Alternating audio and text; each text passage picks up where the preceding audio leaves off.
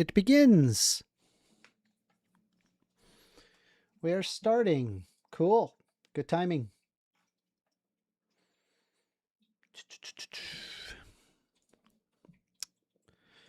Well, what do I got to do other than just have my Outlook open and wait for that to pop up, I guess. Let me see that hopefully my banner went through. Sometimes the restream thing doesn't do it properly. It just doesn't. I don't know why. It just let me hide that for now. We'll go just do self with chat for just a moment.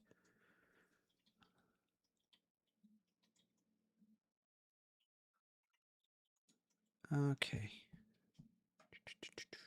Yeah, man. Why does it do that? I have to edit this. This is wrong.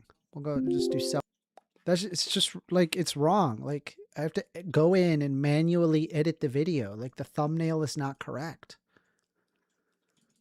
Like, I tell it to do the thumbnail and it's like, okay. And then it doesn't do the thumbnail. So there you go. Thumbnail changed.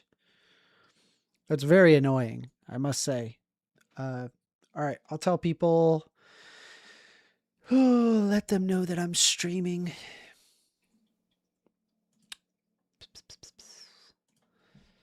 All right.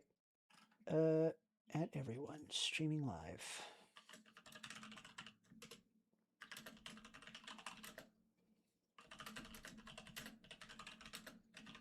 Yeah, it's a debate. Yep, it is.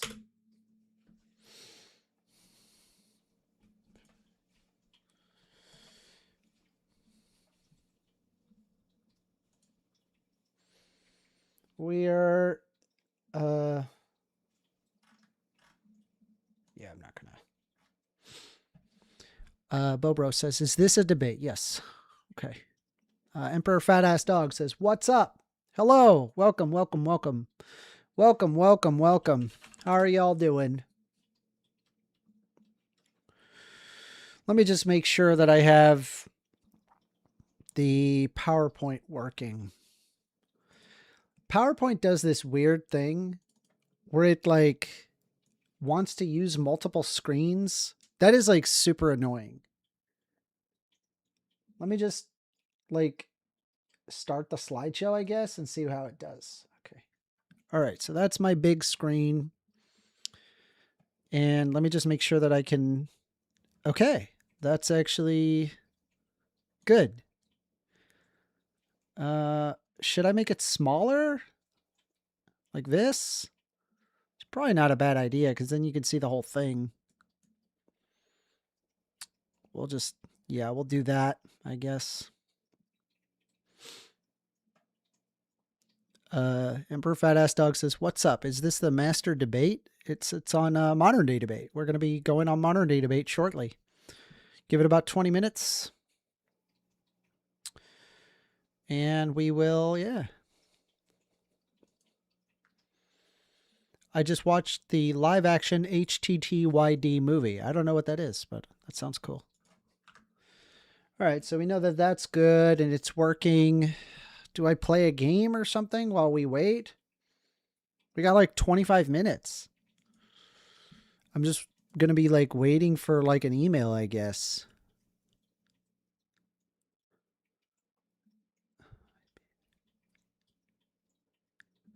Okay, that's normal. Okay, it says that I'm live. What 2118 says Nancy Pelosi is leaving and she didn't share one stock market tip with us deplorables. What do you mean? Of course they did. You can look up Pelosi's picks. Oh, the live action How to Train Your Dragon. Okay, yeah, I did not know what that was. That's cool. That's sweet. Did you like it? I hope you enjoyed it.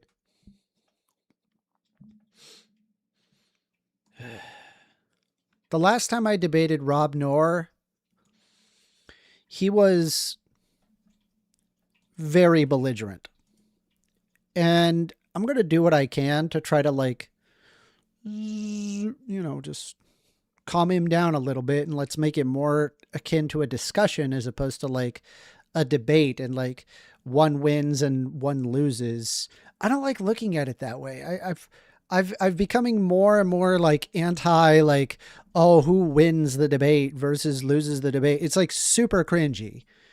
It's also like it kind of like boxes you into like thinking a very specific way, and anything that opposes it, you're just not willing or open to hear out what the other person says.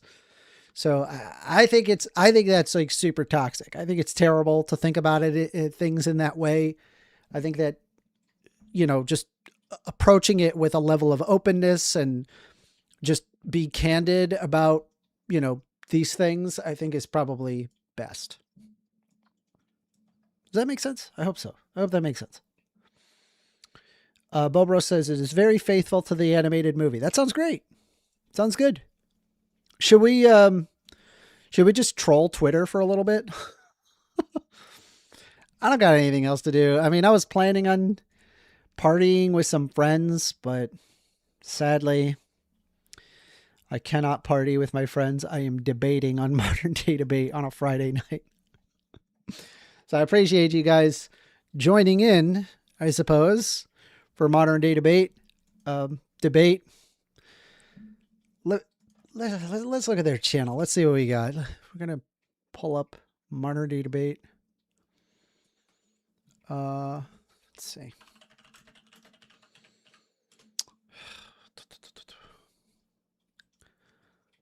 $11.7. Yep, there's Rob Noor and me. Yep, do SNP benefits need significant reform?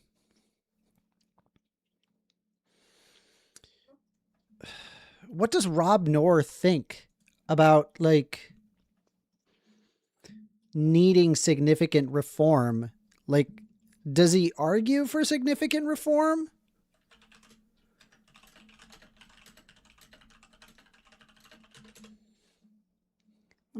Let's see here.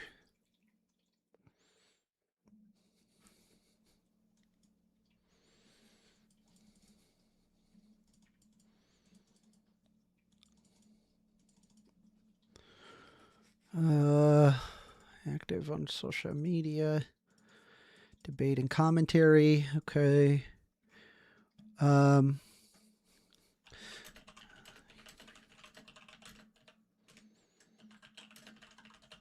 Which says, I want to debate you. Sure.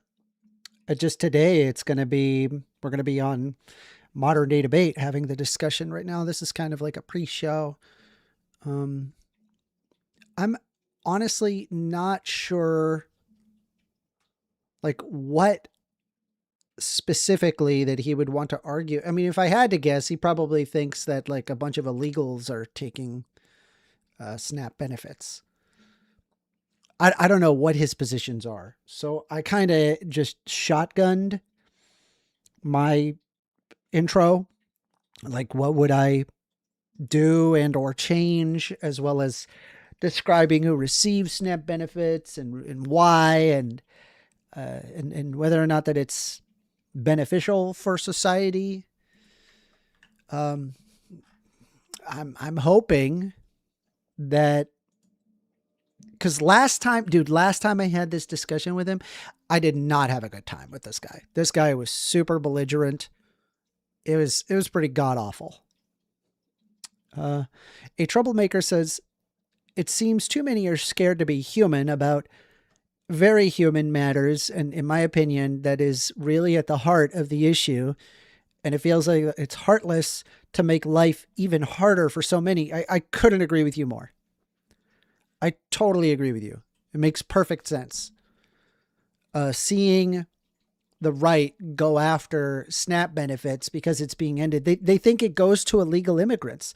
That's how little they actually know about like this topic. I mean, let's see if we can pull up Rob Noor SNAP. Rob Noor SNAP. I probably should have. Oh, he's got a short. Look at this.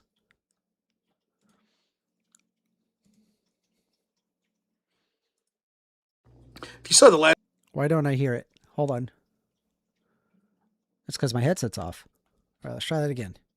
Last video I did, it was about whether or not we should use SNAP or food stamp benefits and allow purchases of things like snack food and soda. I don't think we should. There were a lot of people that disagreed with me, including on the Republican or conservative side. However, a new scandal was broken. It turns out that there was a large influence campaign for particularly some bigger online right influencers that were getting paid either directly or indirectly through various firms in order to have that position. Now, it's okay to take money, particularly from positions you already believe in. If someone wants to offer me millions of dollars to argue, actually, no, we shouldn't allow SNAP in order to purchase things like soda, I would happily take that money. I mean, it's already a position I have, so I'd be happy to do that. What comes into effect is if you are changing your position for that money, and in particular, if you're not disclosing that you are being paid. And this is the big problem, that so many people are getting paid on the online sphere in the right or the left that aren't disclosing that they're getting those sorts of payments. Bro, where is that George Soros money? Because holy crap, I'm not getting any of that.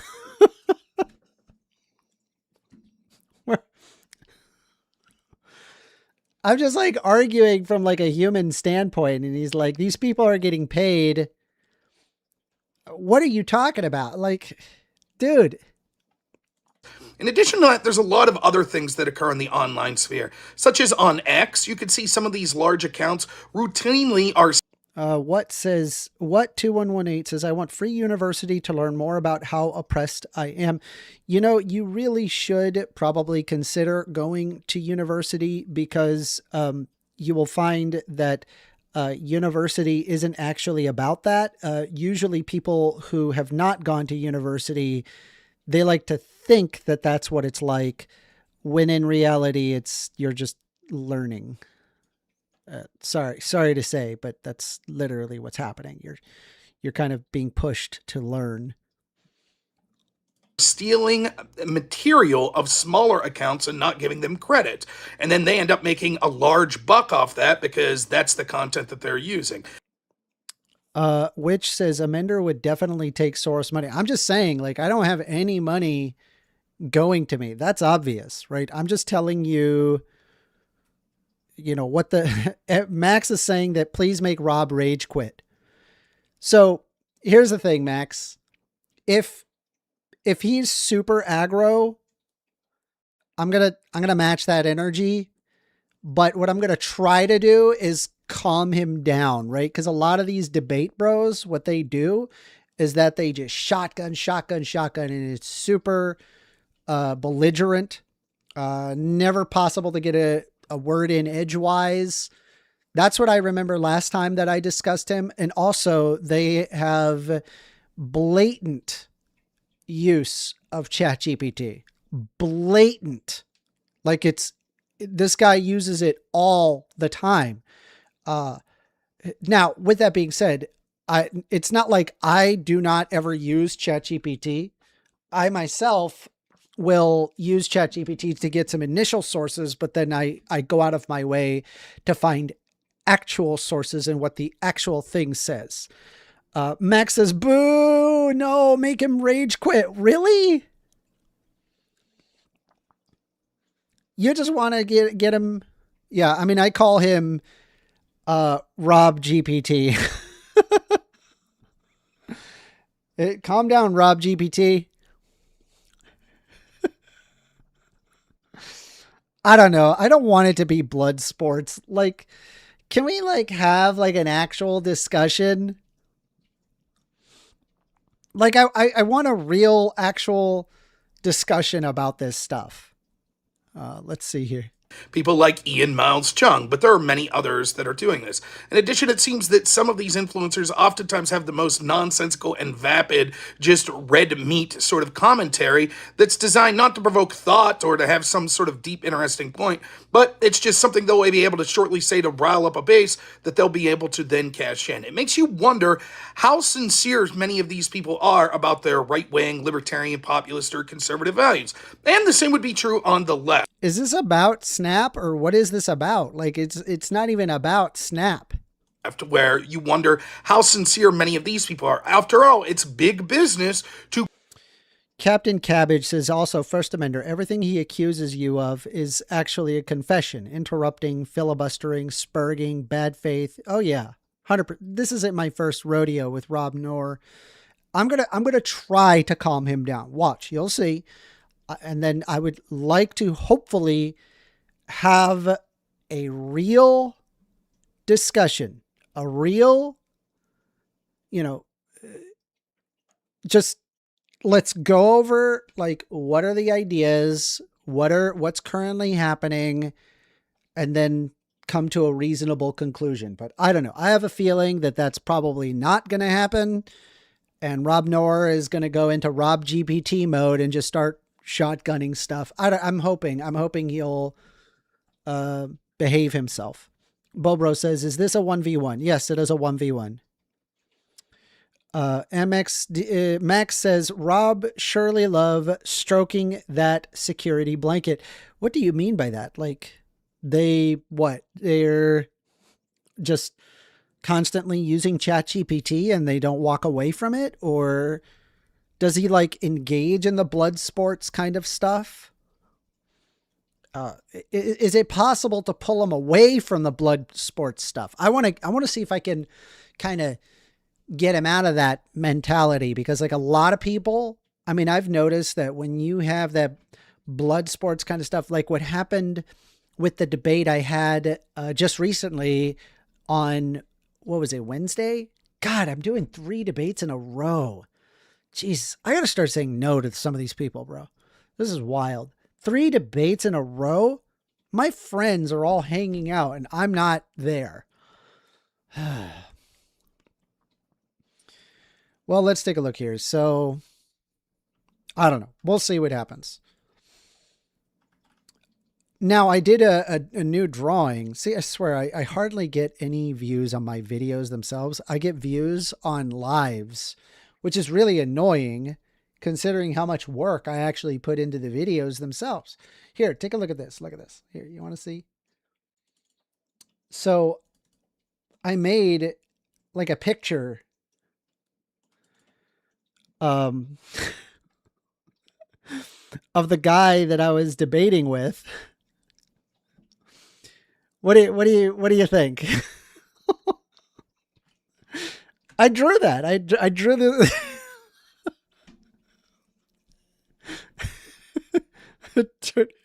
it says Turning Point USA.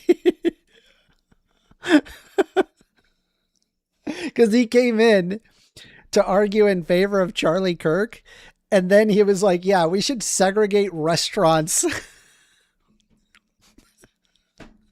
So I made this caricature of him. I thought it was hilarious.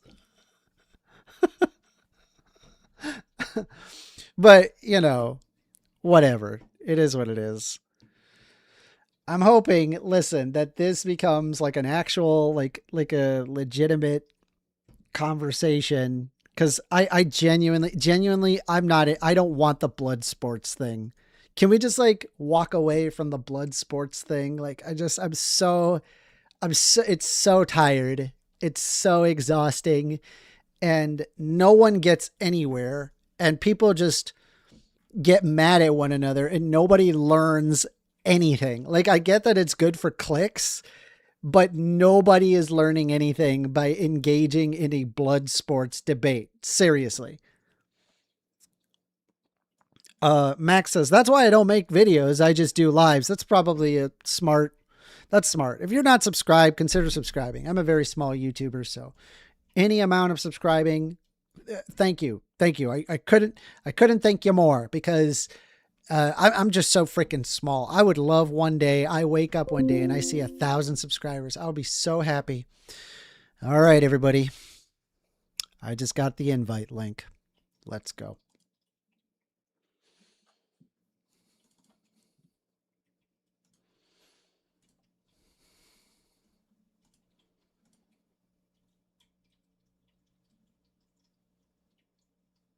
Is this?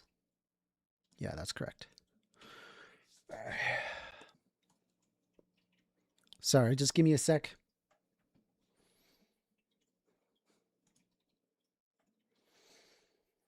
Hopefully it just kind of does it. Please just do it.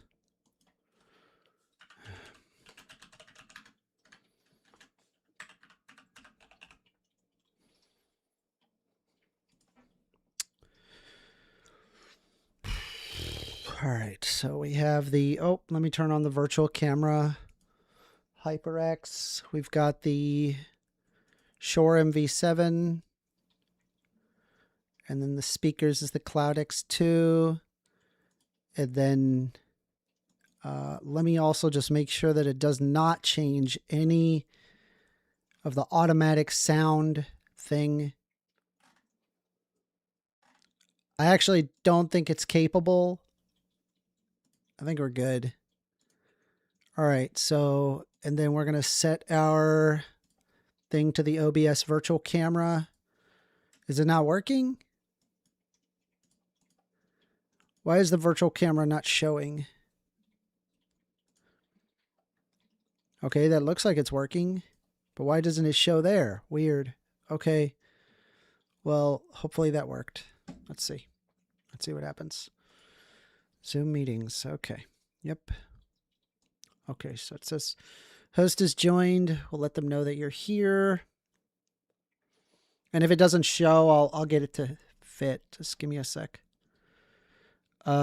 Fatal Som 1A says, Fatal Insomnia says, hey, Amender, I did some research on this topic the other day, and I have a few facts for you. Facts, I'm assuming. A Troublemaker says, my old channel hit 1K early, but largely due to one of my first videos caught many off guard. I spent 16 hours a week on a 30-minute video. Yeah, wow. What says the perception of truth is subjective, but my truth is always true. No, it's not subjective, unfortunately.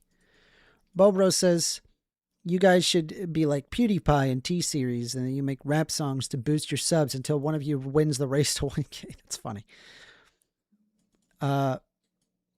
Max says, I can't rap. Neither can I.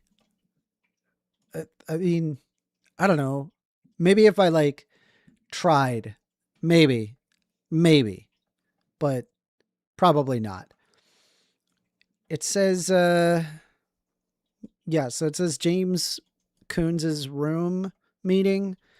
The host has joined, and it says that it let me know that I'm here, so I'm just waiting for it to pop up. We only have 6 minutes. Let me set up. Jesus. Hopefully I do okay. Wish me luck. I had a big dinner. What if I have to use the bathroom? Oh, no. It's okay. Whatever. Hey, James. How you doing? Hey, guys. Can you hear me okay?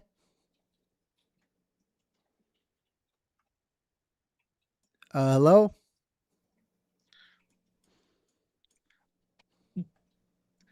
We're talking, James. I don't know if we can't hear you, though.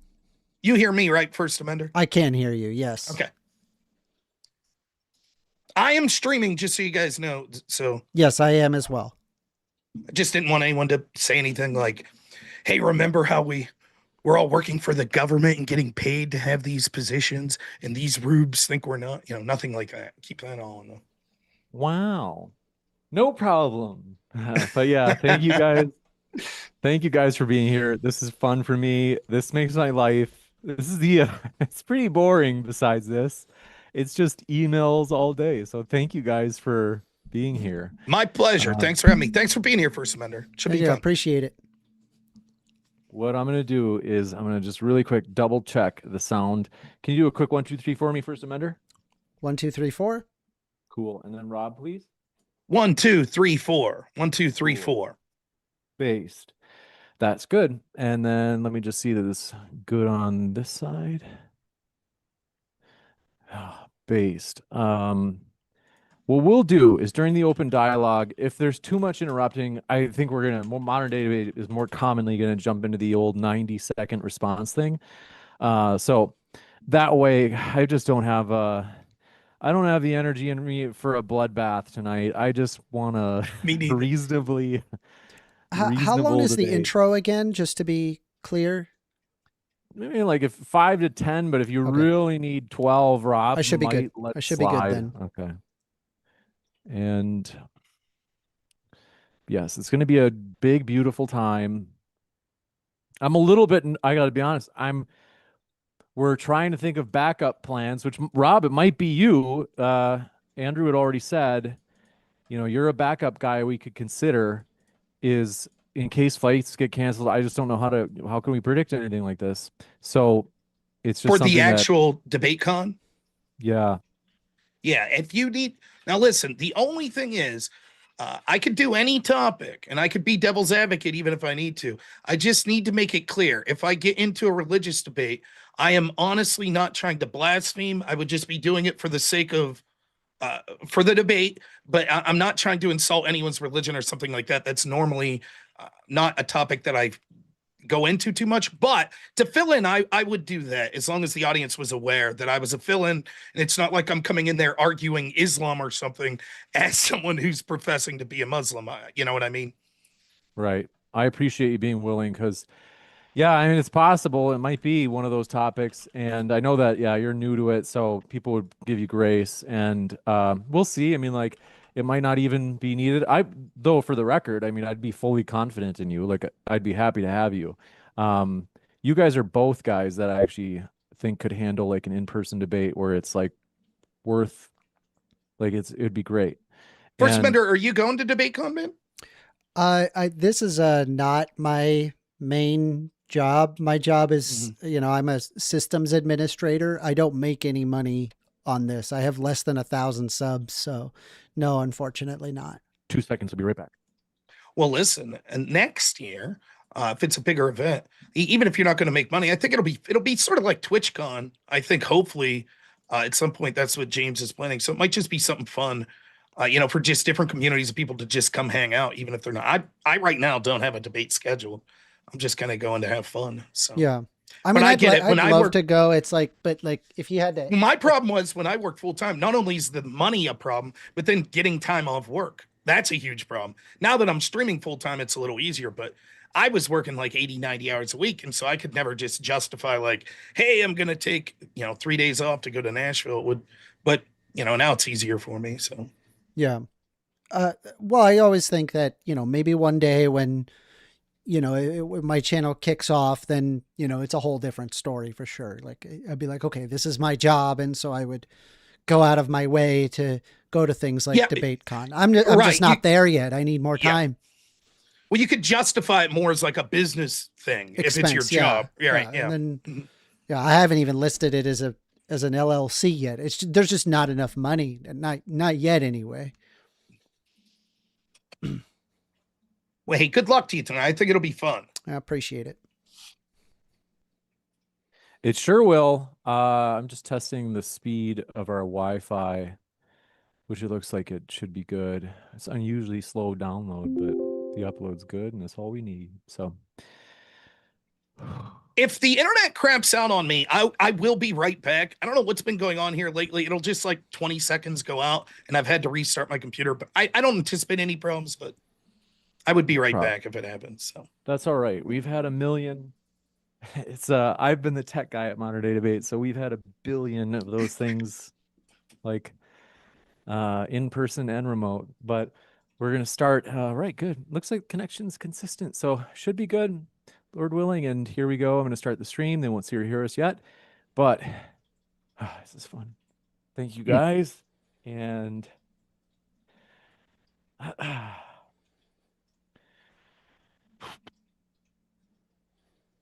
wow. Cool. What I'm going to do is I'm going to say, hey, everybody, today we're debating whether or not SNAP benefits need significant reform, and we're starting right now with, usually we'd have the affirmative go first. Rob, you're cool with going first? Cool. Yep, no problem. Here we go. Thanks for being here, guys. Here I go. I'm going to do this cold open. So first, this little ad will play. Here we go. 3, 2, 1. This here. 1, 2. Here we go. Amazing. The ad is playing. Amazing. What the? Do you love white people, First Amender? Yeah. Good. I Okay. did. Awesome. Amazing. All right, here I go. Ready, set.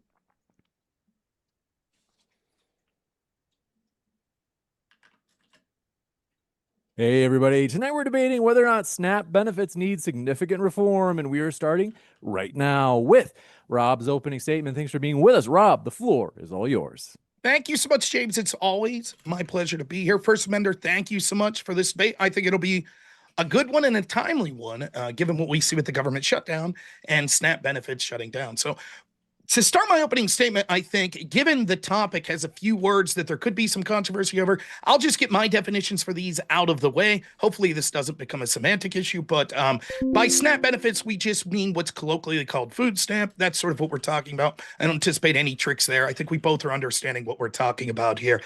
The word significant may cause some sort of umbrage, and significant, I'll just use simply Merriam-Webster's dictionary definition, meaning to have meaning, or to have a likely influence or effect. And so that's how I'll be using the word. Again, I don't anticipate any real controversy there. And then reform, by that we just simply mean changing what we have right now or the policy as it has been.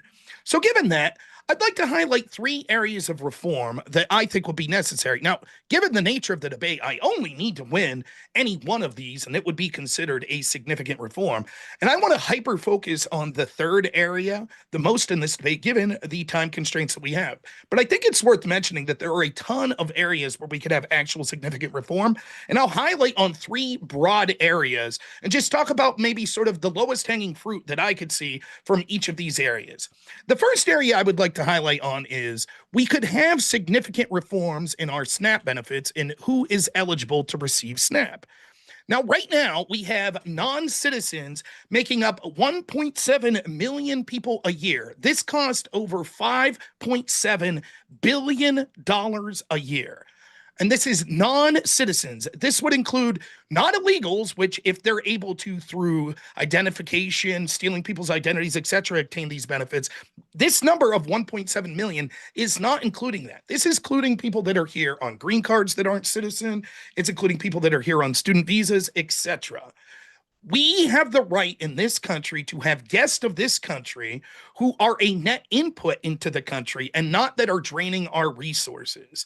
Even if they are receiving a net input into our tax base over what they receive in SNAP benefits, we would want to bring in people that are more ready to work and provide to this country rather than those that require these sorts of benefits. And $5.7 billion a year is nothing to sneeze at, particularly in this world where American citizens in the form of young people, like my opponent here, 1stAmender, his sort of generation is really struggling. The average age of first-time homebuyers at this point are 40 years old. By the way, not to assume your age, 1stAmender. You look very good, so I assumed you were young. So given that we have that sort of country where young people are struggling with healthcare needs, with home ownership, and a bunch of other things, even affording the price of groceries, and this is also true of all generations, including older folks like me, we really need to take out these people that are driving up the cost of our groceries by receiving fewer ones that are non-citizen. In addition to that, we should do steps to make sure that all able-bodied adults are being weaned off after an emergency period. 21% of SNAP households in the fiscal year 2023 exclusively had one or the more of non-elderly adults without a disability and without children. These households tended to be single-person households with low monthly income. These people are of working age, they are not disabled, they do not have children, and yet still we see of the people that are obtaining SNAP benefits, a full 21%, nearly 1 in 5, are from this category. I propose that we take even more steps to make sure, even beyond what the big beautiful bill did, which just goes into effect here in November, which obviously because the shutdown hasn't gone into effect, so it would still be a significant reform. But we need to go above and beyond what they recommended to make sure that these able-bodied adults aren't using this as a way of life, but merely as a 1 to 3 month emergency period. 26% of able-bodied adults who get SNAP don't work at all within that same fiscal year. That means if you're an able-bodied adult, 1 out of every 4 that get these SNAP benefits don't work for the entire year within the point where they get that. This is unacceptable. There is no reason that these people can't be doing at least minimum wage jobs that will wean them off these benefits. So I'm proposing that we institute rules that say that they only have 3 months, and then they have to not only fulfill their work requirement roles, but be kicked off of SNAP if they are unable to get on work programs. The next area I'll focus on is significant reforms into how people access these benefits. The first I have no data on, and I'm willing to hear a debate on this, but I propose that possibly we should get away from the card system and go back to the stamp system. This wasn't able to be as freely used and able to be as swiped at as many stores where things could get out of control. And it also did include an area of sort of an understanding that this didn't operate the same as other money, which provided an incentive for people to get off of these benefits. In addition, there needs to be harsher penalties for people that are trafficking in food stamps. There are a lot of ways that there is abuse in this. Nearly 10 to 11% in the most recent fiscal years of the payments that have gone under SNAP have been incorrect or inaccurate payments. That means we're paying 11% of these monies that are not fraudulent, but wrong. In addition to that, we have outright fraud that goes above that, which is another 2%. We need to have harsher penalties for fraud in food stamps. Retail trafficking, which the stores themselves are faking this data so they can enrich themselves off of tax dollar data, indicate an increase in the estimated retail trafficking in recent years. Now, the most recent study I could find of this was from 2011 that estimated approximately $330 million in SNAP benefits, which is around 1% of all those redeemed, were trafficked illegally between the years 2006 and 2018. And that approximately 8.2% of all authorized stores engaged in fraudulent trafficking. Also, there's almost no arrest for these things. The OIG reported the increases in number of convictions in fiscal year 2007 from 2017, 311. Despite the fact that 8% of the thousands of stores traffic in this. This gets beyond the point that individuals themselves are trafficking, and it's hard to find this data because almost no one's ever criminally or financially charged for this. Almost a huge portion of people that are on these sorts of benefits sell these benefits for money for other things. They'll go out and buy groceries for a neighbor or something that will pay them roughly 50% of the value of your money that went to their SNAP benefits so they could do things like gamble, buy video games, buy cigarettes, and buy other illicit materials. The waste is also terrible. The national payment error rate for the fiscal year 2024 is 10.93%. I'm proposing significant reforms in the form of a DOGE type requirement that would go through this with a fine-tooth comb, and also the creation of a permanent DOGE type thing specifically for welfare benefits, including SNAP, that would randomly audit individuals and stores that were engaged in using SNAP to be able to check this. These sorts of audits in the past have had a remarkable ability to lower abuse, and I think that that would be something that would be possible here. Also, more stringent work requirements in the past have saved us tremendous amounts of money.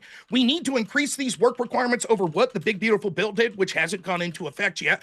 Started in November 1st, but as you know, we're shut down. In the past, adoption of work requirements followed a reduction of 3% in total SNAP participation, 4.5% in SNAP households, and 3.8% in SNAP benefit dollars, after controlling for the unemployment, poverty, and medical exemptions.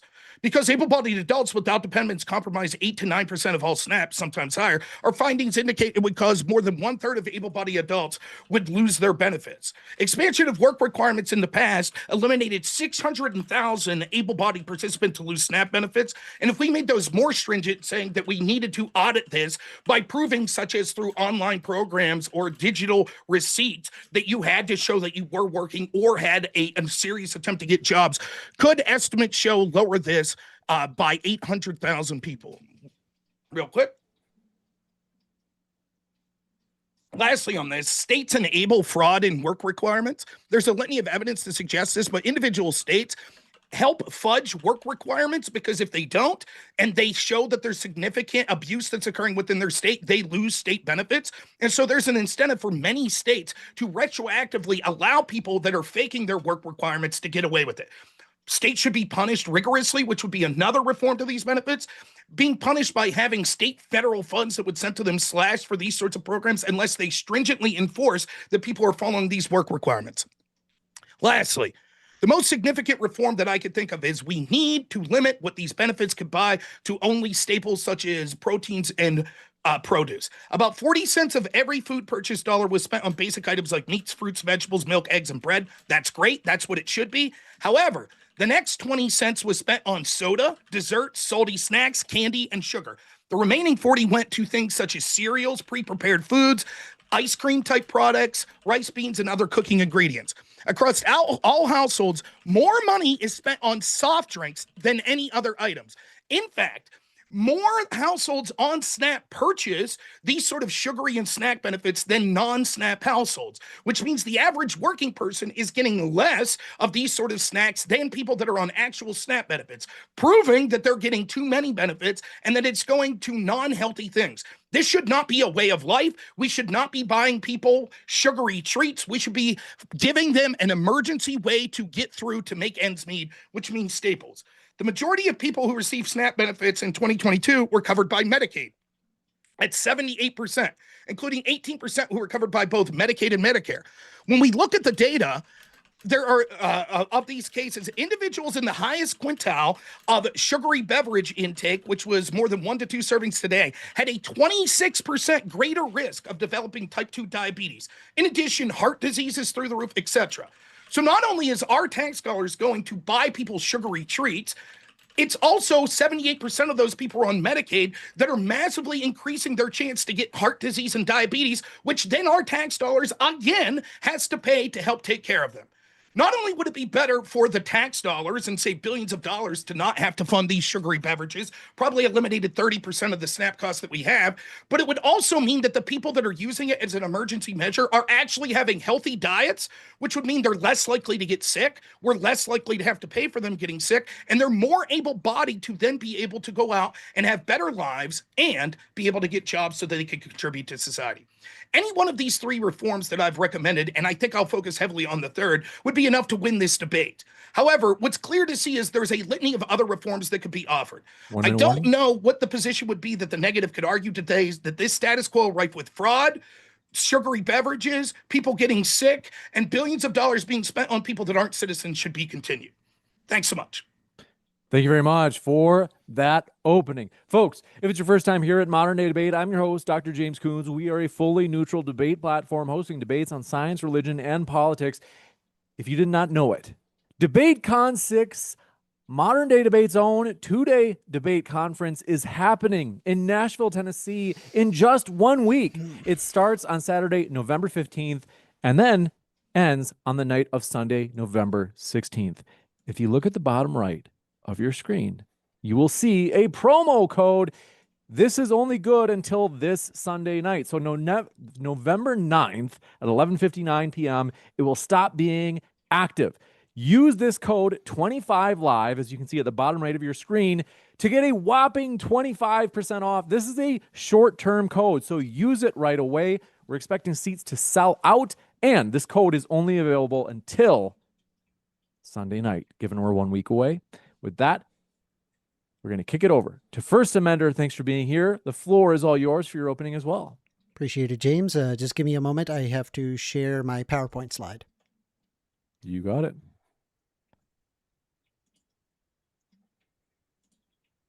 Okay, I just want to be clear that you see that. Do you see that? It's still loading. Now I we do. have it. Let me just fit it. I'm going to squeeze it so it fits the screen, and we're ready for you, 1stAmender. Okay, food stamps or SNAP. Does it need significant reform? What SNAP gets right? Well, it is actually one of the most effective anti-poverty and anti-hunger programs in the United States. It lifts millions of people out of poverty every year. Here I have a figure that shows the change of the number of people in poverty after including each element, and this was a 2017. I do also have more modern ones that I can provide as well. SNAP, you can observe, has been shown to have reduced poverty year over year. In this 2017 chart, we can see that SNAP alone has lifted 3.4 million people out of poverty, and 2017 is not alone here. The source is the U.S. Census Bureau Current Population Survey 2018 Annual and Social and Economic Supplement. SNAP has helped lifted more than 2 million people of color out of poverty, whites included. You can see right here the individuals that have been lifted out of poverty in 2023 as a result of SNAP by race and ethnicity. Over 1.1 million whites were positively influenced by this. The USDA data shows that a majority of SNAP recipients are in fact American citizens. There have been rumors going around that it is in fact illegals that have access to SNAP benefits. This is not true. The overwhelming amount of people who are receivers of SNAP benefits are U.S.-born citizens, refugees and other non-citizens, and green card status holders, which makes them legal. The source is the U.S. Department of Agriculture, Characteristics of SNAP Households Fiscal Year of 2023. SNAP makes money. Did you know that?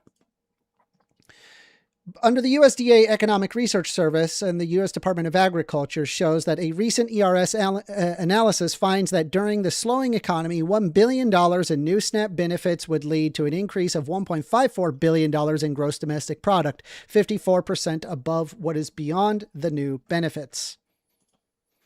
What reform needs to be done? Well, number one, it's kind of working as intended. But could there be improvements? Well, the answer is yes. You could, for example, have the Thrifty Food Plan, a formula that is used to calculate benefits, still underestimating the real cost of food, especially regarding fresh produce, specialty diets, and high-cost cities. There are many studies that show the benefits last only 2 to 3 weeks per month on typical families. That is short, of course, 1 week a month. Potential reform is to adopt a more realistic market basket, such as the low-cost food plan, or adjust benefits geographically. Work requirements are actually outdated. The able-bodied adults without dependents, or ABAWDs, lose benefits after 3 months if they do not prove work hours. But what's the problem with that? Don't we want people to work? Well, yes, but the system actually punishes people who are in, for example, unstable gig jobs. This was created in the 90s on the assumptions that labor markets that actually no longer apply in today's 2025 atmosphere. This also increased food insecurity with no empirical measure that it actually improves employment rates. The potential reform is to basically replace the punitive rules with supportive employment programs, or simplify or abolish the 3-month time limit. There's also a thing called the benefits cliff. The benefits cliff is too sharp. What is the benefits cliff? Well, basically what you have is that you have a SNAP, which uses income thresholds. Even a small amount can raise and push a family just over the limit. It's a problem because families may lose $100 to $300 in benefits instantly, which will be far more than the value of, say, a raise. The reform proposal that I propose would be a smooth phase-out rate so that benefits decline gradually, avoiding sudden loss. Another issue is the disincentive to take more hours. What happens is that extra hours increase income, which creates a loss of benefits. It is a problem because people avoid working more because it makes them net poorer. My reform proposal is to provide gradual step-downs that ensure work always increases net income. If on the final issue here, there's a disincentive to take better jobs. What happens is that you move from part-time to full-time can trigger benefit loss before workers are even financially stable enough. This is a problem because it effectively creates a poverty trap. The reform proposal is to implement universal phasing out formulas across the programs, such as SNAP, housing, and Medicaid. The potential right-wing SNAP proposals versus the evidence. The proposed reform is to provide, say, drug testing for SNAP recipients. The rationale is that, well, it prevents fraud and ensures that the benefits go to responsible people. The evidence shows that there is actually a very low rate of positive tests. It's less than 1%, costing states millions with almost no findings. It saves no money and sometimes costs more than what it proposes to find. And it also doesn't reduce fraud. There is state pilot data that shows this. This is a Florida, Michigan, Tennessee GAO report on program integrity. There is also a proposed reform of strict work requirements, which the rationale being that this encourages independence and gets people back to work. The evidence actually shows that there's little to no increase in employment long term. There is a large increase in food insecurity and administrative burden. It pushes people off of SNAP, not because people are unwilling to work, but just paperwork. The source, this comes from the Urban Institute. There is the USDA ERS and the Center of Budget and Policy Priorities. And then finally, we have a proposed reform on banning certain foods, which Rob Norer decided to mention, which is great, stating no soda and junk food. And the rationale, of course, is that this improves health and reduces unhealthy purchases. However, studies show little behavioral change. All it does is basically increase stigma and cashier confrontation. It creates major administrative cost as well as complexity, and health outcomes show little to no statistically meaningful improvements under such restrictions. These have been tried in the past. They did not work. The source, well, this is the USDA feasibility studies as well as the American Journal of Preventative Medicine. What do progressive evidence-based side proposals? Increasing benefit levels to reflect modern costs, which would be a post-inflation world trying to address the cost in today's market, not market in, say, 2000. We want to simplify the enrollment and reporting requirements, ensuring aid. It is to also remove or relax the ABAWD time limits, and implement on universal EBT for kids, which is good for educational outcomes plus economic advantages. This also reduce state-level administrative burdens. The conclusion: SNAP isn't actually broken. It's one of the government's highest performing, lowest fraud, high impact programs out there. It is currently underfunded and somewhat outdated in how benefits are allocated, and often too bureaucratic for many users. SNAP does not need to be reinvented. It just needs modernization. Data shows that it works very well, but the benefits allocated are too low. Requirements are outdated. Bureaucracy keeps eligible people from getting food. So my proposal is lift the benefit, cut the red tape, and let SNAP do what it already does better than almost any other program. Thank you. You can subscribe to me at youtube.com/@1stAmender. I also have a call-in show allowing people to debate me on Thursday, 6:30 p.m. EST. I hope to see you there. Thank you.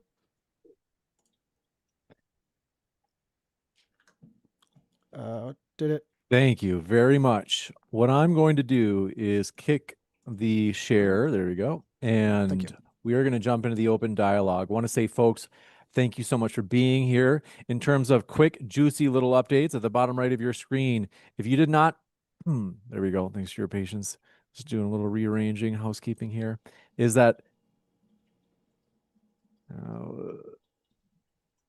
there it is. Thanks for your patience.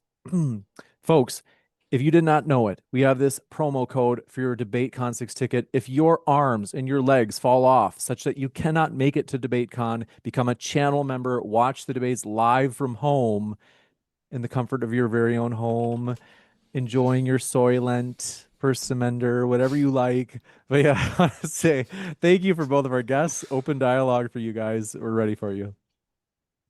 Do you agree with the terms to define the term? Did you agree with the term like significant? Is that fine with you? Yeah, I mean, I'm just going to use a colloquial definition of significant. It's just like it sounded like you argued have the meaning or definition. likely to have, to have meaning or to have a likely influence or effect. So you've conceded the prompt in your opening statement then? Conceded the well, I was hoping to have a discussion, not like I'm more than willing to continue to have a discussion, but the prompt was do SNAP benefits need significant reform? And you spent the entire second half discussing the reforms that need to be implemented. Yeah, I mean, there's like some level of reform that I would agree with that need to be modernized, but I don't think it needs significant reform. I would just add features to it. You just conceded the definition of significant was having meaning or having likely to influence. I'm not intending to get this like on a gotcha. What I was kind of hoping that we can like discuss the policy as opposed to like, ooh, I have no problem. Lost the debate. That is completely fine. I don't mind discussing it. Absolutely. Cool. So we don't need to get stuck on like some weird definitional game, right? No. It's not a game. I just wanted to start off saying the prompt that was suggesting to us, you're admitting that yes, the affirmative is true. We need significant reform. That's it. And then we can move on.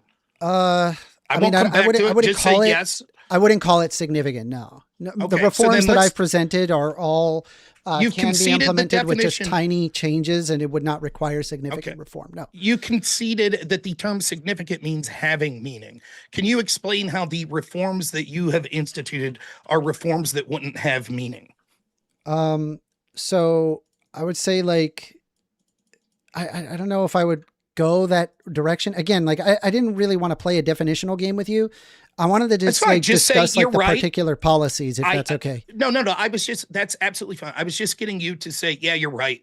We do need significant reform now that we've moved on and we No, both I don't that, we can agree. move on to. I don't agree. I think that SNAP is probably one of the most effective government programs out there, and it has stunningly low levels of fraud. There already exist great deals of investigation towards instances of fraud.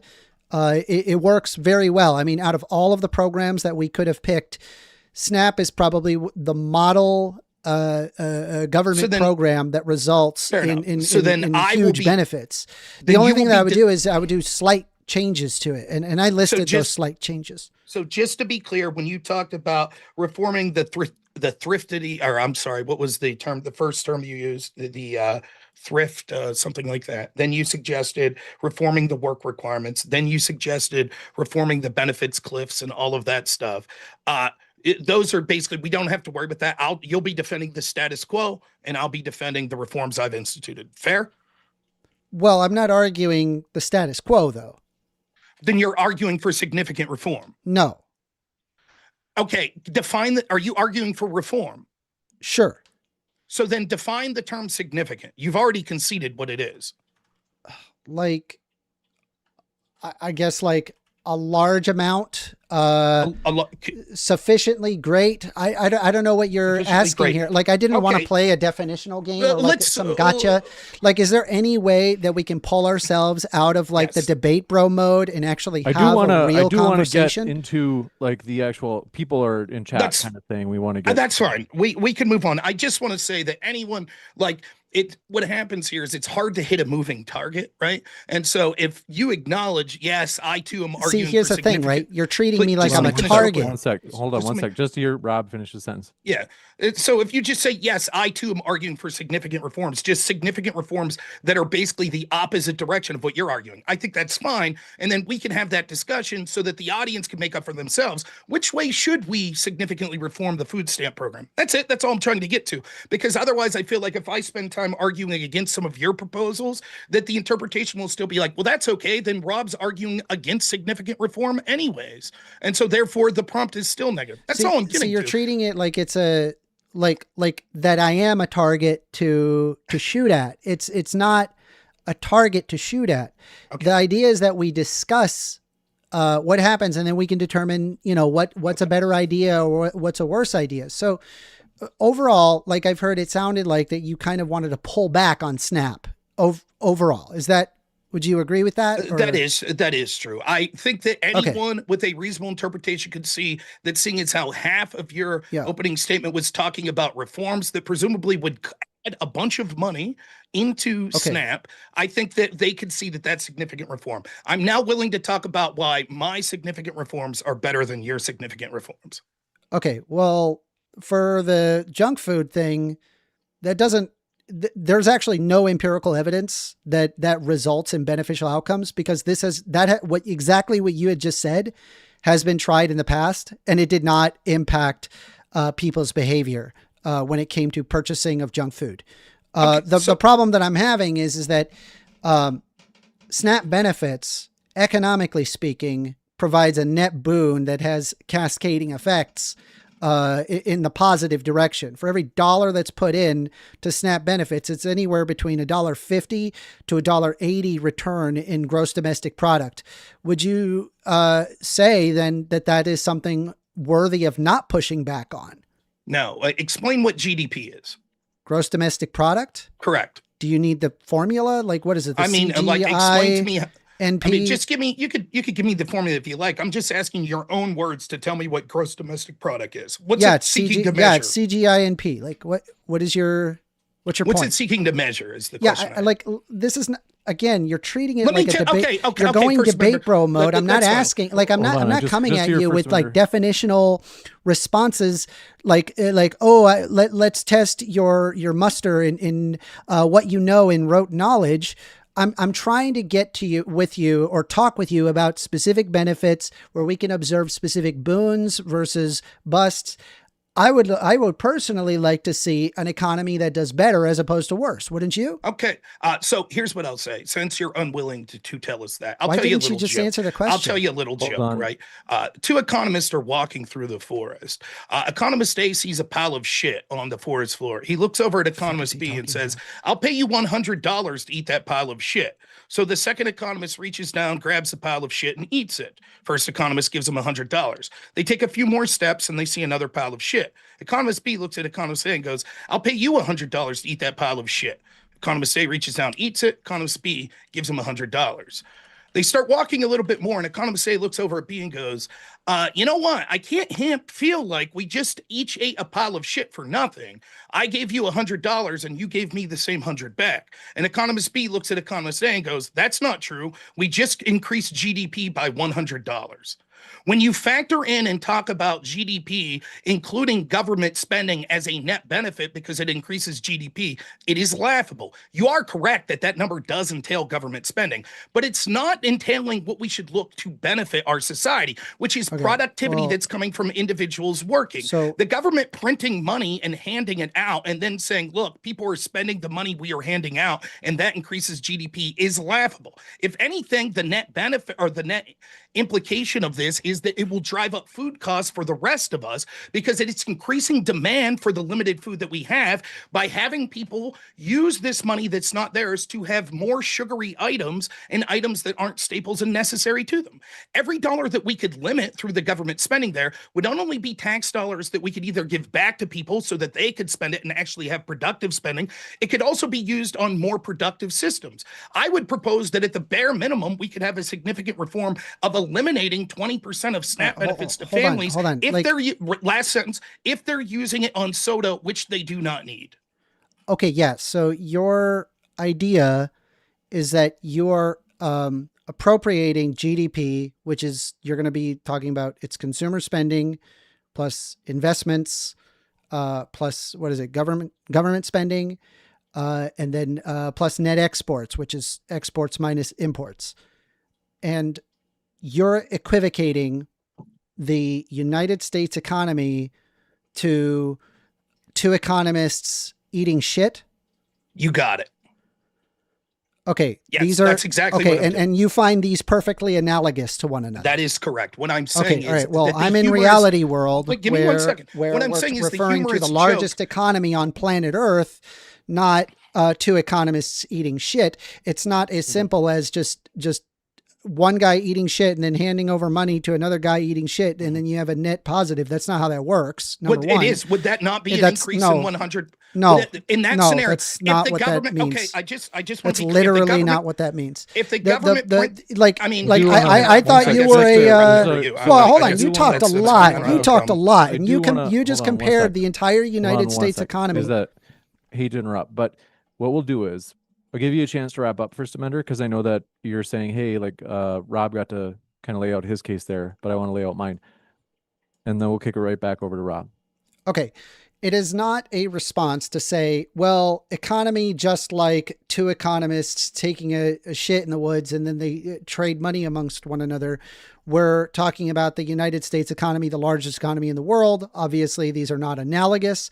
And so it's not an answer that the fact that SNAP benefits actually offer a net boon to society.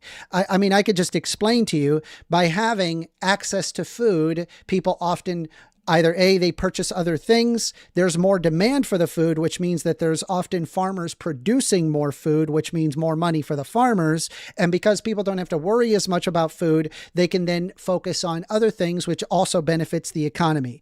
This is empirically proven. You can look at if you don't like GDP, well then fine, I don't care. You can look at MVPF that also shows a similar net gain to its loss. So we know for a fact SNAP benefits offers a net boon. Wouldn't you agree that that's what happens? All right, we're ready for you, Rob. He's muted. You have to unmute yourself. I'll ask you to unmute again. So it might have been that we clicked it at the same time. That's fine. Okay. No, that's not what is going on. The fact that you use GDP as this metric is what is laughable. Now, you could I deny don't and have say, to "Oh, use it's that. not." Hold on, You could let's give deny and Rob. say that it's not analogous. With the joke that I told, but the joke is intended for average people that don't understand what GDP to understand how absurd it is to include government spending on a metric of some sort of productive spending for our society. For example, if the government tomorrow decided to print 1 billion extra dollars and then give all of that money to Elon Musk as spending for quote tech research, that would have increased our GDP by $1 billion. The idea that because our tax money that's coming from productive people, that the private sector would use that money that would be better in order to produce things for society and benefits for society is then taken from us in the form of taxes, then given to people who wastefully spend on unhealthy things such as soda, which then leads to them more likely to get diabetes, which then leads to us being more likely to spend on Medicaid, which leads to them being more likely to be hospitalized. Every step along the way increases GDP there. Our spending on Medicaid for them to go to the doctor because of diabetes is an increase in GDP. Our spending for them to buy soda is an increase in GDP. This is a terrible metric to look at it. The idea that this would be fungible in the sense that if we give poor people money to buy frivolous things such as soda, that means they'll be able to spend their dollars on something else and thereby spur the economy, shows that would be better ahead not to give them the money for soda in the first place. If they you can't have it both ways. If your argument's going to be, well, the real way that this affects the economy is by giving them money for soda and things like this, then they're capable to go out and maybe buy a new car, or they're going to buy CDs or DVD players or computer games or something, and that spurs the economy in this way, is laughable. Instead, we should allow the people that are being productive to purchase the things that are more necessities for them, which means that they'll spend things that are beneficial for society. And these people wouldn't need that spending if they're able to fungibly go spend it on other things. Instead of buying CDs, DVD players, video games, they could use the money that was being spent by our tax dollars on soda in order for them to purchase their own soda. The last thing I'll say is, you keep saying, well, the metrics show that this doesn't cause them to make better choices. Then that's on them. I think that if we did this over a long enough time, these people, especially if we limited it to these products not being able to do things that in the past studies you're talking about did, like allow them to buy sugary beverages like fruit juice, but instead limit it like we do with WIC, milk, bread, cheese, meats, beans, rice. If we limit to those sorts of things, they won't have the option to go out and be unhealthy except for their own dollars. And that means that if they then choose with their own dollars to buy these sugary treats, they didn't need the money in the first place. We're going to go and give 1stAmender about 2.5 minutes as well. That's about what we're breaking down to. So unfortunately, you're wrong, just completely. I have to share my screen. You don't know what you're talking about, unfortunately. I'd like to say that you did know what you're talking about, but you've done zero research on this. It's clear to me. I'm going to provide the paper right here. Give me a second while I provide it on my stream as well. I need to do so. Sorry, just give me a moment. I appreciate your patience. Can you see what I'm looking at here? Yes. Okay, so to assess the benefits of early childhood access to food stamps relative to the cost of the program, the team followed a framework that calculates what is called the marginal value of public funds. So you didn't like GDP, fine, doesn't matter. We can pull up the marginal value of public funds. The MVPF is the ratio of benefit of the policy to its recipients of the net cost to the government. The researchers found that the MVPF of childhood food stamps program is approximately 56, which means that the program ultimately offsets the government's upfront costs. When analyzing the individual components of the Economic Self-Sufficiency Index, we find that childhood exposure to food stamps reduces the likelihood that individuals receive income from public programs as adults, says co-author Hilary Hoynes, professor of public policy and economics at the University of California, Berkeley. This implies that the social safety net for families with young children may, in part, pay for itself by reducing reliance on government support in the long term. The Bailey Hoyes, co-authors of Stanford University and the University of California, Berkeley, and the results appear as a working paper in the National Bureau of Economic Research. So we know it's a net benefit. We know this for a fact. Okay, unfortunately for you, nothing that was said there disputes any of the significant reforms that I'm suggesting making. None of those studies would entail stopping sending money for things like sugary beverages. By the way, most studies will also show you that when children are consuming things like potato chips, soda, and I remind you, soda is the number one item that is purchased on food stamps. In fact, Food stamps households are more likely to purchase junk food and soda than households that aren't on food stamps, which is sort of counterintuitive. You would assume if they're so desperate and looking for a positive nutrition that they would actually be spending it on these staples. By eliminating the ability to spend on those things, this isn't eliminating children's ability to get access to healthy food. Quite to the contrary. Intuitively, we would see that if they're getting healthier foods through food stamps, that they would actually be even more less likely in the future to end up on the very government programs that you're suggesting. For example, we could see access to soda, according to the data that I was showing, increases your likelihood to have diabetes by about 1/3. This is also true of children that are more likely to not only have childhood diabetes, which is a growing problem in this country, particularly with people on the poor end of the scale that get SNAP benefits, but also their chances of developing diabetes when they get into adulthood. So what you've done is cite a study based on a significant reform that I'm not suggesting. The reform that I'm talking about at this point is we should limit the purchases to things such as staples, such as the food groups that scientists agree are the things that would be best, not just for adults, but for children. Can you explain to me why these studies would entail, why it would be a bad thing for children to be drinking things such as milk, water, flavored water, and things like that instead of soda? Yeah. So the effort to improve the health by limiting access to unhealthy foods, it sounds intuitive and it seems like it works. But when we attempt doing this, we find out that they don't actually change their behavior. They still end up purchasing unhealthy foods. The problem is that when you are poor, you often end up choosing unhealthy things. This is just a factor of poor socioeconomic conditions.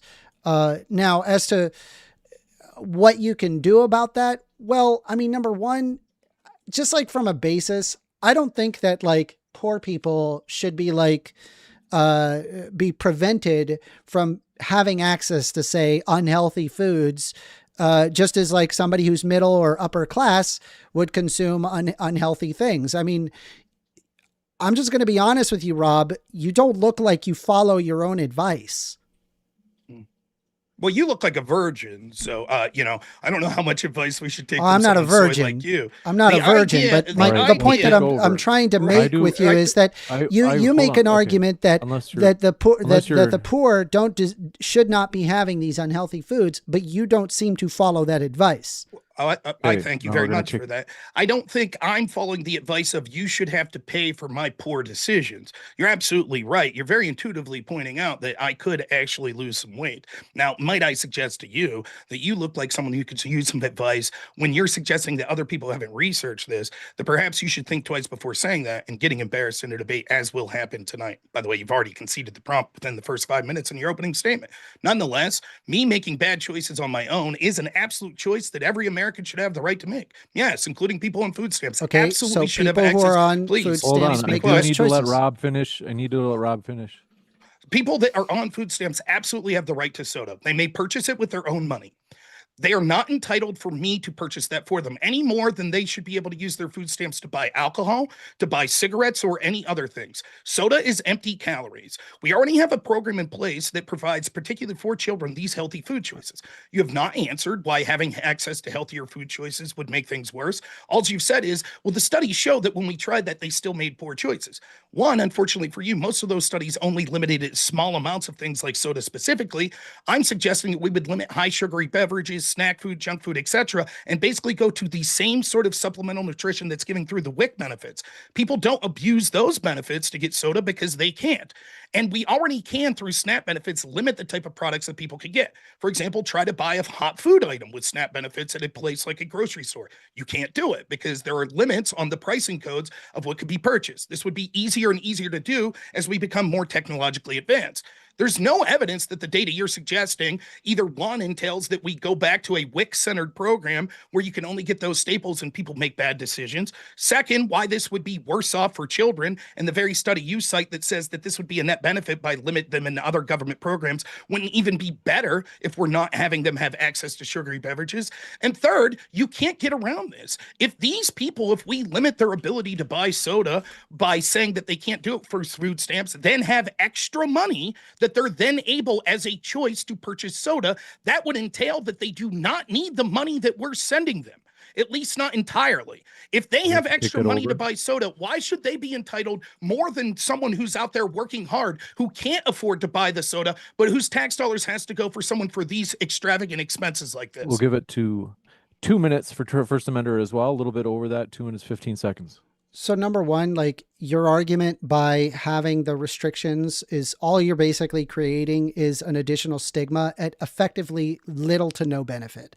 That's number one. And then number two is that you weaseled the way out of this. And I just want to make sure that empirically speaking, you wanted to pull back on SNAP benefits overall, except we can empirically show that for every dollar that's put into SNAP benefits, there is a net gain in the economy, including for the individuals receiving SNAP. In fact, their need for funding in the future is lessened significantly. So what you're saying is the exact opposite actually happens. So I just want to be clear, right? We are aware that SNAP benefits offers a net boon. Would you agree with that? No, that is not what we're aware. Okay, empirically, that's not the fact. You're just going against reality at this point. Okay, you asked me a question, I'll respond. When I'm suggesting, yeah, you said no, but it's wrong. It's just wrong. We got it. We have to give him a chance to respond, though. I did give him the chance to respond. It was just a simple yes or no question, and obviously, that's empirically you're incorrect about that. And secondly, I'm not. You're increasing administrative costs by having restrictions, and you're only increasing stigma. At the end of the day, these people end up getting unhealthy food one way or another. Why? Because it's tasty, and we're kind of like ape creatures that like these things. That's what happens. People do these things. They're going to find ways around the system in order to purchase unhealthy foods. There's also, it's very difficult to determine what is an unhealthy food versus a healthy food. Is a juice an unhealthy food? I don't know. It's kind of got a lot of sugar in it. And to be honest, it's really not that much like nutritional benefit outside of, I don't know, if you're having orange juice, it would be like an additional vitamin C, but it has just as much sugar as say, as say a soda. So it's not like that there's like this giant benefit that is garnered. And then what would you say? Is orange juice an unhealthy? Is that unhealthy to you? Can I answer without you interrupting as soon as I answer? It's just a simple yes or no. I refuse to answer a simple yes or no until I have an affirmative for you that when I answer, you're not going to immediately interrupt me after I don't know why you got to make this into like a weird blood sports thing. That was your it's just a simple yes or no.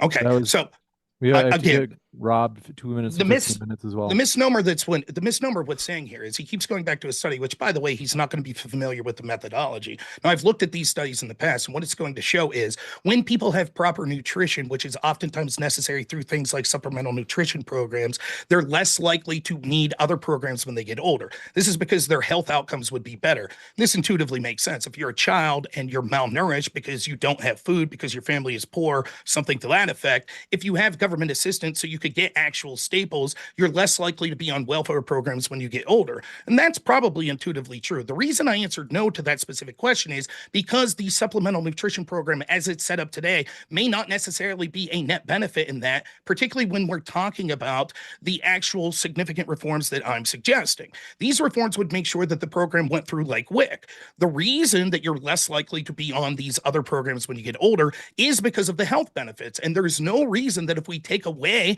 the negative benefits or the negative impacts of something like soda or these other high sugary beverages that you're talking about, that their outcomes wouldn't be even better. You just keep saying, no, it increases the economy. It doesn't, and it doesn't increase GDP, or rather it does, but in the same way that all government spending does, which we should ignore because it's silly. You haven't contested with the fact that study after study show that when individuals keep their money, it leads to more efficient, less fraud, and better spending overall. For example, you haven't contended with my opening statement that said in 2023, 11% of the money went out in air. So overpayments 11%, which is a huge amount, billions of dollars that were wasted. In addition to that, we see money that's spent in fraud, billions of dollars over the lifetime of SNAP that's occurred.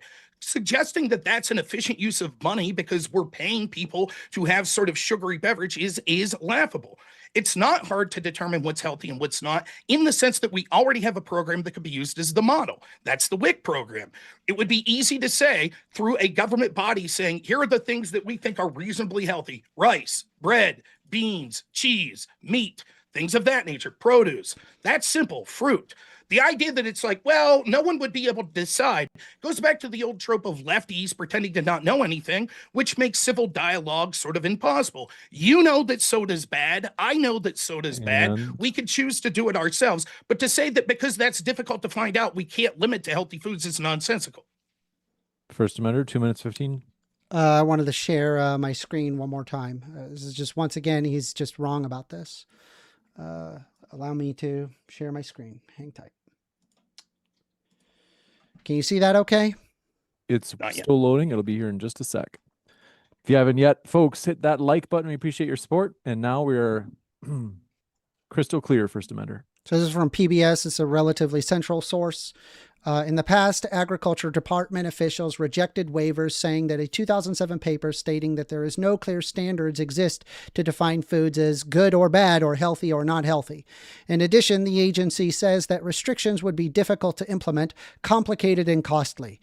They might not change recipients' food purchases or reduce conditions such as obesity. Anti-hunger advocates point to the research that shows that SNAP recipients are no more likely than any other low-income Americans to buy sugary drinks or snack foods, and that they are limiting food choices undermines the autonomy and dignity of people who receive, on average, $187 a month, or about $6.16 a day, according to the latest figures.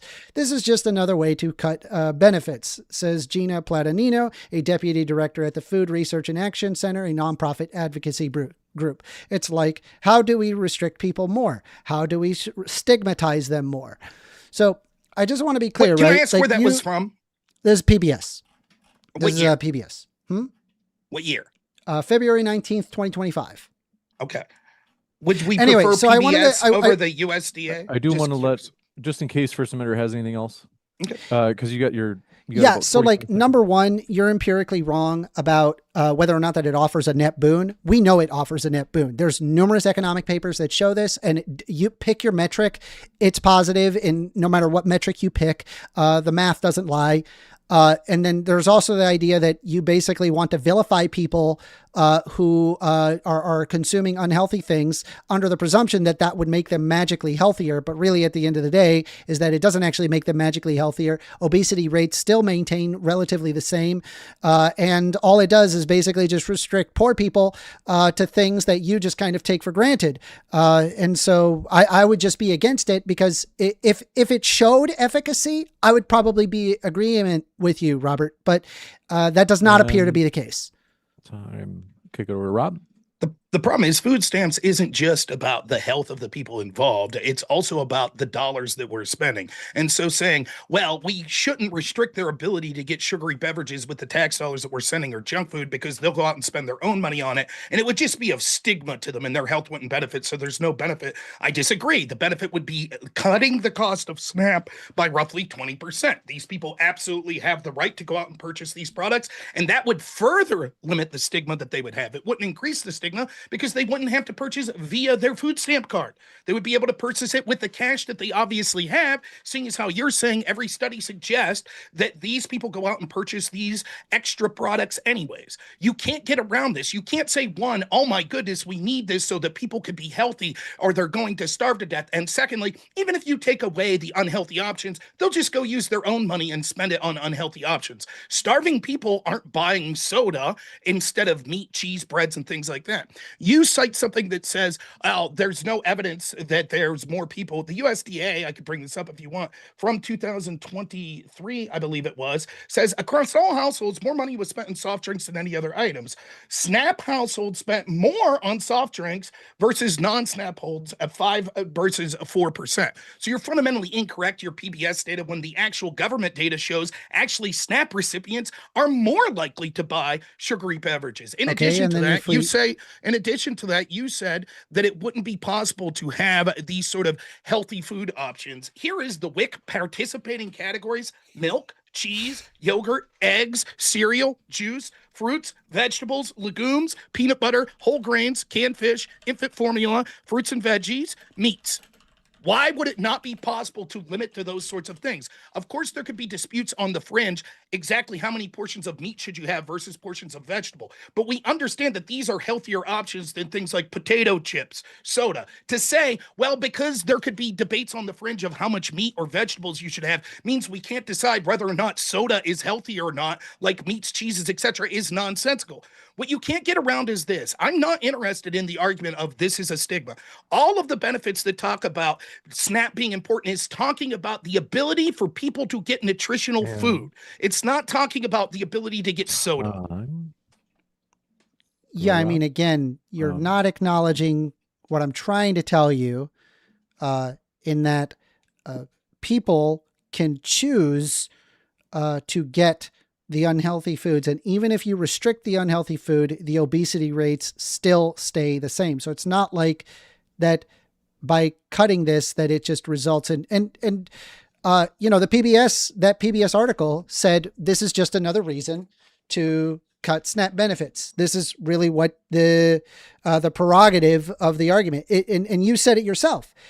It's not, so the poorer people can be healthier. That's not your prerogative. Your prerogative, and you said it yourself, you would like to cut SNAP benefits overall, even though we can empirically show that SNAP benefits are a net boon. Every dollar we put into it, we get $1.50 to $1.80 back. We know this to be the case. The MVPF is also very high. By the way, if you think, what was it, a 55, 56 in the MVPF, that is ludicrously high. That means for every dollar that's put in, the net benefit over the lifetime of that individual is 56. That is an extremely high bounty.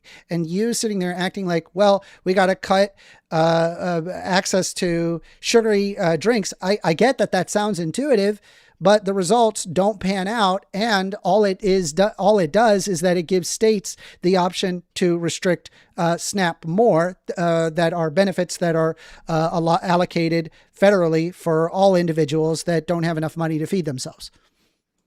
Okay, let's do this real quick, if you don't mind, a little bit of a back and forth here. You say that if we restrict soda, people will just choose to get soda anyways. How?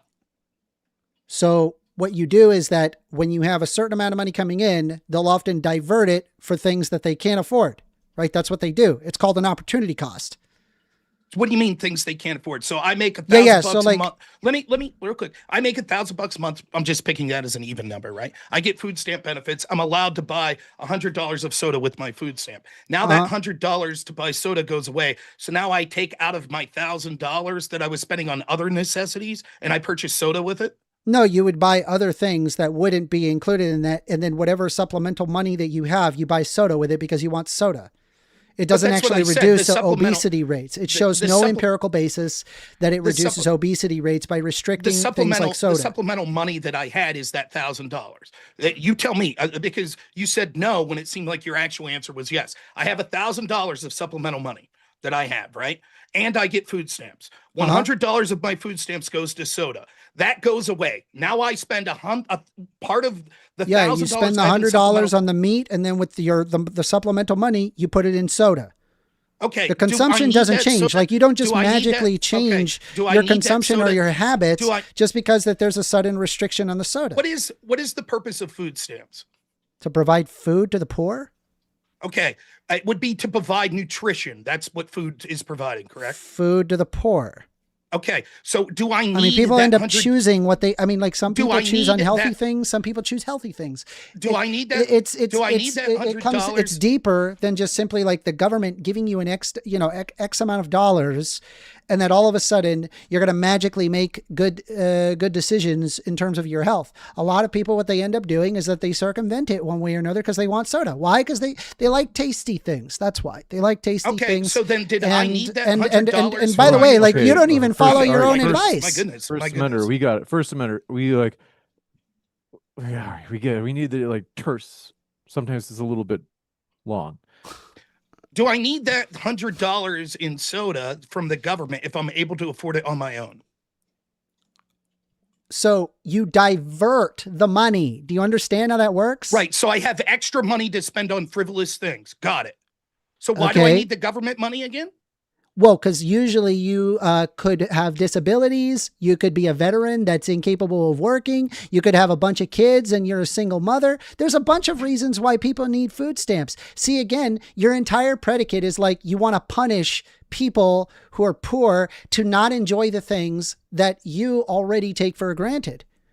It has nothing to do with taking for granted. The idea No, you're doing it right now. Please, you literally argued you wanted to get rid of it. The idea is not that the idea is not that we're to provide entertainment for people. We're not sending people free basic cable packages. We're giving them things because it is a When did I say anything about entertainment? Please, let me finish. It is either a temporary or it is because of a disability, something like that, something that we need to do to help them through life and these things. They have extra money, as you're admitting, that almost all the studies show that they have extra money that they're not spending on housing, they're not spending on things like healthcare, etc. Because for whatever reason, whether they're disabled, whether they're got enough money for other jobs or whatever, if they have money to spend on excess things, then we shouldn't have to provide those excess things that are outside the scope of nutrition. Do you think that if it's really entertainment, if one of these people said, for example, listen, instead of $100 in soda, I'd like $100 in NFL Red Zone. Should we give it to them because that's their entertainment? I didn't say anything about entertainment. We're talking about food here, not entertainment. Is soda, but the idea, this is why I said that Snap's not actually it's a sugary drink that provides needed calories. There's a lot of, yes, it's a type of, yes, it's sugar. Sugar is food, yes. Okay, well, so then the argument would be that any food is whiskey food. I'm saying that it is not to the government. Food? I'm asking you, is whiskey food? It's alcohol. Why not? It doesn't provide any nutritional benefit. What nutritional benefit does soda provide? It provides calories. Okay, so does booze at times. No. Your body does not consume the calories at the same time. Also, just FYI, do you think that the government should be the one that is like telling you what food you can and cannot eat? Yes. Wow, you're more woke than I am. What happened? What the government has the right to do. The government exists. The government should be forcing people on what they eat and not eat. You ask a question, you tend to do this. You ask do as I say and not as I do. Am I right? All right. 1stAmender, he's trying to. Let's give him a chance to speak. As an individual, the government should have very little right to say what I consume. However, the government is just the collective will of us, the citizens. I am forced to pay tax dollars. I don't have a choice in that. To the extent that those tax dollars are then given to people that are in need, yes, we should be able to say as a collective, these are the things that you're allowed to purchase with the tax dollars we're giving you.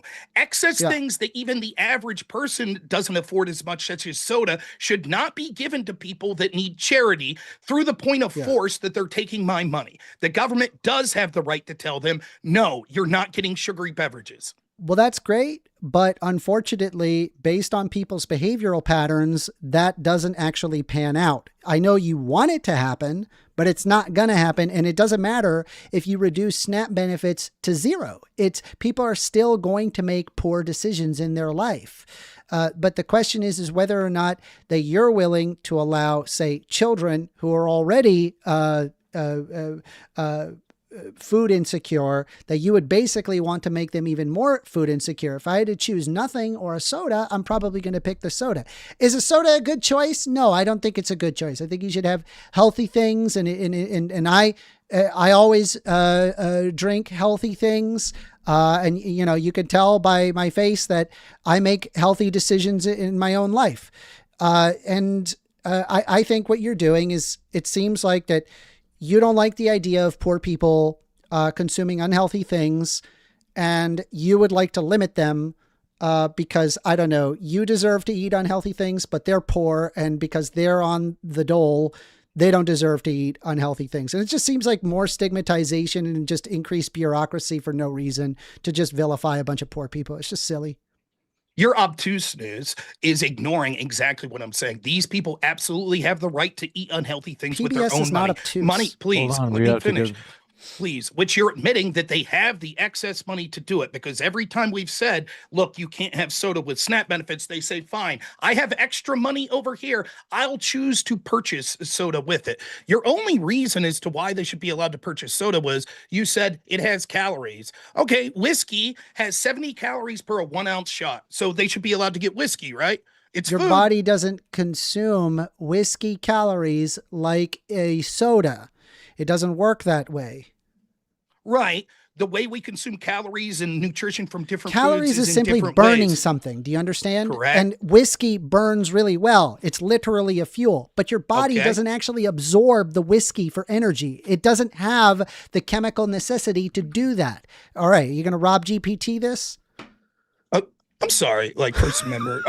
If you want to make insults, perhaps I mean, all of this is rote memory for me, right? Perhaps need not you cut off your ear to spite your face, my friend. For I too can insult thy one who loses in debates so frivolously. As well, I'm not the one that needs ChatGPT to make my arguments. Well, you didn't know that whiskey had calories. I knew whiskey had calories, and you do not need calories. You're not consuming calories in whiskey. You know this from rote memory. Because you know this from rote memory. I just want to be clear that no calorie whatsoever that you intake from something like whiskey makes it into the body as a form of energy. A simple yes, no will suffice. There's probably an amount, but you don't synthesize it the same. Oh, very well. Now, so then the point is, there's also like the huge negative market externality incurred by whiskey. Hold on one sec. There's numerous factors why we don't allow whiskey. Take a deep breath. The last question, I think Rob asked a question, and then First Amender, you had answered in such a way, you said X, and you're saying, but it's also the case that, you know, like Y and Z would be like relevant. I'm not mocking you. I just want to be sure. Okay, let's give First Amender a quick chance to finish that thought. Just briefly, and then we'll come right back to you, Rob. First Amender, I'm going to ask you to unmute. There you go. Yeah, so like in terms of whiskey, there's numerous negative market externalities. It's not just necessarily the caloric intake, even though your body doesn't even synthesize the calories. When it comes to soda, I mean, do we drink too much soda? Yes. Should people drink less soda? I mean, if you wanted people to spend less time, you know, drinking on soda, maybe efforts regarding health while not cutting food stamps would probably be beneficial, because it's a behavioral problem, not really like oh, well, they get money through food stamps, and so therefore they will no longer purchase soda if you just remove that. Empirically speaking, that's not what happens. I'm hoping that we can move on to the next thing. Like you looked at, like it's like an illicit material to like I don't know. You were referring to like earlier, referring to like cigarettes and video games, and it's like, so what? Like, should poor people not have these things because like they're poor and you have money, and so therefore because they're on the dole they don't deserve to like live a decent life, but you do? All right, like, let's give Rob a chance. It just seems kind of weird. We give a extended time here just because we've heard a lot from First Amender. I want to give the same time to Rob. Okay. You keep coming back to the same point. I don't know how many times I could say the same thing. No, individuals that are poor absolutely have the right to access things like soda, booze, cigarettes, video games, movies, sporting events, anything that the rest of us have, if they could pay for it with their own money. They do not have the right for us to purchase these excess things. SNAP is the supplemental nutritional assistance program. It is not the excess things that you don't really need program. If they have extra money that they're able to buy things like soda and other sorts of things that we don't need to send them to the SNAP, then that's money we could save in SNAP. So one of two things would happen. Either one, we're sending them excess money that they don't need for their nutrition.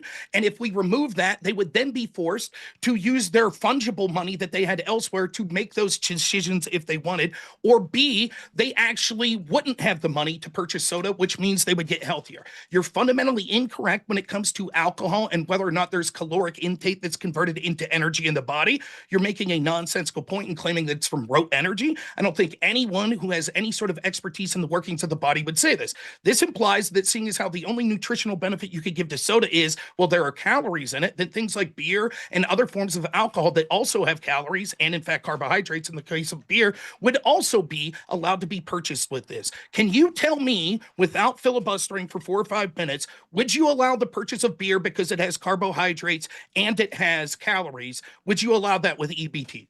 No, because of the negative market externalities. I want to see if I can share my what? screen Like, one give more me time. an example of a negative market externality. The abuse, the additional crime, the additional increase of DUIs. So if it was just negative health externalities, it would be okay. Well, yeah, I agree. There are negative health externalities regarding soda, but it's a behavioral problem, not a SNAP benefits problem.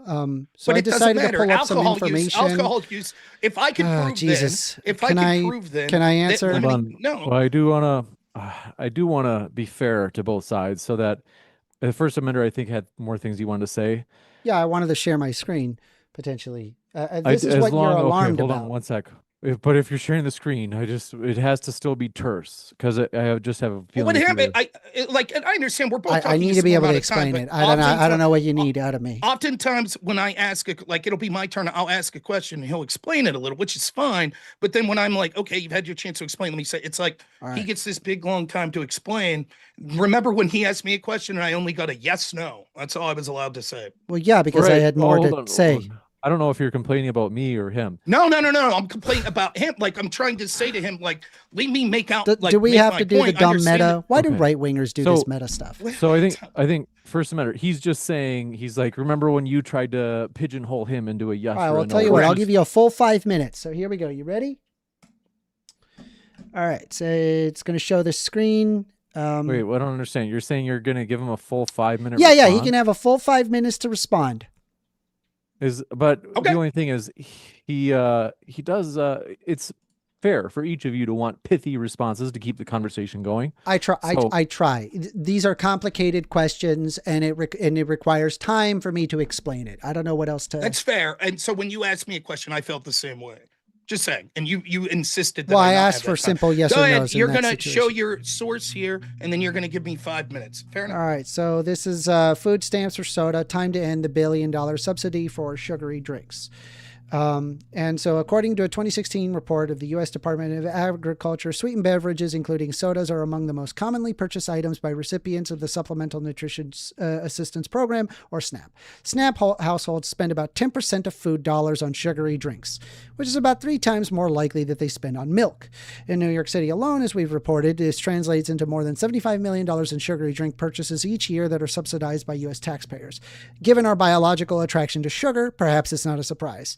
Our collective sweet tooth, which is shaped by evolutionary forces, extends far beyond SNAP households. In general, non-SNAP households spend almost as much on sweetened drinks, and it's about 7% of food purchases, according to the USDA report. So I just want to be clear, right? Like, you're concerned about 7% of the money going to sweet drinks. That's what you're trying to stop. Okay. We good? You going to answer that? All right. So yes, I will answer. I have 5 Fabulous. minutes. Cool. I thank you very No much. meta. I will take the 5 minutes. So no, it's not just 7%. I can still hear you, by the way. I'm just grabbing a drink.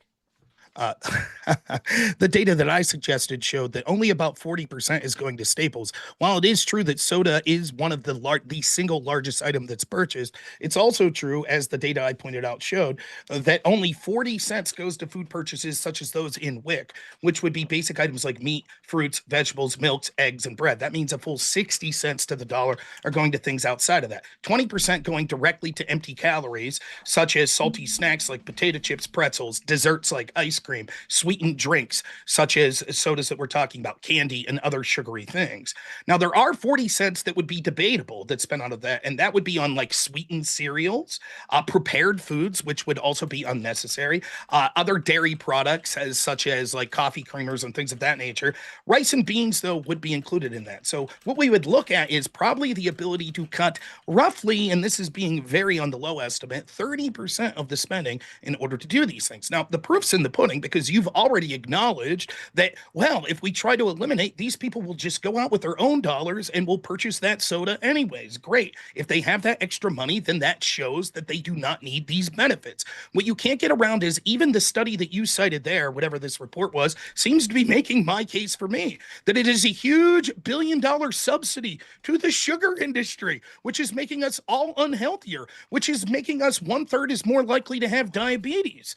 And why would we we, the tax dollars, be giving a subsidy to corporations like Coca-Cola? This makes no sense. In effect, your study also shows that people that are on SNAP are more likely to use those SNAP benefits to consume these sort of beverages than people that aren't. You can't give a reason to explain why hardworking people that aren't getting a taxpayer handout should have less access. You keep saying, Rob says that these poor people shouldn't have access to amenities like sugary beverages. You're literally embracing a system that means that hardworking people are less able to get access to these amenities than the actual people that need a government assistant.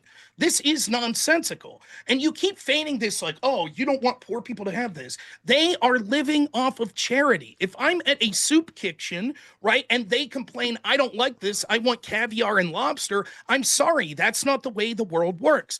I am being forced to pay for this. You're being forced to pay for this. Anyone else that's paying into this is being forced. There are literally no negatives that have been illustrated in this debate to eliminating having these sorts of things. The potential negatives that you've illustrated are, one, it's impossible to determine what's a healthy food. That's nonsensical. We said that we could just go through the formula that's already been given through WIC, which is healthy food, particularly for children, which it's easy to do. Second, you say that it would be expensive to implement these sort of things. It wouldn't be. We already do this with hot prepared food. It would be very simple to just have a code that they would be able to streamline, that your purchase wouldn't be able to get some things like sugary beverages, potato chips, etc. Third, you say that this would be a lack of dignity. I'm not concerned with the lack of dignity. They would still be able to purchase these things if they wanted. You haven't explained how this would stigmatize people. What, all of a sudden a big red buzzer is going to beep when they try to buy something and we're told, everybody, look, this guy's trying to buy soda and he's not allowed? That's nonsensical. That's not the sort of thing that would happen. The only stigma would be saying, hey, we're not going to buy amenities for you. Fourth, you haven't argued why this wouldn't, by your own logic, allow for all sorts of other unhealthy things like booze, cigarettes, etc. You just say it would cause crime and things of that nature. Yet we're talking about 1/3 more people having diabetes because of things like sugary beverages. And by your own source there, we would be ending a huge subsidy to these soda companies, which means that it would limit their ability to sell to us as an affordable way these very products that are making Medicaid in our healthcare system explode with people with these sort of issues. You just want to make it about me and say, like, well, you don't make good choices. Right. Everyone has the right themselves to make whatever choices they want when it comes to food consumption. What you don't have the right is to force other people to pay for things for you under the auspices of it's for your nutrition, while simultaneously buying things that don't not only benefit your nutrition, but actually hinder it. There's really no argument that you could give. You continue to fundamentally misunderstand the point. None of your data argues against this. That if we didn't allow these sort of purchases, either A, these people would purchase it themselves, which means they don't need the money, which saves us billions of dollars, or B, they actually do need this money and they wouldn't have fungible resources to make these poor choices. The studies you cite in the past did eliminate soda temporarily in a very limited way, but what happened was they allowed other sort of junk food to be included and they switched their behaviors to those things that were still allowed on SNAP. So I don't see how you can't say that this wouldn't be a significant reform. There's really no offensive position, and everyone with a moniker of sense could realize all of the positive benefits you're talking about SNAP could still exist while making sure that it offered only nutritional foods as opposed to salty foods, sugary snacks, etc. We'll kick it over to 1stAmender. Is there a way we can have a quick back and forth, just pithy sentences back and forth? Mm-hmm. Okay, great. Would you agree that SNAP lifts people out of poverty? To a degree. Okay. By the millions every year. No. Yes. I don't believe that. That's not true. There are studies that show that. How many people are in poverty right now? Regardless, let's keep going. How many people are in poverty right now? I don't have the exact number of how many people are in poverty. Again, I'm not Rob GPT, so I don't have the direct information. I would have to take time to look it up. Anyway, so let's try one more time. Let's try one more time. You said for a quick back and forth, we're trying to do it. Let's try. I rather than like asking like do the open discussion like this, because I think that it might not be as productive as it could be if we did just like the 1 minute back and forth. Even instead of doing 2 minute responses, would you guys be okay with 1 minute responses? Well, I just want to get a back and forth if that's possible. But somehow it so commonly, and I don't know who's at fault. Because he won't engage in a simple series of questions. I can answer multiple questions over and over. No problem. I'll do it off of rote memory For him, he Okay. can't answer simple questions of a back and forth. He the requires opposite- long that's minute to literally- 5 minute responses. so- Look at It's him. the He's opposite of itching to what- talk more. I gave Okay. him 5 minutes. We heard First Amender's theory. No, I didn't. I didn't wanna even hear from present my Rob. argument. Rob, I haven't even Rob, presented. you're it. saying no, it's not that I'm doing what I just First want to say Amendment real is. quick, a back and forth would be this. He asks a question, I answered. I ask him a question. He says, no. A back and forth would entail we both get to ask questions back and forth. Yes. I don't see what the problem is. I'm going to answer mine. ask some simple questions and just give me your answer on it. Very simple. So you don't right? want me to. So I'm it's trying not to quid pro walk you quo. to it. I'm trying to No, walk listen, you to the so you're obvious conclusion. I think Rob's saying, hey, but you're not you're not giving me the grace of responding to my questions. I have You ask a responded question, to I every ask a single question. What's question wrong that with he that? has requested. I have answered it directly. So once again, asking one more time. Well, hold we on know one it lifts second. people That's out of not- poverty. No, we're not just going with what you. Hold on a second. We have to find something that's productive. I'm like- trying to argue my point. Okay, why don't we do it in 90-second responses? Because it just doesn't All seem right. to be working Does it? well. Is it true? Okay, we know that it lifts. I think I had a slide that showed that just whites alone, 1.1 million out of poverty within, and that was 1 year. So we know it's at least 1 million. Would you agree? Am I allowed to answer? No, I don't Holy agree. shit. No. Okay, well that's wrong. Empirically, that's false. The information is there. You can observe it. It does in fact. Okay, so we have to move on. It's fine. We could agree to disagree there. If it lifts people out of poverty, maybe we disagree on the exact number.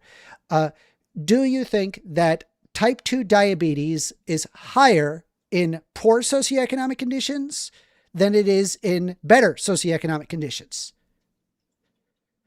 Yes. Okay. So lifting people out of poverty reduces people with, say, type 2 diabetes, logically speaking. No, not in the way that you're talking. You're gonna have to logic me out of that one because that obviously follows for me, but for you, I don't know, for whatever reason it doesn't. When I get my 90 seconds, I'll explain. Oh my God. I swear these right wingers with their I meta. don't Dude, they're understand. so You want debate, a bro. yes, no All right, answer, Rob but then- GPT, go ahead. I'll give you another 5 minutes. Go for it. Okay, 5 minutes. Thank you so much. I'll take the 5 minutes. Sounds good. Yes, the numbers that he's setting You gotta are go. just to be actual sure. You got to get a radio show. Do you want to get? All right, He if you just want wants to another talk the whole 5 time. minutes, I recognize if you're joking, don't say that anymore because he's taking it seriously. And if he wants to use it, he No, can, the 'cause it best sounds like you're part serious. is that he thinks it's serious. He thinks I'm being serious for the full Well, 5 minutes. He I thinks took it's a it as radio serious. show and it's I not a took back it and as- forth. Well, I took it as serious, like you were trying to capitulate and say, okay, let me try to give you some time.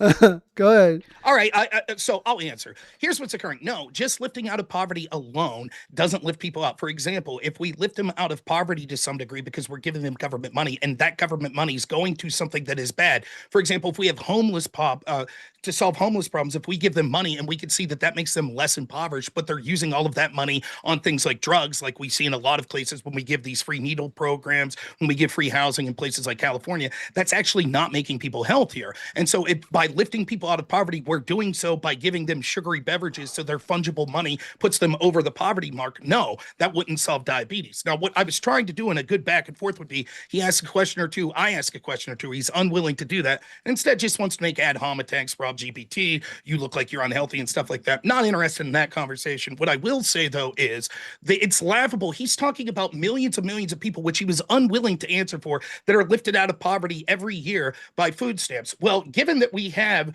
how many people in this country, if this is true, that something like, what was the number? You could tell me real quick. What's the total amount of people that's lifted out of poverty by SNAP every year? Specifically with white people, it was 1.1 total. million people in Total. 2023. Total people. I think it's 1.5 million. So 1.1 million whites and 0.4 of the rest. Yeah. It's laughable. Like the fact that that's how many people that would be lifted out of poverty by this program alone would entail that within 20 years of SNAP, that we would have very few people that were impoverished in this country. In fact, the current number of people that are qualified as impoverished are about 42 million people. This means that in 20 years of SNAP, we would no longer have anyone in poverty. Well, no, because we've been having an erosion of the middle class for decades. These things are absolutely laughable, right? Now, what we could see is any ability no, because we've eroded the middle class. It would be done by the ability to send these things in a limited way that's not actually having sugary beverages be paid of this. So if it were static, you'd be correct, but it's not static. The number isn't static. Okay, well, hold on one sec. Okay, so Rob is still wanting to continue.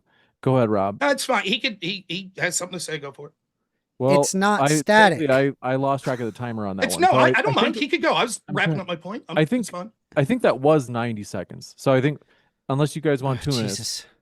It's fine. 1stAmender, just relax. Everything's okay. You're cool. It's not static. You think it's static. We've been eroding away at the middle class for decades now. So it doesn't surprise me that you're going to see more people in poverty as a result. But that doesn't mean SNAP benefits doesn't help people out of poverty. We know it does. It does not. It does not. It does not help people out of poverty in the way that you're suggesting. To the tunes. Put the slide up again. I thought it said more than 1.1 million total. I got to pull up the slide again. Do you really need that? Well, no. You could just tell me what it says. You don't have to show it. Let's see. It was 1.1 million whites. What was the number for the SNAP total? helped people lift more than 2 million people out of poverty in 2023. Individuals lifted out of poverty in 2023 as a result of SNAP by race and ethnicity. 890,000 Black. I don't care about 115,000. That's not important. So 2 million. That was the argument. Yeah. So 2 million people were lifted out of poverty because of SNAP. In 2023. I don't believe that. I believe that that's going to be a correlation, not a causation thing. I think if we delve into this data, what we'll see is 2 million people that were on SNAP ended up getting above the poverty line. That doesn't prove that SNAP itself is what was responsible for lifting them out of it. Let's find out. Okay. You don't know the own methodology of your study? Well, you're sitting there saying it's correlative and not causal. So you're saying I'm almost positive that you're wrong here. Okay, so but I can go ahead and provide that though. What you're telling me is that this study is going to say that the sole reason these people were lifted out of poverty was SNAP. I don't believe that. Take a look here. We will be going into the Q&A soon. This has been lively. It's been juicy, and the questions are also juicy. We have some blood sporty questions that James, how much time do we have left? Just to be curious. Before we can get you out of you guys. No. I'm not worried about that. I just mean for the open discussion, just so I know what area to talk about here before the end of opening. That's all I'm saying. Well, depending on how much you guys have for time tonight, in either case, I'd like to wrap it up pretty quick. Okay. So let's say 5 minutes because we do a lot of questions. Yeah. So I just think that as he's looking that up, we didn't get to the other areas of the rampant fraud that occurs, people that are selling their food stamps that are able to purchase other things. It's just nonsensical. And I think you see a fundamental difference. If I'm trying to steelman 1stAmender's argument here, he's approaching it from the idea of almost like a socialist mindset where it's like, hey, poor people deserve the same things that people that aren't as poor get. No. So poor people deserve to have sugary beverages and other amenities. Yeah, that's not what socialism we is. should be forced to pay for that. I disagree with that. I think that the idea of SNAP is to provide nutritional assistance to people, particularly in times of emergency, or for the people that really need this help desperately. It doesn't mean that we're giving them amenities that are unhealthy and causing them to be unhealthier, like soda, potato chips, etc. And if the argument is, like he's saying, well, it wouldn't benefit their health because they'd spend their own money on those sorts of things, that proves that that's money we could be saving by not sending those people that money. This would help the economy at whole if we could eliminate 20% of what's going on. We see billions upon billions upon billions of dollars of waste, fraud, abuse, and spending in things like sugary beverages that could go back into our coffers that would be less tax dollars. The people like me and you wouldn't have to pay these exorbitant fees. This is an example of government overreach and abuse that we see all the time. And collectively, it led to things like when these programs were more robust, like during the Biden administration, we saw inflation hitting record levels, which meant that the average person that was working was having even a harder time paying their rent, buying their groceries, paying for gas, etc. That's because inflation, because we're giving free shit to people that's free shit that they don't need. We'll kick it over to 1stAmender, and then we got to Okay, jump into the so I looked at the specific chart that is talking about lifting them out of poverty. The quote-unquote lifting out of poverty is referring to the supplemental poverty measure. The supplemental poverty measure specifically looks at food stamps directly to determine whether or not that it pulls people out of poverty. It is a level of need, as it is used in thresholds and dollar amounts to determine the poverty status and financial resources considered relevant for comparing against the measure of need as specified for thresholds and family for the purpose of assigning those thresholds for counting resources. So the inference is causal. It is literally measuring the very thing that you're asking for, and you're saying that you do not believe that SPM, or that it did not pull that many people out of poverty, even though that's literally what SPM is specifically referencing, and that it would have that causal mechanism. So once again, you had no idea what you were talking about. Okay, so what's the maximum food stamp that a single person could get per month? I don't know that off the top of my head. It's like 200, something like that. I'm not sure. I don't know off the top of my head. All right, let's assume it's 200. I think it's around there, right? Can you explain to me how, if I'm below the poverty line and now I get $200 in groceries, of which 20% I'm spending on soda, that directly causes me to be out of poverty? Just explain it in your own words, how that happens. So when you are not focused on where you're getting your next meal, you can then focus on other things. And this improves your economic mobility, which enables you to make riskier decisions, such as getting a new job or a better job. It enables you to actually have to be healthier, because you're not dealing with lack of nutrients or lack of calories. You can, in fact, get enough calories to survive. And this allows people to be healthier as a result. So yes, this is, yeah.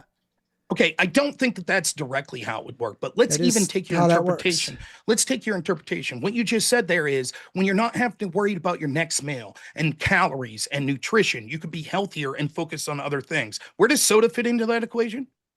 Yeah, it's just calories. I mean, is it a good decision? No, but I think that people make poor decisions. And so can you explain to me I'm not against, people making a poor decision. I mean, it's like, I have to ask myself, like, is a juice, would that be question. a Can part? you explain to me? I'm just curious, like, is a juice a part of last question I have for you. Can you explain to me how those same people being lifted out of poverty, if they're unable to buy soda on their food stamps, would no longer be able to be lifted out of poverty? No, people can still get lifted out of poverty with buying sodas. That wasn't the question. I said, whether they're poor or wealthy, they purchase sodas because they're tasty. That wasn't the question I asked. The question I asked was, under my significant reform of stopping to allow the purchase of junk food, can you explain to me, if we stop that, how people would no longer be able to be lifted out of poverty through SNAP? Yes, because what the guise is that it would enable them to make better decisions. But in reality, what it has done is to restrict SNAP benefits, which, by the way, is already meager to start with. So yes, it would make life worse for people who are poor. We'll jump to the Q&A. Soda you're drinking? You got to jump into the Q&A. No. Is that a dick in your mouth? We are going to jump into it. Is that what you want? Is that what you want to hear? Is that what you want to see? No, not at all. You want to see a dick?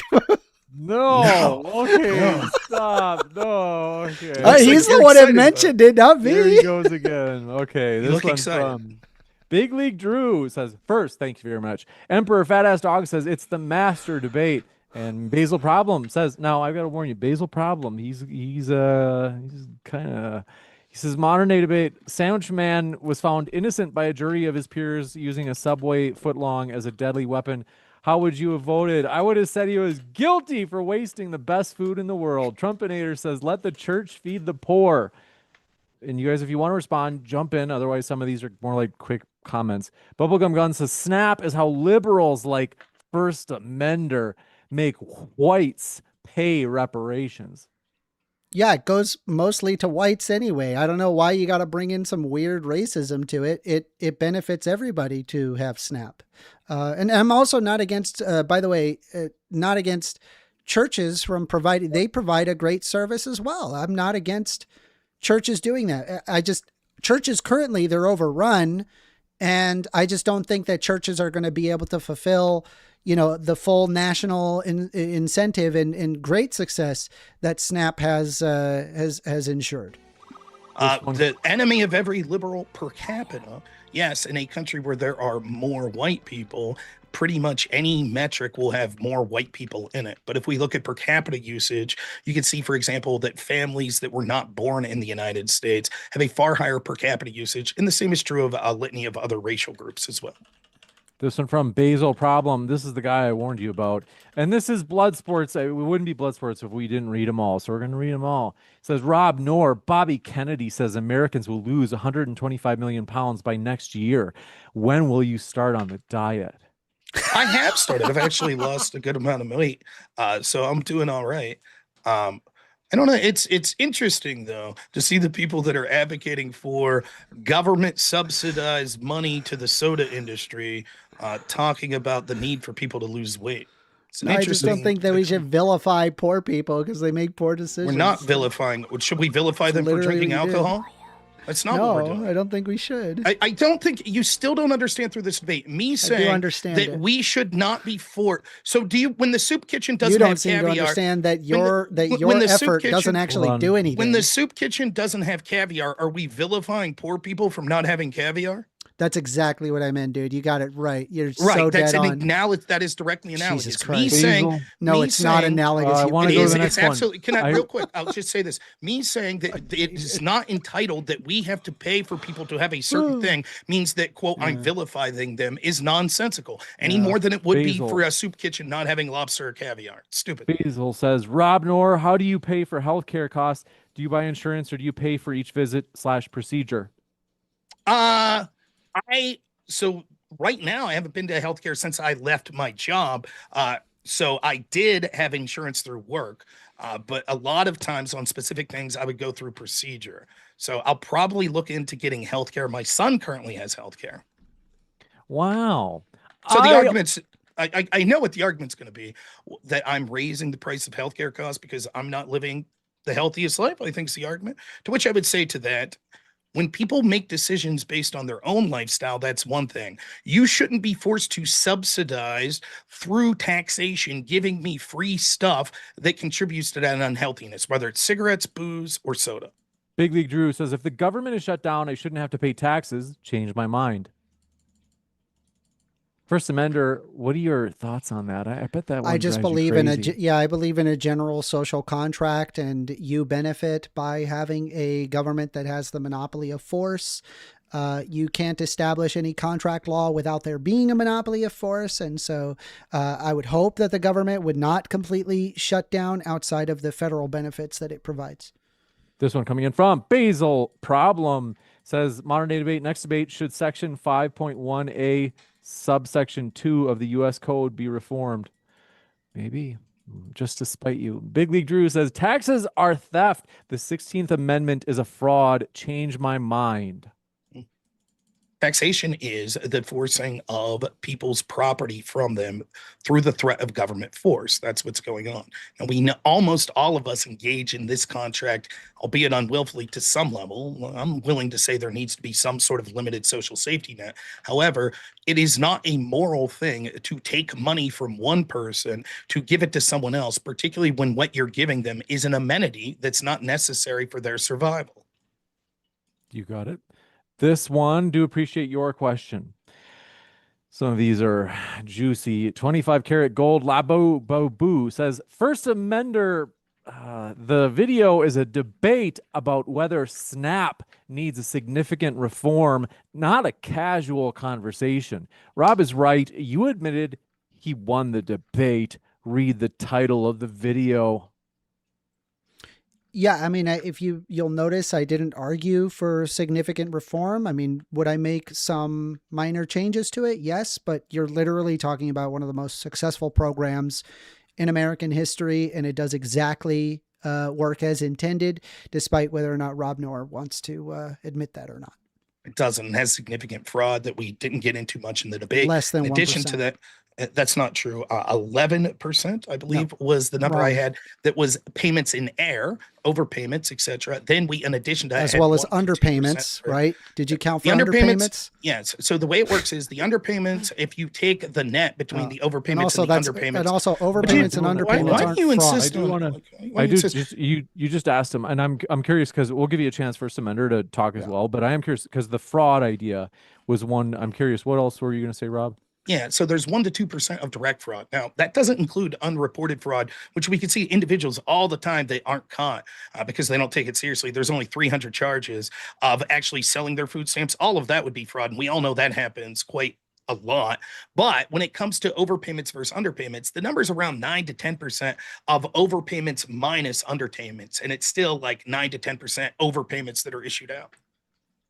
1stAmender, do you have thoughts? Overpayments and underpayments aren't fraud. Those are just errors, which are corrected on a constant basis. They're constantly pushed back against. And there are entire sections of SNAP that specifically deal in that. If you want to increase that, I'm not necessarily against ensuring that there's accurate payments provided throughout SNAP benefits, but specifically fraud, what you're asking for, where they're, say, taking the SNAP and then they're selling it for drug money, that's around 1 to 2%.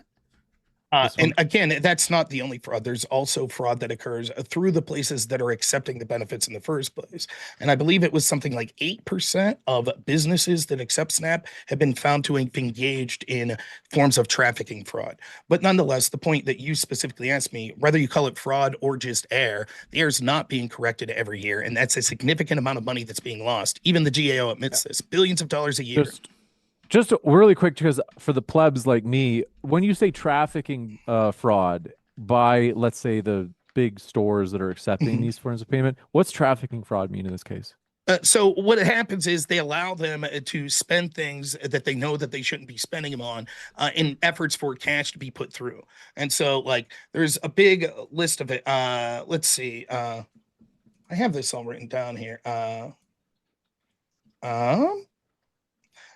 Retailer trafficking in the data indicates an increase of rate of retailer trafficking in recent years. It reported in March 2011, approximately $330 million in SNAP benefits were trafficked annually from 2006 to 2018, and approximately 8.2% of all authorized stores were engaged in trafficking.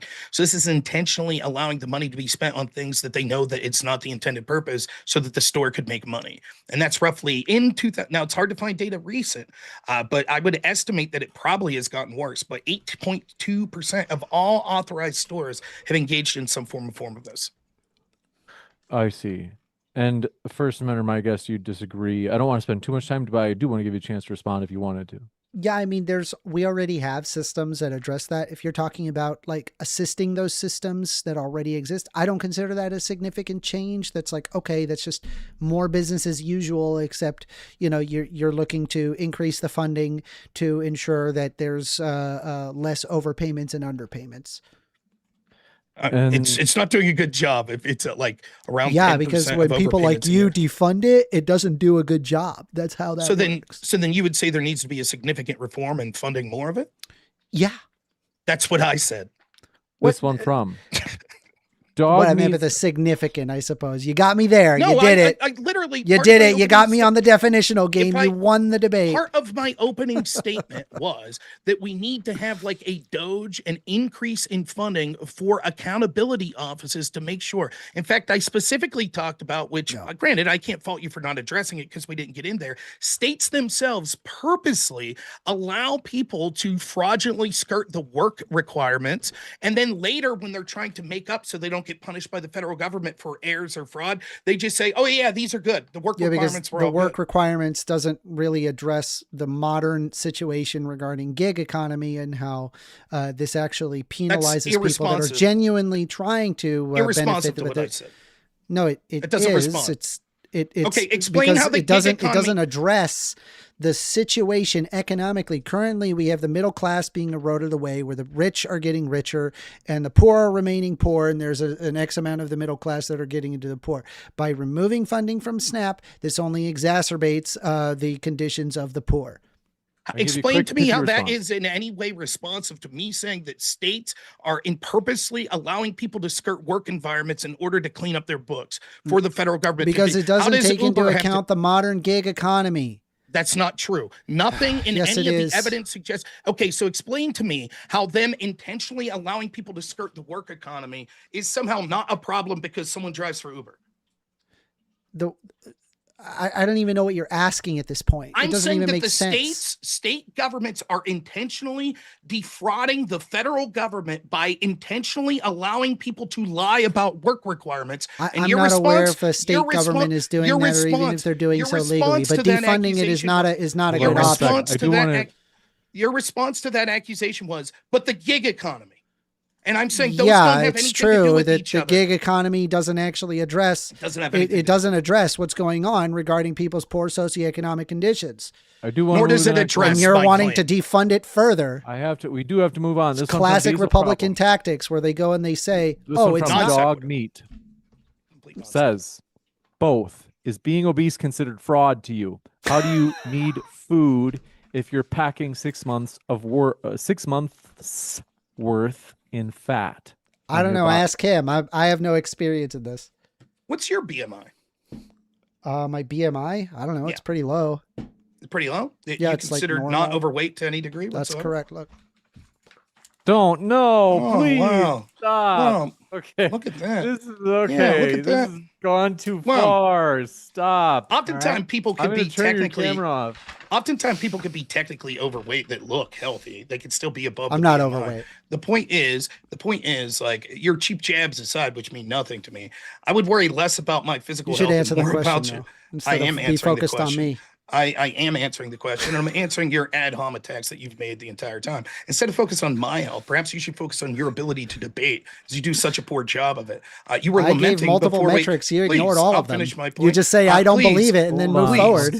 Please, as you were now that you want to make ad hom attacks the whole time, you were lamenting before you came on that you can't afford to go to DebateCon because your channel is so low watched. And I understand from your performance today why so few people tune into you. So I totally understand that. Perhaps before you issue sort of proclamations and jokes about other people, you should focus on your own life and the shortcomings that you have within it. I do just fine. I would not consider being overweight. I don't tell the poor to not drink sodas when you yourself probably drink sodas. So I do not tell the poor not to drink sodas. I told the poor that I shouldn't have to pay for them to drink sodas. Yeah, the fact that you're incapable of understanding that shows why so many people but it doesn't actually have any efficacy. That's the problem. You didn't address that. What are you talking about? It doesn't have any efficacy. People do make poor decisions if they have an underlying desire of making poor decisions. Then they don't need our money. You know, kind of like it's ridiculous. Basil Problem says, Rob, how much time? Okay, this is the guy that you got to be careful. He says,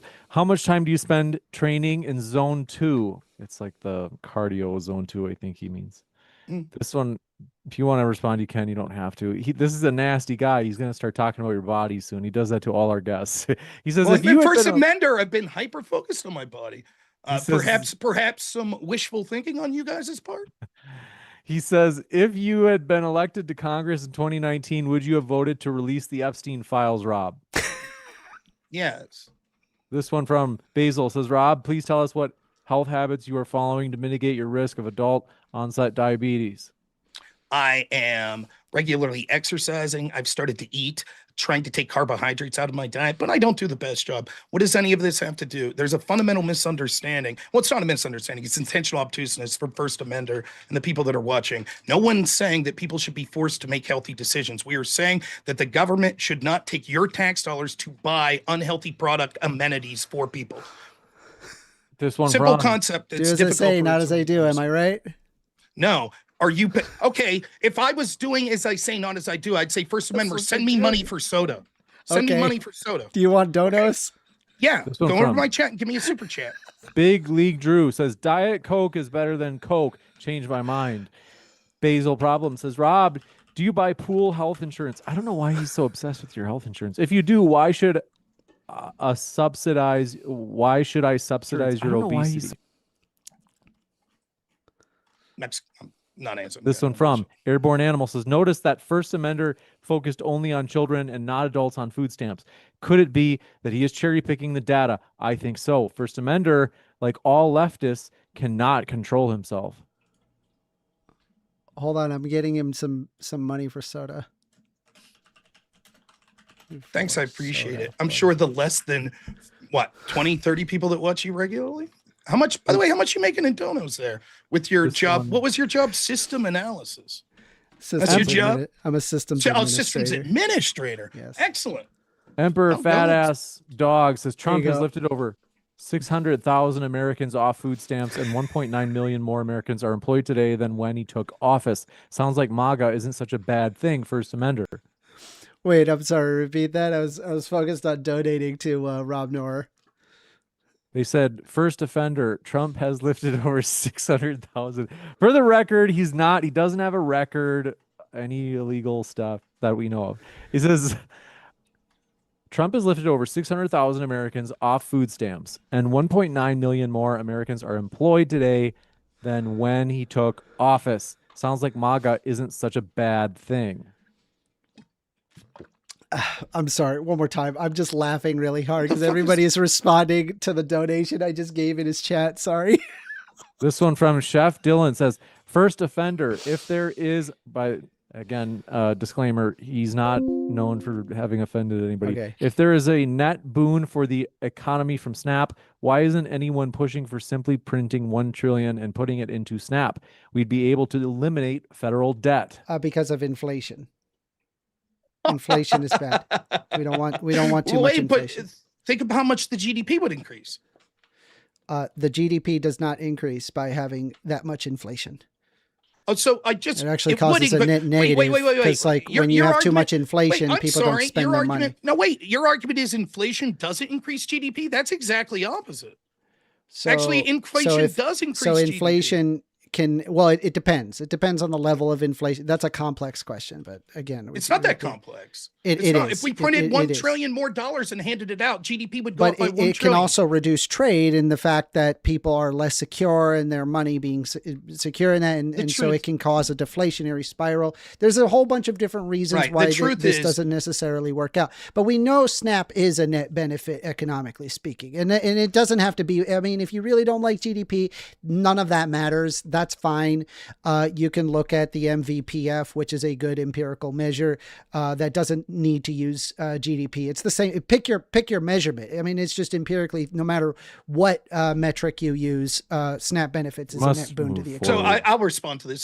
So what you can see is he acknowledges here that it's not just a matter of government spending money means GDP goes up, which is good. He goes back to this metric that we dealt with the whole time. All this metric says is when children are healthy, they're less likely to use other government programs when they get older. He laughably says that it's That's not $1 what in. MVPF argues. That Hold on, that let's- is exactly what it said. You went through the study. It said that the people that were on these programs as children are less likely to use programs from the government when they get older. The reason for that will be because they're more nutrition that they got, which means that they would be less likely to be on other government programs when they get older. Laughably, he tries to make the claim for $1 put in is $56 taken out. Now he shows you right here how Over that the can't be lifetime of the true, person that because if gets that food was stamps. true, then if we gave everyone food stamps, then we would get 56 times the amount that would be put out, which is laughable. Yeah, this if is people clearly- weren't there food is no insecure, our, reason- Hold on, our, there is our no economy would reason- do a lot better. let's- Yes. hold I'll on, finish real Rob. quick. I'll finish. Or not Rob. First Amender, let's let Rob finish.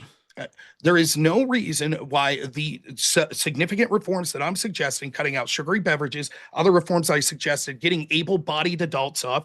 Notice I never said anything about children, which is what his metrics talking about, and he was unable to argue any of that. He just says no, somehow magically taking tax dollars to pay for sodas means that people are doing immensely better economically. It's laughable. This one from Basil Problem. Rob Noor, you were a, quote, national debate tournament qualifier. Please tell us what that entails. Were you also a modern day debate qualifier? I don't know what that means. We don't have a qualifier. Nah, I'm not going to answer that guy. I don't give a shit what he says. Lord Farquaad says, legalize Coke. We sell bricks of it GDP goes boom, we're better off for it, right? People would have more energy. Yeah, you don't have to use GDP. Once again, you can use the MVPF as well. It's the same thing. I mean, it is a net boon to the economy. People do better off when people are fed as opposed to not fed. It doesn't require a brainiac to figure that one out. Me simply, I mean, I don't know. Right-wingers don't like numbers. Like anytime you bring up any number, they're like, I don't believe that number. That number's bullshit. I'm going to keep believing whatever it is I want to believe in, and fuck all measured statistics whatsoever. It's biased. PBS, it's biased. The World Economic Forum, it's biased. GDP is biased. You know, it's all biased. The math is biased. It's all biased. And really, we should just, I don't know, just take away SNAP from poor people, I guess, because I don't know, poor people don't deserve it. I guess when ad homs and intentional misunderstanding don't work, straw man will have to suffice. I also was presenting numbers that were contradicting the exact numbers he had, and they were from better sources like the USDA. For example, you didn't actually provide source, any sources. Please let me throughout finish. the entire debate. For example, we gotta go.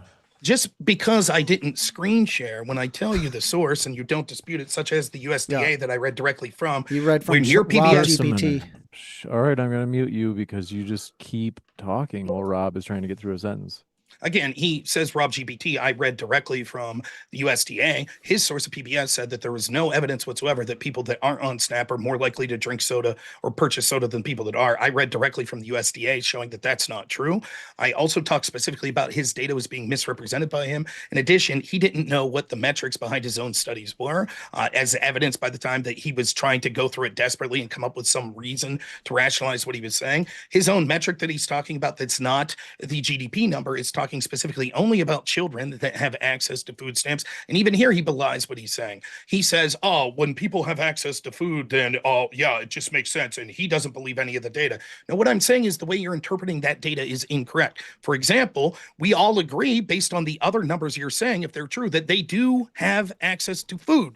Because if we stopped using food stamps to purchase soda for them, they literally would purchase soda, implying that they're not starving to death, which means that if it's merely a metric that your numbers are saying that people that aren't starving to death are doing better, they already have the money according to you. Pithy responses.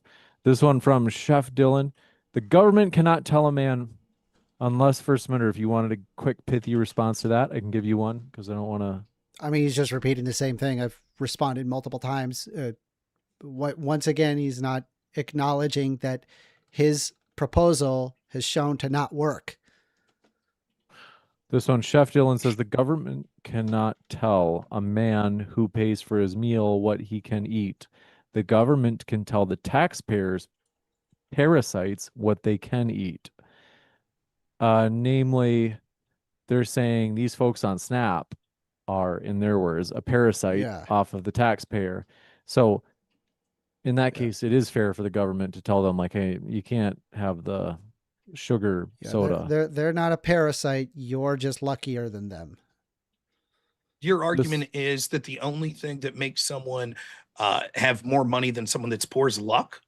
Yeah, the number one determinant of what causes someone to be wealthier as opposed to poorer is their zip code. It's really okay, but that seems sad, really. That seems to belie arguments you were making earlier. Also, considering that the middle class has been eroded away, that's another problem. You said poor. You said earlier the number one determinant of what determines your success in life is zip code. Yourself? You said earlier that poor people are more likely to make worse choices. So they're more likely to, when they're even broke, people make go out poor and buy choices, rich or poor. Hold on. It's just you said they were more. It's just that poor people, when they make poor choices, it's worse for them. Okay. We need to, like, when someone's talking, we got to, like, let them finish sentence. It's fine. I said. I mean, he's like misrepresenting what I say, but okay. I'm not misrepresenting. What you said earlier was that poor people are more likely to make poor choices. That's why they're more likely to be diabetic. No. Why are poor people more likely to be diabetic? I think because they make poor choices. This one from exactly. I do want to go to questions. It doesn't mean they're more likely to make poor choices. Where Jesus Christ! I want to go to questions where we have. James, can I real quick? I think this is a very important. Just 30 seconds, please. Okay. If your argument is poor people are more likely, like exhausted. Look at him. No, I'm flabbergasted by your stupidity. If your argument is poor people are more likely to be diabetic because they make poor choices, Why would that matter if non-poor people are making the exact same amount of poor choices? Rich people make poor choices too. Then why aren't they equally likely to be diabetic if the reason that poor Because people they are have more likely diabetic better health care. We So- must go to the next one. I hate to do this, but guys, we just have so many questions that people are wanting to have your question. Wi-Fi Gospel says Medicare already limits what is able to be bought by extra benefit cards. They can only legally allow eligible beneficiaries to buy healthy groceries. That's on the Medicare program, I believe. There is no basis to what is the healthy versus unhealthy. That's really difficult to put legislatively. And a lot of this comes down to a lot of state benefits and what is allowed versus not allowed. It's not as simple as like, well, this is healthy, soda's unhealthy, juice is healthy or unhealthy. I don't know. Maybe it's unhealthy. Does it contain red 40? It's unhealthy. Like there's a whole bunch of metrics that people can use where it's like super subjective as to what's healthy and unhealthy. And all this does is just increase the administrative burden, and it just increases stigma towards poor people. And at the end of the day, rich people end up making bad decisions, and well, so do poor people. It turns out we're like ape people that like sweet things, and so we consume sweet drinks. And by the way, the level of concern he has is 7%. That's the total that people spend on sweet drinks. It's not. The level of concern was 20%. Also, you misrepresent once more there. What we're saying specifically is that there are already programs like WIC and Medicare that limit out healthy choices. And you saying that because we don't know on the fringes, like whether or not kale is as healthy as lettuce, means that we can't determine whether or not soda is healthy or not is laughable. It's weaponized stupidity. The Farney says Guinness has more nutritional value than soda, actually. The Vile Van Gogh says, I don't know what GDP is. I don't know what they're quoting here. They say, quote, I don't know what GDP is. I don't know what supplemental income is. I don't know if soda is unhealthy, but study says line go up. 1stAmender. They're attributing that quote to you, 1stAmender.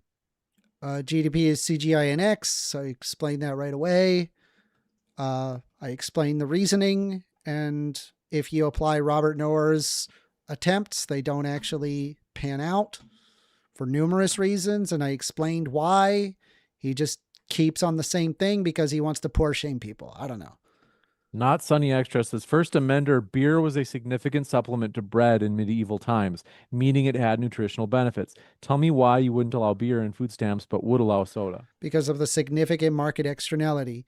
I agree that there are negative market externalities towards soda. It's nowhere close to beer. This one from Carl Camp says, I'm now 40. I come from EBT food stamps in Missouri, and it incentivizes single parent homes, job loss, or working less as to keep the benefits. It does have an upside of causing those with ambition to leave the poverty for a better future. So it's kind of a...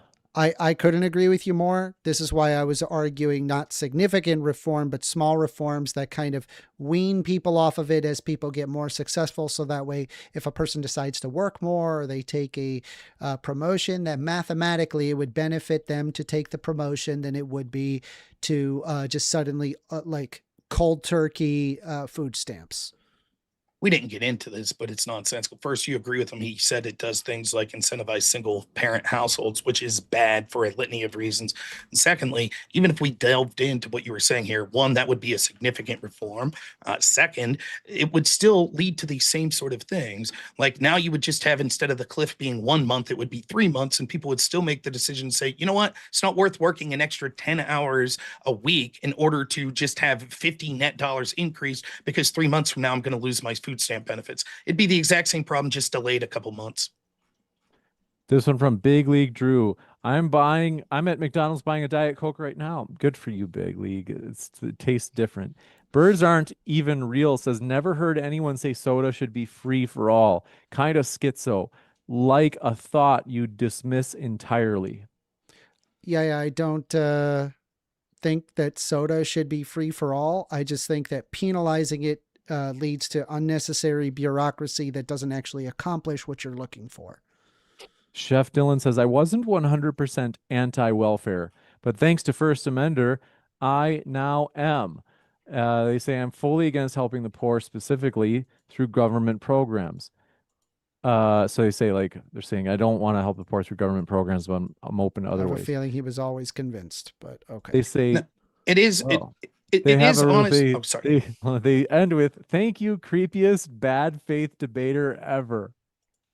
It is true, though, and what First Member, I mean, he's sort of lolcalling his way through this. That's fine. But the truth is, these sort of arguments that he's making here actually has the counterintuitive effect. What happens is people that are generous and want to help out poor people, when they're told that they're disgusting and they're stigmatizing people by saying, hey, let's make sure they're getting nutritional stuff instead of amenities that even I can't afford, they start to get embittered and they say, well, fuck it. If that's going to be the answer, then I don't want to do any sort of helping to these people because of the entitlement that comes with it.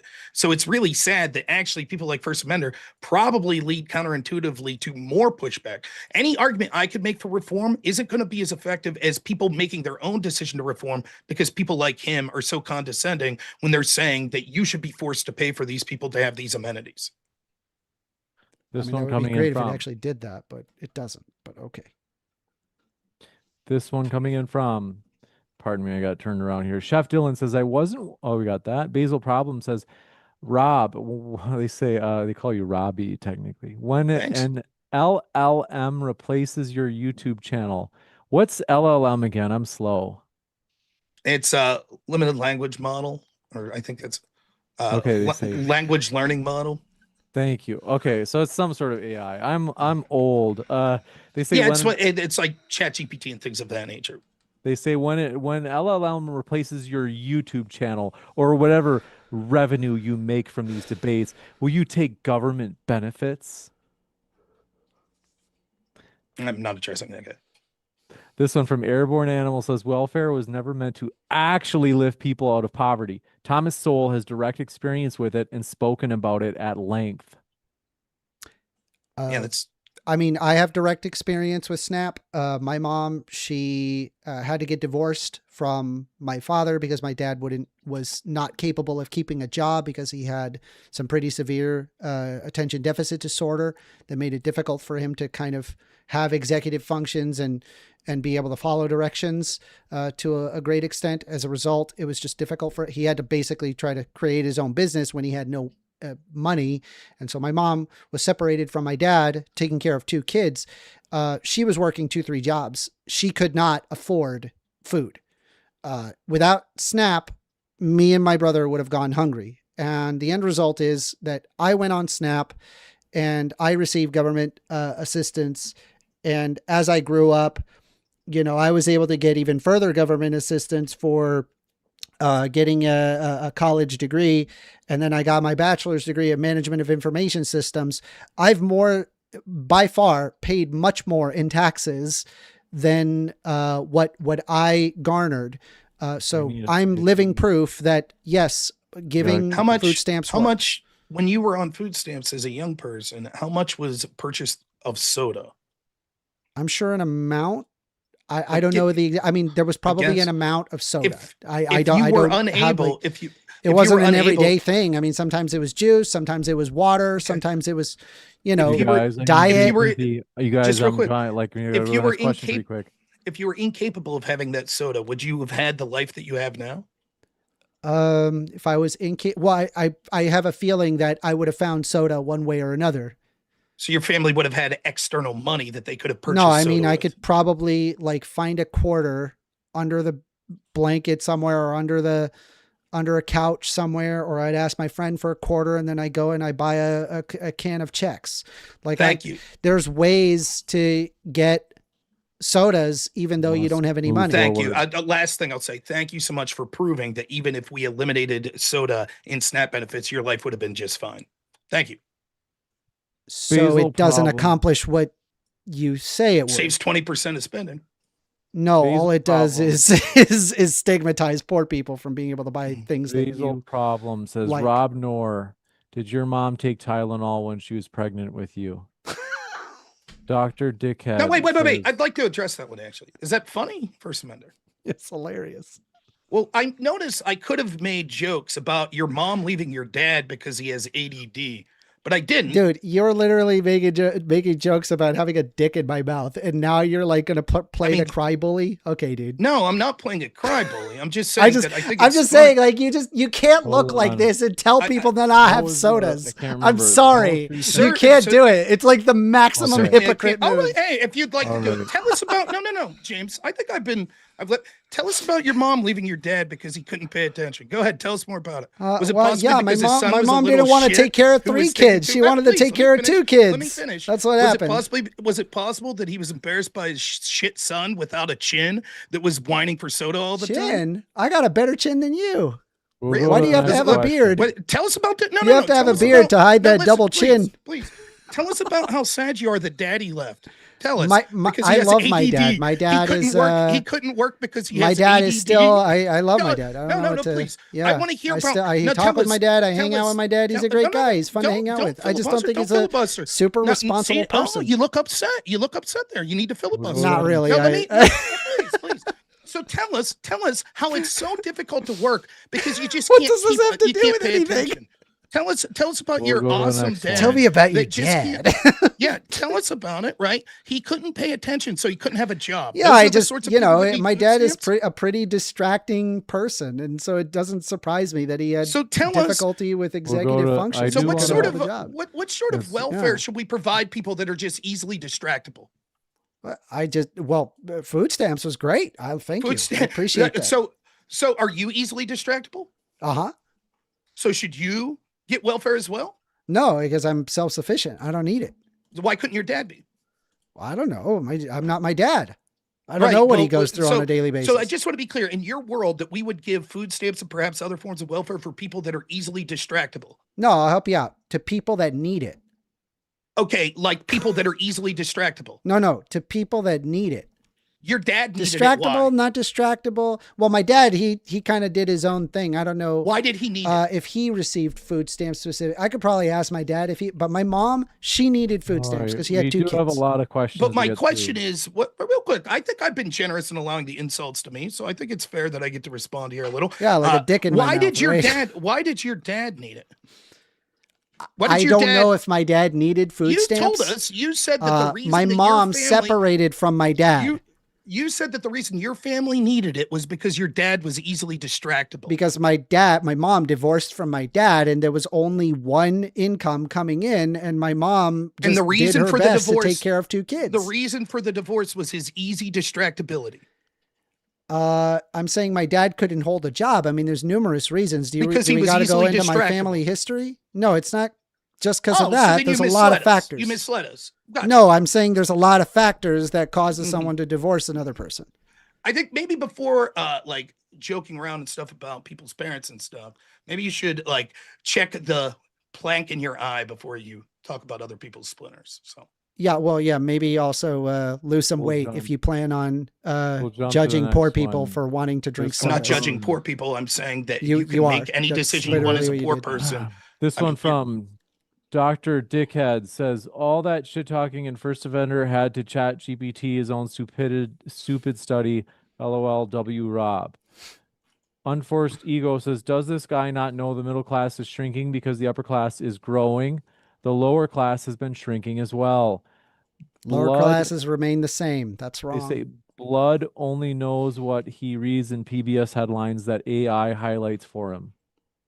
Yeah. It's not AI highlights. It's not PBS. You can look at AP News. You can look at the World Economic Forum. You can look at the Human Development Index. There's so many different metrics that you can observe that exemplifies exactly what I'm talking about. Flavius Asinius says, can libs ever engage in good faith, or do they need to resort to sophist rhetoric? I engaged. You'll notice in my intro, I in fact did address not all of his positions that he wanted to introduce before I basically had that PowerPoint made before I even heard his intro. So like, not only was I aware of what his argument would be, but I also know that his solutions don't work. And he even acknowledged these studies and how, yeah, maybe it doesn't do this, but then he started questioning the methodology, and then we got to talk about like the methodology. But they don't really ultimately care about the methodology. It's about wanting to reduce SNAP benefits. And he himself had admitted that. Real quick, just a quick question. You said the lower class is staying the same, but the middle class is shrinking. What's that? I got a dick on my mouth. I can't hear you. Clip that. I said, you said the lower class is staying the same, but the middle class is shrinking. The middle class is shrinking. And the lower rich are class getting is richer, remaining the same. and the lower class is remaining the same. In fact, I'm pretty So sure then it is, the it middle is class growing. is going to the upper class. No, middle class is going to the upper class, and then there's also people going into the poor poverty. No, wait. Then that would imply that both the lower class and the upper class are increasing. No. Okay, this is a misunderstanding of socioeconomic conditions. The poor remains poor, the rich are getting richer, the middle class is eroded away. So what class is the middle class going into? They're going to poor and rich. So equally. No, it's actually a majority poor. So then the lower class is growing. So in terms of socioeconomic conditions, that's remaining the same. But yes, the total population of poverty is increasing. Okay. Thank you very much. I don't know what you mean when you say in terms of socioeconomic conditions. The conditions of their poverty, it remains the same. They remain poor. They don't seem to climb economically. That's clearly not. In fact, I would say probably the poorer, probably the socioeconomic conditions are probably getting slightly better with the advances in technology, right? But clearly what the questioner was asking was the more people making it to the upper class, more people in the lower class, middle class eroding. And you sort of sneered at that, but you're absolutely wrong. According to your own interpretation, if the middle class is eroding and they're not becoming upper class, then the lower class is growing. Do you think it's a good thing that the middle class is eroding away? No. Okay. What's that have anything to do with what I just said? Well, I was just curious. Anyway, you're very good at non sequiturs. I'll give you that. This one do appreciate your question.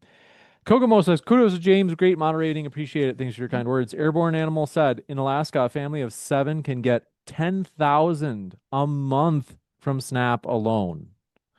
you cannot receive $10,000 a month on SNAP. That's not possible. Wait, hold on. They actually responded. They said, I did take the data from the wrong table. Apologies. They said in Alaska, instead of what they just said, they're correcting themselves. They said in Alaska, you can get up to $6,400 a month for 7 people. I'm not sure if that's the case. I mean, I can take a look and see what is the max amounts, and get, but I don't. I guarantee you, it's not 6,000. They did check. They double checked the table. To be fair, I am curious. So, how much you can get from SNAP in Alaska for 7 people in a month? If anyone wants to Google it, I'm curious what it is. But Pable 73 says it never fails. Those who criticize socialism have no idea what it means. 100%. I completely agree. Anytime you hear like a social safety net, people cry socialism. Well, this is meant to insult Rob. I want to give Rob a chance. Yeah. Well, I do know what socialism means. You don't right? It know means what socialism government means. owns the means of production. It's the This one? workers' ownership of the means of production. Okay, Rob. workers, same difference. No, the government a is not the collective. workers, Rob. Government is not the workers, Rob. In this example, what I'm saying is Oh, Jesus. that the government is made up. Are you of the totality government? of Are the you a citizens. worker? Can you let him? Please, We can't even hear what he Are says. you a if worker? If you just talk over him, we can't hear what Rob is saying. Yeah, but it's He just thinks like if you ever stupid. find a woman, she's going to leave you for not having the ability to pay attention and stay on task too. Now, what I'm saying is, despite that, we can see that there are policies that are more capitalist or more socialist. For example, we don't have a pure capitalist society either. We have a mixed Correct. economy. What I'm criticizing specifically is when someone says, if you suggest that you should take tax dollars and give things to poor people that are amenities like soda, and to say that we shouldn't do that, that means that you're shaming them and saying that they shouldn't have the right to consume soda. That leads to one to believe that it's a socialist mindset that says these people are entitled to things, including those that are amenities. Yeah, well, I think that there are basic necessities such as food that I think that Soda is we as not the a basic wealthiest necessity. country on planet Earth should be able to feed our population, which would include the poor. And then Let's move to heck, the next we one. have people in prison where where they get 3 hots and a cot. I have no reason why somebody who's poor should not be able to also receive. We're talking these about food soda. benefits. Soda. That's what the there's point also was, soda. yeah. But the problem is that the implementing that doesn't actually do what you think it does. I've provided that over and over. I don't know how many By the times. way, I also I'll for say fun this one- on James Coons's last thing that they said, where I think there was somebody that said that there's somebody that receives $7,000 a month based on 7 people in the house in Alaska. That's wrong. The maximum monthly benefit for a household of 7 is $1,571. It's just not possible. Anything past 8 people in a household, $1,789. Each additional person is $218. So I have no idea where you're getting that number. That's the fiscal year of 2026 SNAP benefits by household size.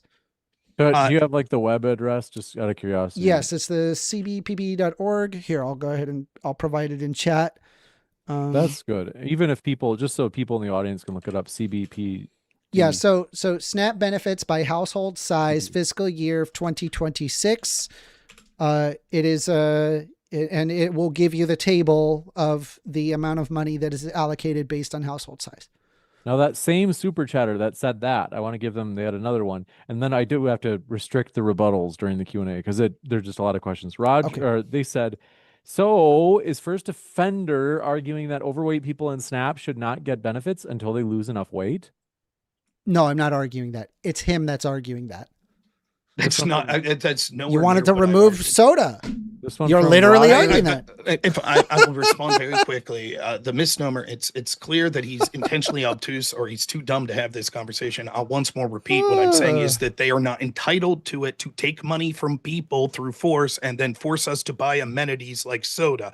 He says that the studies show this wouldn't work. This proves one of 2 things. Either one, they don't need as much SNAP as they're getting because they have extra money that they will then use for an amenity like soda. And so we shouldn't have to subsidize them for food. Or second, that they would make healthier choices because now they would make sure that they're getting actual staples that would make them healthier. He can't have it both ways. This has nothing to do with shaming. It's either saving money or it's having people become healthier. It's one or the other. Rachel Wilson says, attacking Rob's weight is an actual ad hom for all you goofs who don't know what it means. Address his arguments or shut it. Roger, or Lord Farquaad echoed, he said, you're body shaming Rob. Zodiac says, I think 1stAmender gave me Down syndrome. Okay. Java Crow says, liberals have one trick. They make their argument the title of whatever study they use, parentheses, that they don't read. They're like 12-year-olds with Pokemon cards. It's true. He has no idea. Like, even when I walk him through. You have to ignore all studies in order to get your ideology to work. So I think I'm winning here. This one, you want to respond to that? I actually cited data and I understand the data. I walk him through why what he's saying contradicts itself, and he just continues to repeat the same thing. No, it wouldn't work. Stupid. This one from Leo Whitmer says 0-calorie sugarless diet soda is also bought on SNAP. How is that different from something like a cigarette or alcohol? Because of the lack of negative market externalities. Cigarette. What's the negative market externality? I do have to Cancer. have to keep the diet soda causes it too. It does not. Rachel Wilson says Rob has a wife and a child. If 1stAmender wants to try to flex on Rob, why doesn't he have a wife or kid? No takers. He has negative charisma. Rob has no such problem. I mean, I like my independence. I don't know what to tell you. Irrationally irritable says I tune in to see Rob volunteering to help special needs twinks. I'm sorry. All right. That's all right. Debate. I took the insults. Go ahead. Leave 1stAmender here. He looks real happy there. They said, learn how to debate. Rob, you are so nice. 1stAmender, any response? Yeah, like the dick in my mouth. That's so nice. Yes, man, after you made ad homs. If only I could just ignore these studies and just walk away and just keep watching Fox News or whatever dumb podcast that you listen to, because like I don't know, government bad. Okay, this one from Cabin Planet. Can 1stAmender explain what he means when he says, quote, they deserve it? Yeah, I believe that people should have be able to eat in the wealthiest country on planet Earth. We have people in prison that have 3 hots and a cot, entirely paid off of taxpayer expense, and I don't think that should be different for people who are poor. Do they Basil deserve problem. soda? Sure, why not? I don't care. Yeah. Make bad decisions. I don't care. Basil. Basil problem says, Rob Noor, come on, pledge today that you'll run the New York City Marathon in 2026. Let's see you on Strava. I don't know what Strava is. If you want to respond, you can. You don't have to. Galactic Coordinate Contradiction says, how are you so skinny and still have a double chin? At least Rob earned his. Braino Wife 1 says, God bless Rob. Pable73 says, I bet more than half of the chat are anti-vaxxers or climate. Oh, that's right. We don't say that word. We say anti-serum or climate change deniers. Ha ha ha. Oh my gosh.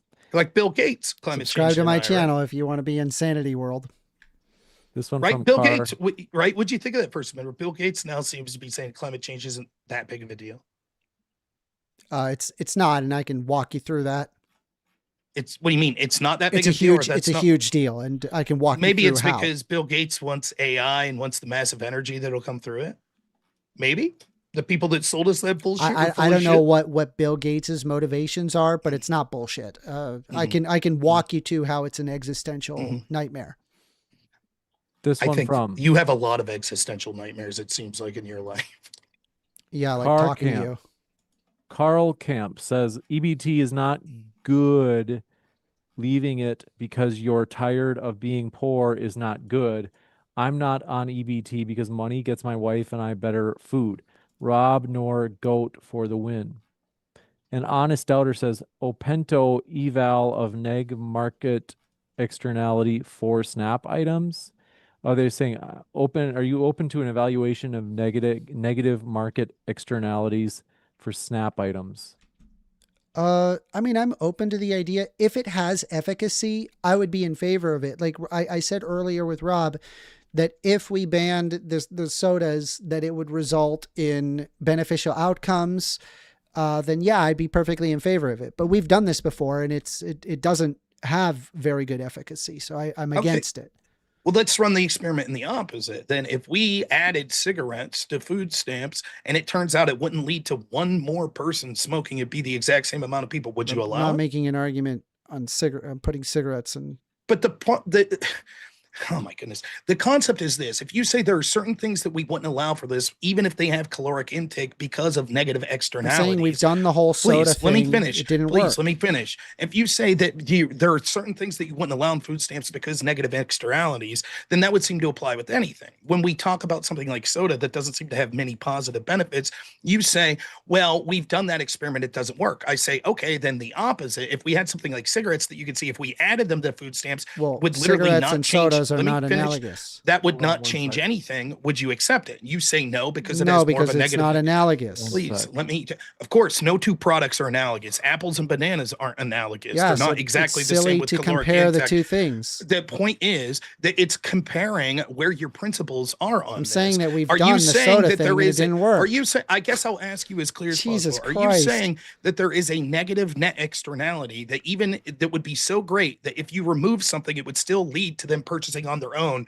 That you would still remove it because the negative externality would be so great. I have no idea what that question was. If there's a negative market Would you like externality, me- there's an would you like me argument to- to be made to remove it, but we have tried this before and it didn't actually do the impact of what you wanted. I will And try. all it did was increase administrative costs. Now, I know I regret that you aren't intelligent enough to understand the question, so I'll try to say it slower. Are you saying that there could be a product? I am that the intelligent negative- enough, but if you say a bunch of gobbledygook nonsense, then It's not yeah, gobbledygook. 95% of the Okay. audience, if I could real quick. I mean, if I've there is repeated a this product- about 12 why times. You are not won't repeating it. acknowledge You it. just said you I didn't did. understand the question. We've tried it before. It doesn't work. That if there is a product that the Jesus negative fuck. next externality is so bad that you would say, yep, eliminate that from Snap, even if that means people would just purchase it at the same levels on their own. Is there a hypothetical product that could be the case?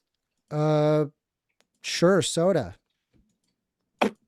Thanks. We should eliminate it. Thanks for conceding the debate. We'll go No, to the next one. no, because it doesn't Zachary work. G. Zachary G says First Amendment only drank soda on Snap, long as it was lettuce wrapped. Good decisions. Damien says guns a blazing. SNAP dollars benefit economy more than job income. Bigly Drew says I paid $80,000 in taxes last year, and I want 1stAmender to pay me back for funding his life. Basil Problem says, Robbie, are you hangry? Chicken Pork Abdodo says, so your mom divorced your dad because he's disabled. An Honest Doubter says, open to evaluation. We got that one. Okay, I think we're almost caught up. 1stAmender, they say, 1stAmender's mom was brutal for leaving his dad. Basil Problem says, Robbie, when will you run for Congress again? Will you follow George Santos' template? Damien says, and just jump in if you guys want to, says SNAP equals economic boon, so put everyone on it, right, 1stAmender? Not everybody needs it. What if it Okay. benefits the economy for them to be on so they could spend their money on something else? Why wouldn't we put everyone on it? I mean, I guess in your hypothetical, sure, but I don't. But that's your see how argument. that It's not my works. hypothetical. That's your argument. No, you presented a hyperbole, right? It's called a, you just basically just strawmanned the entire argument to what is a reasonable one to something that is unreasonable, to the point that everybody needs to be on SNAP. I never argued that we ought have everybody on SNAP. It wasn't an ought. It's not a question of need. You said when we put people on SNAP, that means that those people spur economic activity because instead of buying food, now they could buy other things. Why would that principle not also exist to every other person, If it even did, if they don't need then SNAP? sure, but I don't see What do you an mean if it did? indication of That's that. your argument, that it does. If it does, that's your then argument. sure. No, it's not. It's not. I never argued that. So wait a minute. You're the one positing that argument as a straw man fallacy. You're telling That's me what now you're that doing right now. You're telling me that you didn't say Oh, Jesus that the reason Christ. that Can we economic move on? activity is spurred. This guy's is just going to because- repeat the same I question mean, you're three, four times, filibustering- me you're explaining the same filibustering thing. Hold on one sec. You're filibustering because you know you're incorrect. You directly You're the said, one asking the same "Please question stop over and over, and I interrupting. answered I'll it. at least tell the audience if you're It's going to not be what I bad faith argued. and pretend. You specifically said that one Yeah, of I the didn't reasons this argue that. benefits the economy was when we allow these poor people Yeah, to have this policies access that to benefit food. the They economy. Let's spend- do those things. I mean, I don't know what to say. It's embarrassing. It's embarrassing that you feel the need to Yeah. interrupt. Everyone could go back and see this. I What do you think what think we that need to people aren't do going to go back and see Yeah. this? Do you think that they're I not think we need capable to of that? fund more short is- buses. We need to go through the Q&A. I do have to say, I do want to request again, I've requested several times, I think, that we don't do the rebuttals just because a lot of people want their questions read and they're waiting and we want to get through them. So this one from Red Oggenit says, Rob's argument is about how we shouldn't be forced to subsidize people's poor decisions. 1stAmender. Yeah. And so if it showed efficacy, I'd be okay with that. However, it doesn't bear in the data when we do that thing. This one from Anthony AJC Saleo says, making fat jokes, 1stAmender just proves people in the United States need less food. Good argument, dude. Pseudonym says, sorry, go ahead. 1stAmender won this. If you really want to respond, you can, but I'll give you a chance to respond. They're No, go basically- ahead. Go ahead. They say 1stAmender won this debate for sure. I'm not usually on his side, but born Americans need a chance, even when born poor. Rob, forget about the American dream. I don't know what to Based. say other than the person must not have been watching the debate. No one said that people that are starving aren't entitled to food. What we said specifically was that the amount of people that are able-bodied that are getting this are inaccurate. The way that this money comes and people that are non-citizens shouldn't be getting it. And most importantly, what we spent the majority of the debate was that we could significantly reform by allowing nutritional things that are necessary for someone to live a healthy lifestyle and have food to get those, as opposed to things like junk food and sugary beverages. This one from Wilson Garcia says 250 is the amount of SNAP. PT Reed says sugar from soda is highly addictive. Sugar is in no way a productive food item unless you had a medical condition or a very high level athlete. FA clueless again. I agree. It is not effective. And if there is a method to removing it and that it's efficacious, sure. But it turns out that it just increases administrative cost, and it also doesn't actually do the effect that people will make bad choices regardless of whether or not there's funding to do so. Do you think that people would make that bad choice if they were starving to death? This is a rebuttal question. I don't want to do these. Okay. Yes. I'm sorry. It's just I because don't think they would starve to death and get soda instead. That's stupid. This one Soda's from- calories. This one from Damien Guns A Blazing says time or spending limit healthy people should be on SNAP. What? I think they're saying like if someone's able-bodied, they're not disabled. Should we at least put a time limit or a spending limit on how long they're on the SNAP? There already is time limits and spending limits on SNAP. I don't agree with certain time limits because I think it penalizes people who are in, say, the gig economy. I just think that we need to modernize it, but these are like small changes as opposed to significant ones. This one from Airborne Animal says the data is from an APP that people use to track their actual SNAP benefits, parentheses, Propel. There is no maximum payout. Each family member above 7 is $729 a month. This one from 25 Carat Gold Lambo says, my parents are millionaires and are happily married and extremely responsible. So glad I didn't turn out like 1stAmender. Oh, his dad's better off having walked out on him and his mother loser. Wow. All right. This one from Pseudonym says, based on what Rob is saying, not limit money or soda, limit calories. Clearly Rob is winning this debate. Just look at him. This one from Leo The Whitmer. point is, the point that I'm making is, right, that we shouldn't be forced to put in a nutritional program things that are non-nutritious. This one from Pseudonym says, based on what Rob is saying, not limit money or soda, limit calories. You already said that. Never mind. Sorry, I'm retarded. Leo Whitmer says, okay, then why not get people on Snap Spotify Premium too? That doesn't cause cancer just like diet soda, apparently. I don't know why you would need to do that. If we could prove that it helped their emotional well-being, should we? If there was a significant benefit, then yeah, I would totally agree. But we don't observe that. Let's give them Lambos too, huh? Yeah, This again, one it's from- that doesn't. Once again, that's a huge cost there. It's not going to happen. So They're saying Samurai Jack says Snap should be actual struggling people, not chicks who lay down with losers and want to escape responsibility or lazy fatties who hate the gym.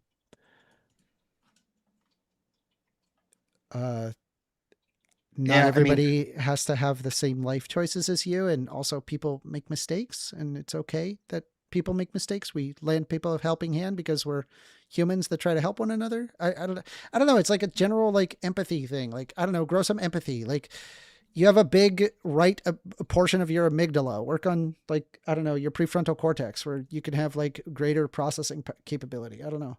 Again, 1 out of every 5 people on SNAP is an able-bodied adult without a child to take care of, right? The idea that we say just have empathy, this is why we have such bad inflation and government spending, because we say have empathy about everything, and the hardworking people can no longer pay for all the promises of things, everything from soda to able-bodied people not working that 1stAmender wants. It's not a matter of empathy. It is pure math. It's not possible. This one coming in from, do appreciate your question. We're near the end of the list. I want to say thanks for your questions, folks. Let's see.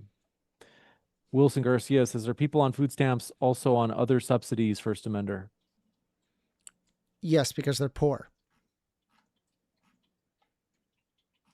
Java Crow says, if people can be allowed to make dumb decisions with Snap, why can't I? If I want to buy cigarettes with it, let me, I'm more productive with cigarettes. Because I don't want to subsidize the very heavy negative market externality incurred by cigarettes. Well, who cares what you want? That sounds like you're saying you're better than them. It sounds like you're telling poor people they shouldn't be allowed to smoke. No, but you are. Why are you saying that? Why do you think you're better? No, you are? That's your answer? No, you.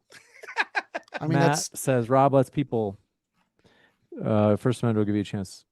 If you it want to was say your something. argument, not mine. So go ahead. No, your argument is you don't want to give them Jesus those Christ. cigarettes. So you're telling those poor people that you're allowed to smoke, but not them. That's what you're saying, right? Now, do you see what I mean about weaponized stupidity? He knows exactly that I'm not saying what he's claiming I'm saying. And as soon as you turn it on him, he's like, oh, that's not what I'm saying. It's a joke. Yeah, 'cause This whole it's debate's not. been a joke like this. Can you explain how you're not saying that poor people don't deserve cigarettes? Make sure you get that extra large soda that I No answer. that I got for you. Hey, no answer there. Tell Dad I said hi. Let's see. Matt says Rob lets people finish, but James always lets Spurgs like First Amender interrupt. Always It bad wasn't bad. moderation from modern day debate. I don't was know. I not gotta be bad. honest. I feel like I was pretty active in terms of saying like, hey, for First Amender, you're interrupting too much. Some of you guys are so negative, you just complain all the time that for one, I worry about you because you just seem depressed or something. You complain all the time. But when you do it all the time too, it makes me take it less serious because it's like you just always say that. I mean, it's meaningless now. PT Reed says more administrative cost. Isn't that a GDP boost as well? That goes against your argument, First Amender. No, that doesn't, because it's a net expenditure, but it's No, again, that that's not how GDP works. It's once again just a fundamental misunderstanding of how GDP works. So wait a minute. You're telling me And if also, the like, guy- this doesn't even acknowledge all the other metrics that I've provided. Like, it's just like a dig at like, oh, he used GDP, therefore he's wrong. Even though that like literally any math I show you is wrong. Honestly, if it doesn't like, if the argument isn't government bad, privatization good, climate change bad, if it's anything that's like anti right wing position, I'm always going to get these questions every single time. It's the get out of your echo chamber. Here we go. It's the constant thing that's happened the entire debate. When it's proven that what he's saying is fundamentally wrong, he deflects, filibuster, ad homs. No, That's no, what he it's does every study, time. study. So his and then argument when you we're provide talking nothing. First Amender, just he's trying to respond. Like, let Rob respond. when it comes to this, he originally said that government expenditure increases GDP. That means there's no reason that bureaucratic spending by the government also wouldn't increase GDP. He knows that that's the case. So he simply hand waves it away and says, yeah, but there's this other thing. And you're all dumb for trying to bring that up. And now let me just filibuster for 45 seconds. So it seems like that I'm not the idiot who said something that was directly contradictory. That's what he's done the whole debate. This one from... Do appreciate it. We have a couple last ones that have come in, and then we're going to wrap up. I want to say, before we do wrap up, we got more questions, so stick around. But Rob and First Amender are linked in the description box. Folks, what are you waiting for? Check out their links. You guys have watched this debate, and a lot of people watch this debate. People really enjoyed this. Is that check out their links, and you can hear more from them on these topics. Chef Dylan says, First Amender, please leave the SSRIs. We need you back on Earth. This one from PT Reed says, Vile Van Gogh, quote, snap good because line go up. But if everyone is on it, line going up, not good anymore. First Amender. They're saying that's what your yeah, I logic, mean, you don't have to look at line go up. I mean, you can look at HDI, the Human Development Index. You can also observe the fact that there's most European countries that apply their own form of SNAP eligibility, and they do much better socioeconomically than we do in the United States. Even though we're the wealthiest nation on planet Earth, there's so many metrics that shows the efficacy of SNAP and why it's a good thing to have SNAP, and it's not just as simple as line go up. Like it really isn't. Again, a deflection from what the person was saying. The implication of the question is, if it's good in the ways you're saying, such as it increases GDP, it helps out with people spending elsewhere, then why not just say, give it to everyone? Then the lines of the GDP and the line of spending going to other things would increase. And you're just like, but there's other metrics. That's unresponsive to what the questioner was asking. Okay. This one from, do appreciate it, John Locke. Says, why didn't your mom have empathy for your dad? And this one from Damien, Guns A-Blazing, says, Alexander, define empathy versus sympathy. Give an example, please. Is he asking me the difference between empathy and sympathy? Yeah, they like an example. Think about it. I don't know. Check ChatGPT. From rote memory? You don't remember it from rote memory? That's correct. I don't. Not doing so well there, bud. This one You should probably ask ChatGPT the answer to that. I don't need to. I'm doing just fine, thanks. This one from, do appreciate it. A couple last ones is Lost Highway says, Rob, if the bureaucracy required to filter your undesired food from SNAP costs more than just paying it, would you still support doing that? Just spite? That's a good question. And yes, I would still support it for two reasons, right? One, because there is a moral virtue in saying that if we're giving something to people because we're helping them through some sort of difficult time have nutrition, that's what we should do, even if it costs slightly more. Telling hardworking people that are struggling, that aren't eligible for food stamps, that their money has to go in to pay for amenities of other people is a moral wrong. And that's causing people to be angry, and it's going to cause more division and more harm to these very poor people. And secondly, I think that the reason that we should do this anyways is because that we would see that there's still a potential that these people would get healthier without these products, despite the fact what 1stAmender is saying. Certainly it would be true if they can't legitimately afford this nutrition without food stamps. They wouldn't, opposed to what he says, starve to death by just buying soda instead of buying bread and cheese and meat. They would actually buy those things, which would make them healthier. So I think it would still be worth it in both of those reasons. You got it. This one from, do appreciate it. Thanks for your super C. Says, James did good job moderating this debate, was fair. Thank you for your I thought kind so. words. I appreciate that. Brimstone DDD says, why doesn't the reasoning for not giving wild animals food also apply to poor humans? Not giving animals food? I'm sorry, can you repeat that? I didn't really understand it. Yeah, they said, why doesn't the reasoning for not giving wild animals food? So, like, you could give wild animals food, like the government could subsidize that. But you're probably like, no, we don't need to do that. They're saying, why doesn't the reasoning for not giving wild animals food also apply to poor humans? In other words, like, what's the difference? Like, it'd be helping two different organism sets. I could steal the question. I don't if you want. consider animals, or rather non-humans, to be at the same level as other humans. Like I'll kill 100 baby seals with a bat before I kill a single human. Right, but I don't think that the questioner is saying this. Like, there's reasons we don't give wild animals food. One, it attracts a bunch more wild animals. Second, it makes these wild animals dependent on the people giving food to the point where they would be unable to survive without that.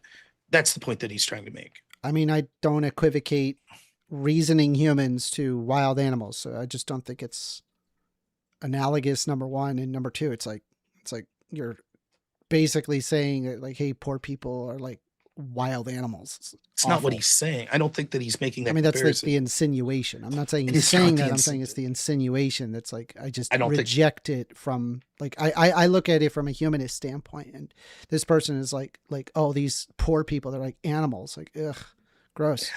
I mean, I don't know. It's like dehumanizing them. I mean, again, like, it's just pathetic to like take it to that. Like, you could disagree with the question. I think there are differences, but to be like, oh, clearly you're like being bigoted, you're dehumanizing people. He just asked a question.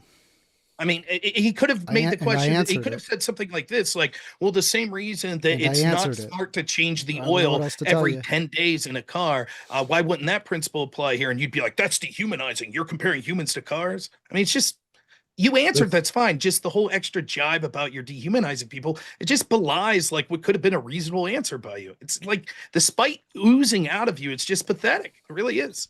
Airborne Animal says the moderation was pretty good. Thanks. I thought so. It was pretty good. It was tolerable. His first offender knew he didn't have any arguments, so he has to interrupt. Rob definitely won this. Leftists are always generous with other people's money. Not theirs, though. I mean, I take quite a bit of time donating my money when I can. I do what I can. I also pay a great deal in taxes, and I'm perfectly okay with that. And I'm all right with the wealthy paying taxes. I just think people should pay their fair share. And I think that being the wealthiest nation on planet Earth, and yet, you know, we have people who are food insecure or they go hungry. It's just completely ridiculous. It shouldn't exist.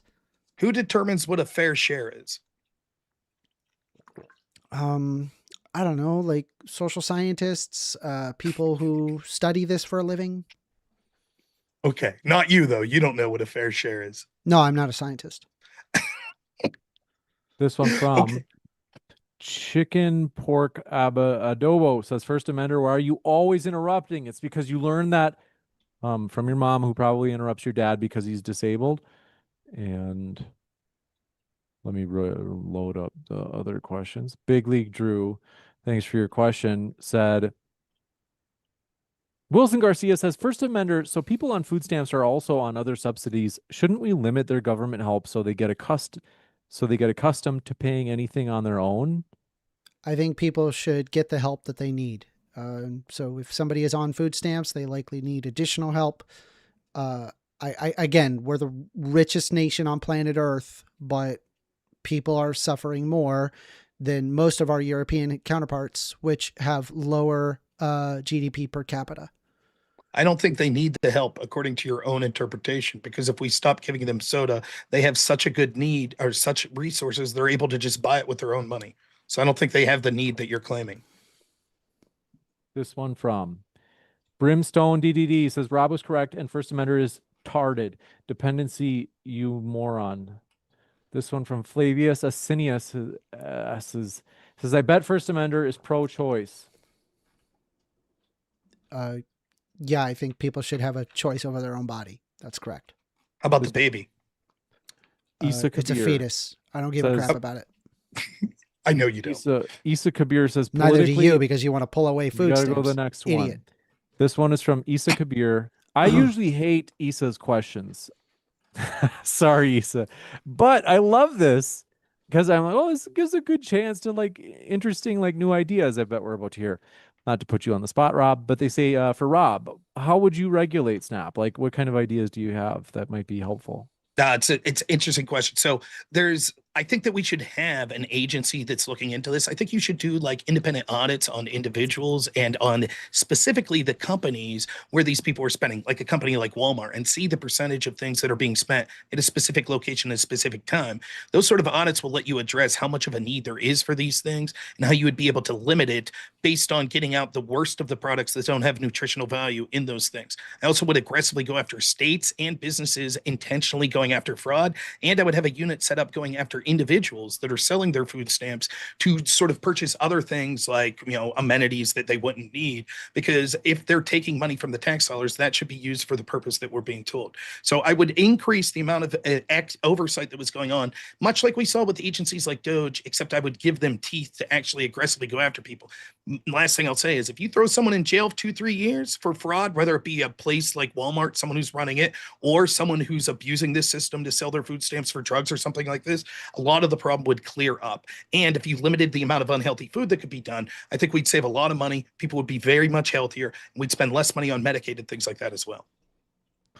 You got it. It'd be a lot cheaper by increasing the government expenditure. I don't want to have rebuttals. Sorry. This one from. Sorry, I'm having a boomer moment. Big League Drew says, First Amender, how would you feel if you didn't have breakfast? This morning, let's say. If I didn't have breakfast, I had breakfast.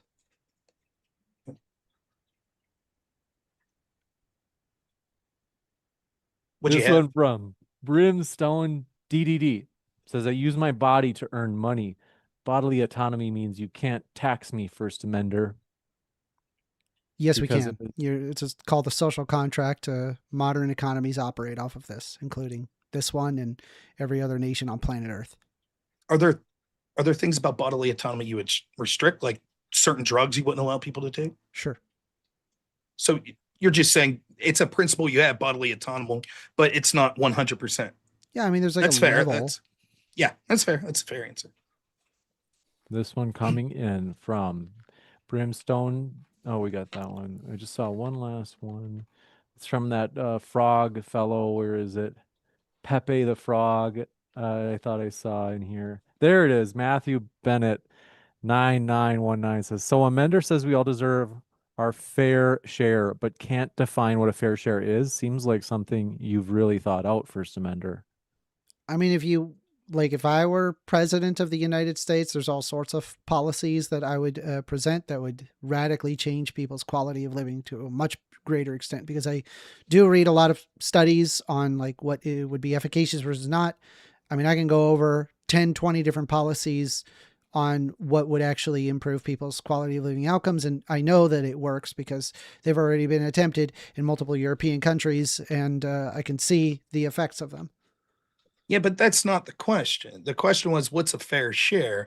And you don't need to be president if you answer that question to determine whether or not you as an It's a individual are complicated giving your question. It's a fair share. lot. There's a No, lot to just that. just A just let me lot. finish real quick. Hold You on, First yourself, Amendment. because you yourself could make a decision without the government forcing you to give your fair share. For example, if I said my fair share is 40% of my earnings and yet I'm only taxed at 10%, I would donate the other 30%. You could do the same. Why don't you? Because I don't have a concrete number. So you just have a nebulous idea of what a fair share is. And I bet Yeah. I bet you believe you're giving a fair share, don't you? I do. Yeah. And I am. That's the socialist. There you are, ladies and gentlemen. It's always I don't exactly believe in what the they're workers' doing. ownership of the means of production. I don't know what It's you're talking about. always exactly what they do is good enough. Always the way it is. Ask Bernie. He feels the same way. Wilson Garcia says, First Amender, I appreciate you caring about poor people, but 3 months isn't long enough, like Rob suggested. I agree with you. I think it should be increased for sure. That sounds like a significant reform. That's a small reform. That's just a single Define number that significant you again? just change on the piece of paper, and that's it. Define One sec. not Just, significant. I'm so sorry for ruining the fun, but just because It's fine. I'm curious about, Rob mentioned these audits.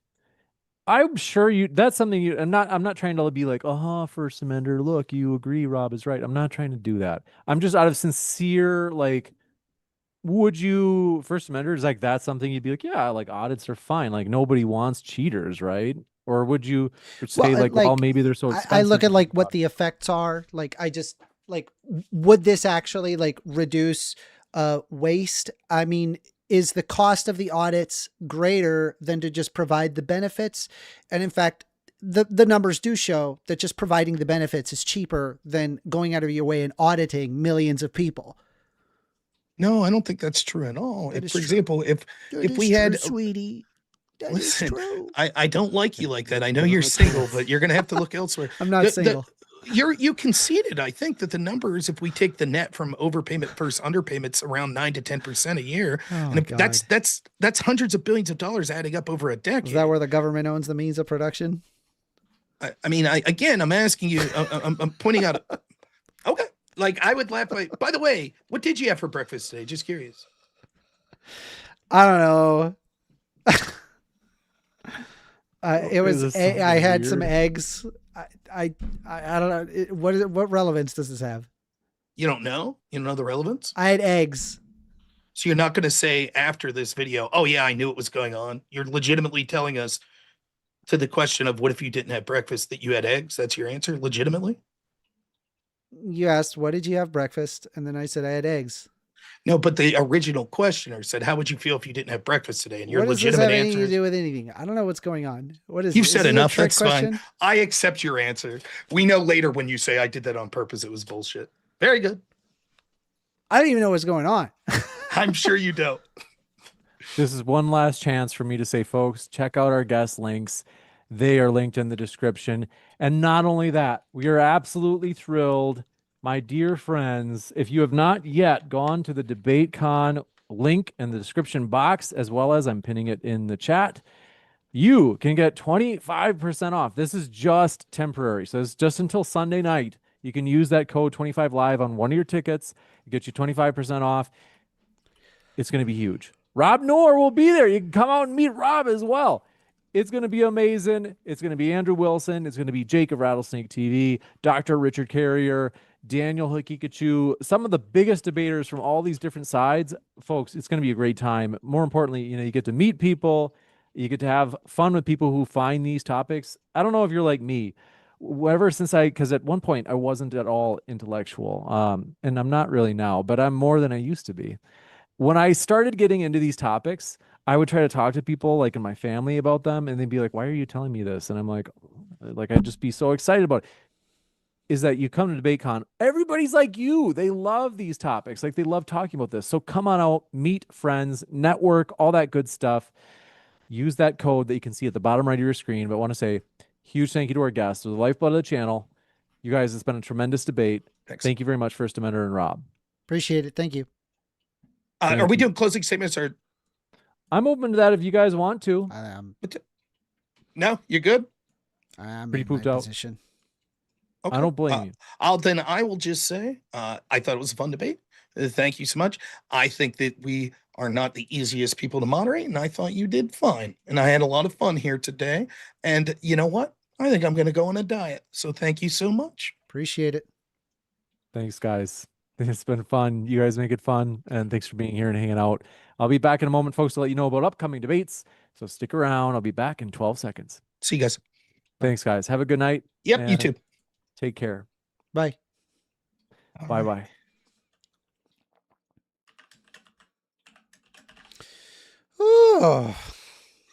Oh my God.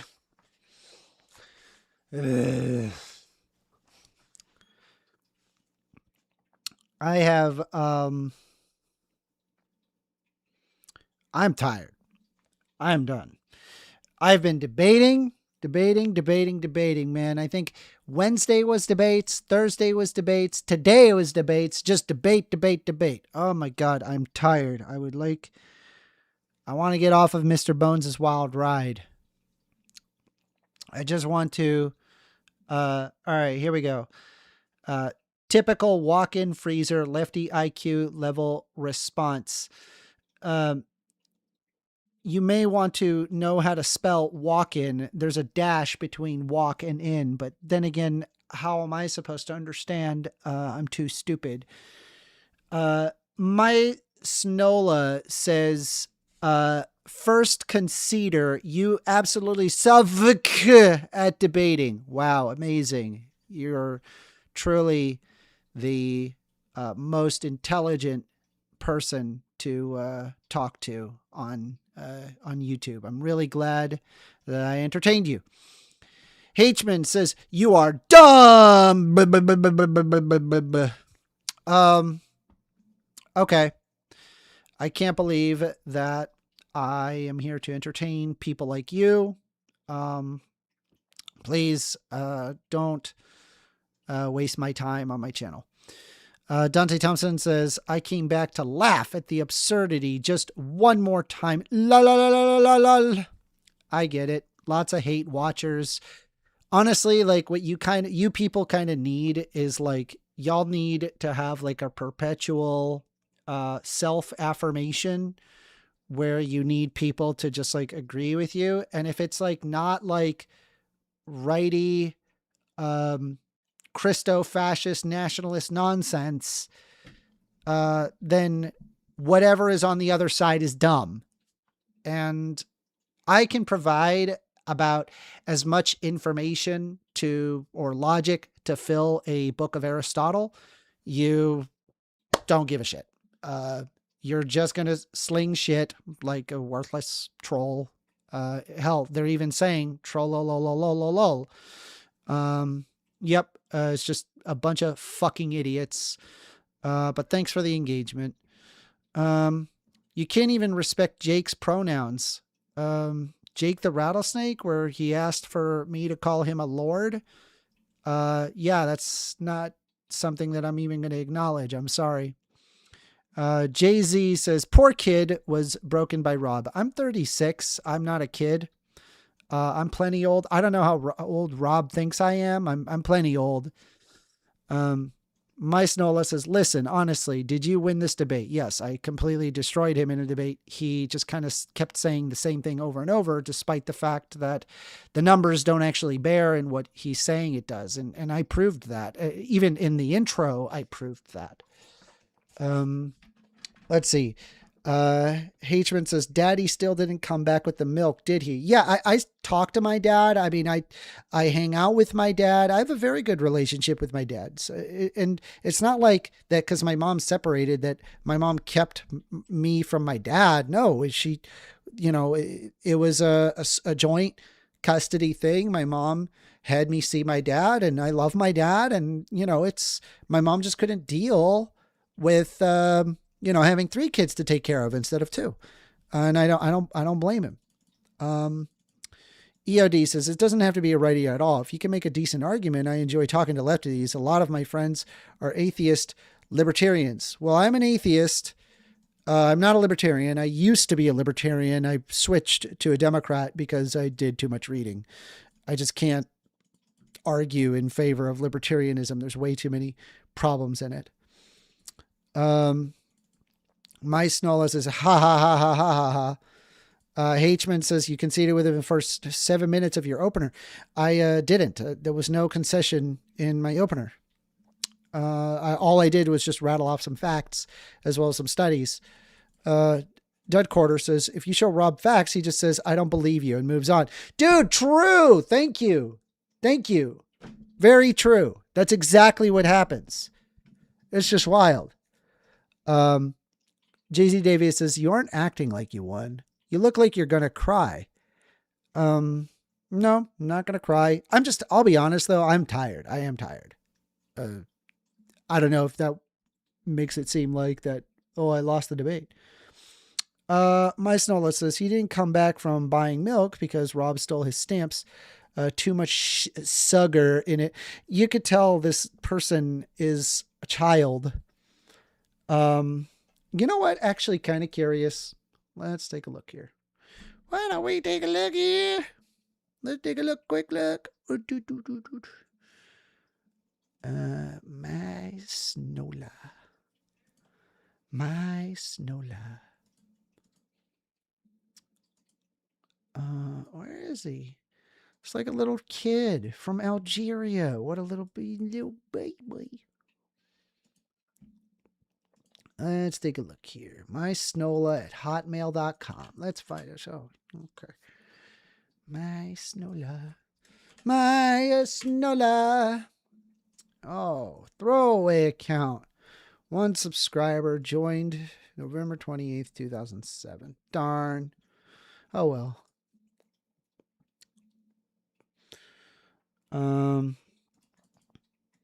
You do not have to explain about your dad. I understand. Thank you. Stop weaponizing ignorance. Again, I listed statistics. I listed the information. It's freely available for anybody to look at. His desire to control poor people from access to soda, while a noble effort, it would be great if I can get poor people to not purchase sodas.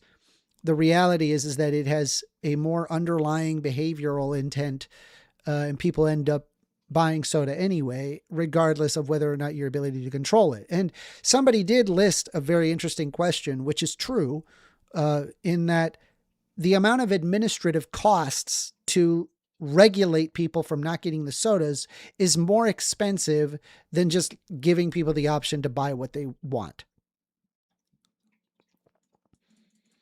Let's see.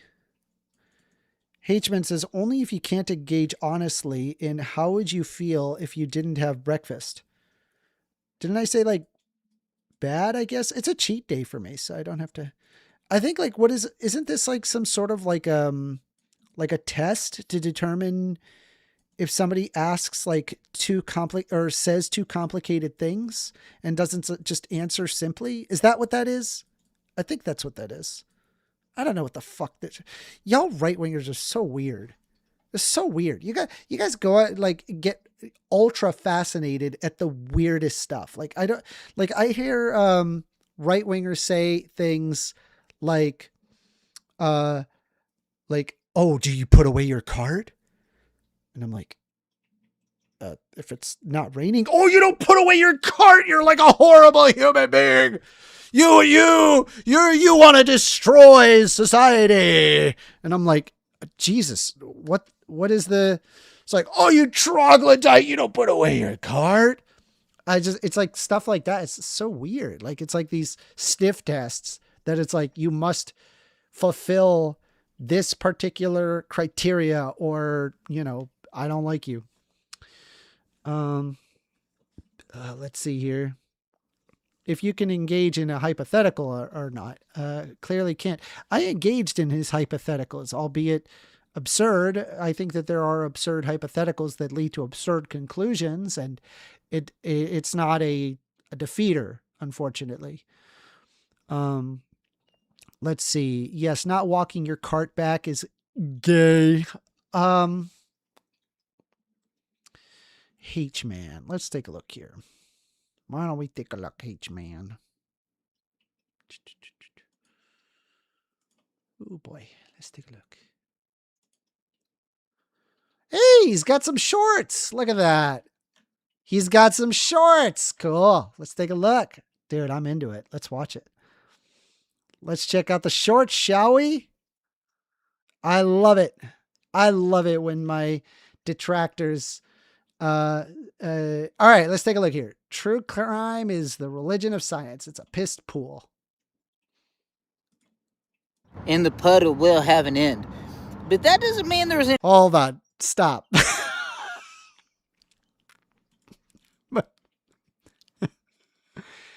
You're not making fun of me with his voice, right? H-Man. Hatred. What's going on, man? Listen.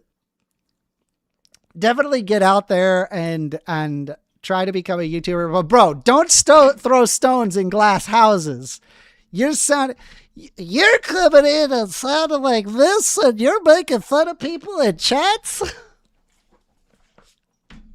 Let's try it later. The puddle has a beginning, and the puddle will have an end. But that doesn't mean there's any time in between there, or before that, or after. Because it's just nothing. Nothing makes everything, and everything comes from nothing. Thanks, H-Man. Because you're the winners, and he said last year he said it in one of the labs, researchers, but he said last year he invented a geothermal earth detector that saved thousands of lives, and he invented rubber socks, and he says only a genius, because you're. What even is this short? What is happening? I don't even know what's happening in this short. I don't get it. I don't. Gina says, are you aged 35 to 40? I'm 36. Is that Scott? Yeah, Scott. There he is. Hey, Logan. Yeah. Do you want to drink some more, Scott? Yeah, I could drink He's some just more, like Logie. peeing Yeah, it. hey, Logie. Do you want to drink some of that piss there, Scotter? Scott on the piss for Scott Logan. I just H-Man. Listen. Are you allowed to be up this late? Did you get permission from your mom to be on this late on YouTube? Falling, dreaming. I was getting ready to coach and saw this little guy tracked by the owner. Birdie flew out. Talking Is there like a bird in there? in your sleep. I know you want to cry all night. What's the song? I don't want to get. This is a Kanye West song. I'm not. Man. If God What's this one? Is this one also him? is who he is, and it doesn't matter who they are, they can trust in a chariot. Wait, is that him in the corner? Is that H-Man in the corner right here? Looking like a whole Sasquatch. This Sasquatch ass looking motherfucker. But I bet you the wheel fall off. They can trust in a horse, but I bet you the horse get tired. But the God of Why are you taking other people's content? Bruh, come on. You can do better than that. You can do better than that. All right, H-Man. I've given you enough. I've given you enough heartache. All right, let's see. Stephen Hood says, log off. You've hurt yourself enough for one night. Dude, I'm fine. Don't worry about me. I'm fine. Bro. H-Man says, you're 5'6". I'm 5'11", for starters. I'm not tall, but I'm not short either. So anyway, that's for you and your atheist buddies. Yeah, I mean, dude, here's the thing, man. I used to be a Christian, and then I decided that I was going to read the Bible in its entirety. And I got to tell you, nothing convinced me more that there is no God other than reading that Bible. I was like, there's zero chance that a God of infinite knowledge made this thing. It just doesn't make any sense. So I apologize. That's just what it is. And then I moved on with my life. I don't believe in any God. God doesn't exist. I think it's silly. I think it's like a myth. It's a story that comforts people. And that's it. It's also used as a control mechanism for a lot of people. Yerba Mate talks live. Oh my God, should I join in the after show? Oh, I want to do that. Let's do an after show. After show.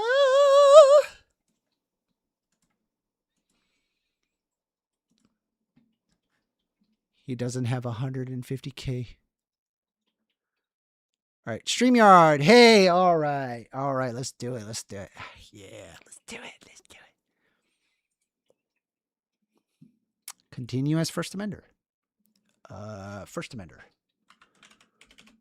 Amender. Okay. But I don't know if there's really a bazillion people starving. You know what I mean? Mm-hmm. The man, the legend, 1stAmender. Hello. How did I do? How'd I do? Calm down. We are going to ease into it. We were discussing Rob's opening, so All right. I think you did well. It started. I think you did a little bit of a bad play with the opening, but it went upwards from there. I wanted to ask, when you guys were agreeing on the topic, it did not seem like you guys were arguing well enough with clarity as far as the topic. Like, you obviously think there could be reform. I'm sure. I love the NBA, and I'll tell you all the rules they should change to make it better, right? So I didn't think you saying there should be reforms meant that you thought it was bad. But was there like a lack of clarity between the two of you on the topic, or did he hyper focus, you feel like, or how, why did that sort of happen? Okay, so with modern day debate, it becomes I have become painfully aware that the questions are often like open-ended questions, which can be interpreted all sorts of different ways. This is to help with engage in dialogue in the question itself.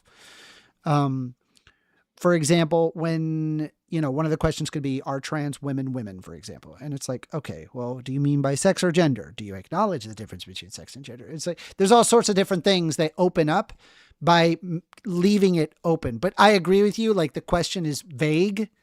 And as a result, like, what does it mean for it to be a significant change? Does like not wanting sodas, is that a significant change? That's probably like a single line item that could be addressed for like wanting to deny sodas. You see what I'm saying? Right. Yeah. I mean, I didn't think getting rid of, not allowing sodas is that much different, right? No, it's, I mean, goodness gracious. You're like, keep the program mostly the same, except you restrict some of the foods. Whether that's a good idea or not, I mean, I guess you guys could argue about that, but so a lot of times more bureaucracy is just worse. So maybe it's not even worth restricting them. But I didn't feel like that was very significant, and I didn't get to see the whole thing. But when he kind of argued that at the beginning, I was like, what happened here? They didn't get into the open discussion at all without it sort of derailing into arguing over, arguing over what they were arguing about. I mean, the biggest thing that just blows my mind is like, it very much is a do as I say, not as I do. Like, it's very clear to me, this guy definitely enjoys soda, and he's telling poor people, you're not allowed to buy soda because you're on the dole and I'm not on the dole and I'm more deserving than you. But let's like honestly just realize that he likely has some socioeconomic advantages that are not typically enjoyed by other people. I mean, my family, we both came, my mom and dad came from Chile. We did not have like a long familial line in the United States where like houses were owned and enjoyed. It just was like, hey, they kind of have to build up from scratch. And so my parents didn't even know to put away, say, for example, money for college, and it's very difficult to like try to show people like, hey, just because they're poor doesn't mean, oh, you're not allowed to have soda because it's a bad decision, Well, so I actually wouldn't be that opposed to like banning alcohol in the United States if it worked, but it doesn't work. Yes. You can't actually, you know what I mean? Exactly. Like, exactly. but we can't get, I'm fine with banning cigarettes in the United States, but yes. we can't get away with it. Yeah. But, do you want to ban soda? I guess, sure. I probably should quit drinking it too. Yeah. But you're not going to get away with it. So, and I'm guessing in the SNAP program, it's gonna be a royal pain in the butt. And is it worth Yeah, fighting over? and did you know I can make my own soda? Check this out, right? Get this, right? I actually have like a thing.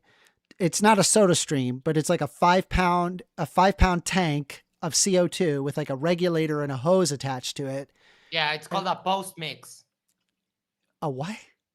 A post mix No, machine. I made it. Yeah, I mean, I made it myself, and I bought some soda concentrate, and I just add a little bit to the soda water, and then boom, I got soda. It's like, okay, is that covered under Snap? Like, what is? Well, almost all How does this work? Juice, almost like juice. If you like get like juice or lemonade or whatever, it's just as much sugar. You know what I mean? Like if you look at grape juice, apple juice. I mean, most of it's just it's different sugar though. It's different sugar though. They add sugar to it. It's not good for you. It's not. Yeah, but you can always buy oranges and squeeze your own. Oh, that's different. That's totally different. But if you talk about grabbing Welch's grape juice off the shelf, I'm pretty sure it's just a sugar fest. And by the way, for those who are just joining in on my end, I'm still streaming, by the way. If you like what I have to say, or maybe you're just here to hate watch me and you want to see more of this, consider subscribing to my YouTube channel. I'm a very, very small YouTuber. So any amount of subscribers is fabulous. It's incredible. I mean, we're on the road to 1,000 subs. We are getting close. I think you're going to beat me to it, Max. And of course. I'm so jelly. No doubt. Bastard. I mean, what I you rat bastard. You just do debate. We do like a wide range of content here. Okay, so yeah. it's kind. I think that's kind of. I do video games. I play video games and shit. The flat Earth thing really. I'd love to. People love that. I'd love to get into the flat Earth thing. You're late. It's gone. Yeah, I know. it what was died it? The final experiment, and that was it. Yeah. It just completely killed it. Yeah. Yeah, it that's killed awesome. it. Now all we can do is just. Yeah. They won't even debate anymore. All we can do is just watch their videos and laugh at the morons. And that's it. And there's only like splinter groups of flat earthers just fighting each other. So speaking of which, I'm actually gonna make a soda right now. So continue talking. I'm gonna make this soda. I'll be right back. Give me a moment. All right. For you that you were asking, Basil 1/n² says, "Here's one thing: you definitely did better than me in my last debate." Oh, isn't that cute? Thank you.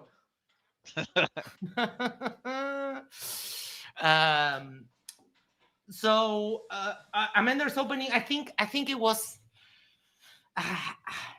I understand what you try to do, that you try to get past the semantics of the prompt, but I think it gave Rob the opportunity to just call victory in the first 5 minutes, and might have been a misstep. I wouldn't have gone that route, but I still understand what you did. What do you think, Dr. J? I thought that it was a misstep. I agree, but kind of like that's why I thought there was just kind of like a misunderstanding. I assume the 1stAmender thought that what he was going to do was mean Rob going, "Oh, look, you think there should be changes? I win." I assume 1stAmender would have gone another direction, or wouldn't have taken the debate, or whatever, right? So I did see a lot of positives. I thought he was well prepared. You know, he had done some research, so. I thought it was interesting, frankly. I don't know a ton about I mean, I kind of know what Snap is, but I'm no expert on it. So I thought 1stAmender's presentation on it was pretty helpful, and he had done some research on it. Yep. Assuming he represented everything correctly and all that. He had a presentation, he showed the data, so I think that was good. It was just the latter part of the presentation that might have been a misstep, have been justified and allowed the conversation to move forward, but it also allowed Rob to call victory. Leo, though, says, I don't smoke, drink, or do drugs, but I like a soda once in a while. Political talking head, how dare you? You're unhealthy and don't deserve soda. Yeah, you're poor. You should be suffering and eating saltines. That's kind of the argument, and it is kind of funny. Hold on, you're coming in very. I'm away from my Yes, computer. but so wait until you get back. Okay. Welcome, Reds and Icy Speed. How are you doing? I'm here because of him. I'm doing good. How you doing, Max? I'm doing We're here fantastic. for support. All right. So yeah, Max, I'm doing really well. I was in bed touching myself, and then all of a sudden you had to go live, so I had to stop and come on. So thanks for that, douche. Thank you for stopping. We cut him short on his rhetoric this afternoon, so he had to get the rest of it out, I suppose. Yeah. Anyway, so I guess people are complaining about Snap and that it exists or something like that. No, well, the main contention today by Rob was that poor people get to buy sodas with Snap, and we cannot allow that. Okay, that's stupid. Yes.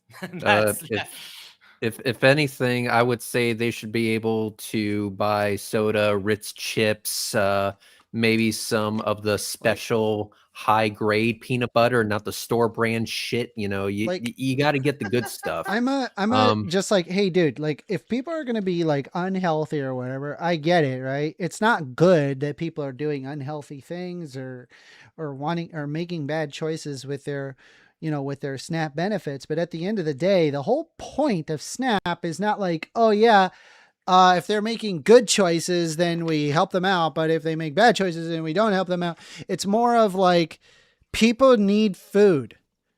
They need to survive. Kids need to survive. Kids like sodas. People like sodas. Whether you're rich or poor, people like sodas. I like sodas. I just made my own soda. Look at it. Doesn't it look like a Coke? This is not, I did not pour Coke. I made this myself. People like hookers. They like blow. They like prostitutes. They like. I'm sure. Hookers and prostitutes are the same thing, but okay. Just railing a line of Coke off a stripper's ass. There you go. That's the difference. You can't do that off of. Their idea is that SNAP would help people just like not die. My idea is that through those benefits, we can let people live a somewhat fulfilling life, right? That they can enjoy a soda every once in a while, or that they can go to McDonald's and buy their kids a fucking Happy Meal for and take them to, the games or whatever. Right? This may be a little deeper than what the conversation is originally asking for, but the way you reform SNAP is that you go beyond SNAP. It's because people aren't making enough money and people at the top are accumulating way too much. So if you solve that problem, what you'll find is that less people need SNAP. That's true. And I alluded to that early in. And I mean, a lot of this stuff is just ignored. And when it comes to like right wingers, it's like very surface level. They can only see the solutions on the basis of like the individual actions. They can't like look at it in terms of like the entire socioeconomic, like there's no like macroeconomic concept in their brain. They're just like, I just got done reading the most disgusting headline, and it was that Elon Musk is about to become a trillionaire. Like this is the problem here. Is that did you read the article? When we're talking about like, even if it's like, oh no, I'll become a trillionaire eventually. I'm like, no, that shouldn't even be in the conversation. That should never be a headline. What does it take for him to? What does it take for him to be a trillionaire? What has to happen for him to be a trillionaire? He needs to get $1 trillion. No. What has to happen? He's talking about looking beyond the headline, right, Dr. Yeah, looking beyond the headline. What does it take? The headline's very spicy, right? But what does it actually take for him to become a trillionaire? You missed the point. I don't care what it takes for him to become a trillionaire. What I'm saying is that that shouldn't even be in the title in the first place. When we start having that conversation, if it's even a possibility for Elon Musk to become a trillionaire, whether he makes Tesla do really nice things, if he can make the Falcon 9 rocket do a backflip on its way down, wherever the fuck it takes, there should not be a version of reality where Elon Musk ever gets anywhere close to being a trillionaire. That's the point I'm trying to make. Yeah, that sounds. I agree. Do you just Yeah, I would not agree. All right. Before we go into the open discussion portion of the debate, I would like to inquire about this. Man for Concrete says, I've seen huge amounts of people selling Snap for cash or stores trading cash. It gets abused a bunch. And I'm wondering, how the hell does that system work? Because here, it goes on a card that, because most stores now have like electronic systems, it literally doesn't let you buy alcohol, for example, or cigarettes with government benefits, right? But it's also on your card, and you would have to sell the card. How does this claim of SNAP benefits being sold even work? And I'm going to ask you, Amender, since you were in the debate. Yeah. So there is, in fact, a group of people that do, in fact, take their SNAP benefits and then they sell it for cash. But this how? is so it's basically a card and it looks like a Visa or a MasterCard. And they just take that. There's an X amount that's loaded on the card, and then they just sell that card. Anybody can take that card and buy food with it, but it's specifically SNAP food. So you can't buy any hot foods. You can't buy any alcohol, no cigarettes, but you can buy regular. So you just say, hey, I'll sell you my SNAP card. It's got $50 on it. Give me $30 and you can have my $50 SNAP. Correct. Now, card. so you here, take $30 and buy alcohol. Yeah. So Wait, here's the but thing. then- That Hold on, particular hold on. behavior One is. second. Hold on. 1 second. But if I give you my card, then next month I get another card? Yeah. You're the first, like, why? Just reload the card. Well, yeah, typically, but I'm saying they could say that they lost the card. It's just a card. They just have Or if you really want to do it, you just say, I'll buy you $100 worth of groceries and you give me $50 cash. And you could just buy the groceries for them with your SNAP card, right? You do a barter system. I'll buy you $50 worth of Cheetos and you give me $30. Right? So that's I'm not saying it happens a lot. I have no idea how much it happens. Yeah. But So that's I should also let you know that I looked this up. It's a stunningly small percentage of people that actually do sell their SNAP for, say, drug money or whatever. It's overwhelmingly people legitimately using SNAP for its intended use. I believe it's anywhere around 1 to 2%. And there are, in fact, areas of SNAP where they specifically investigate, and if they find out, they cancel your SNAP benefits. So this is already addressed. This is handled. This is working as intended.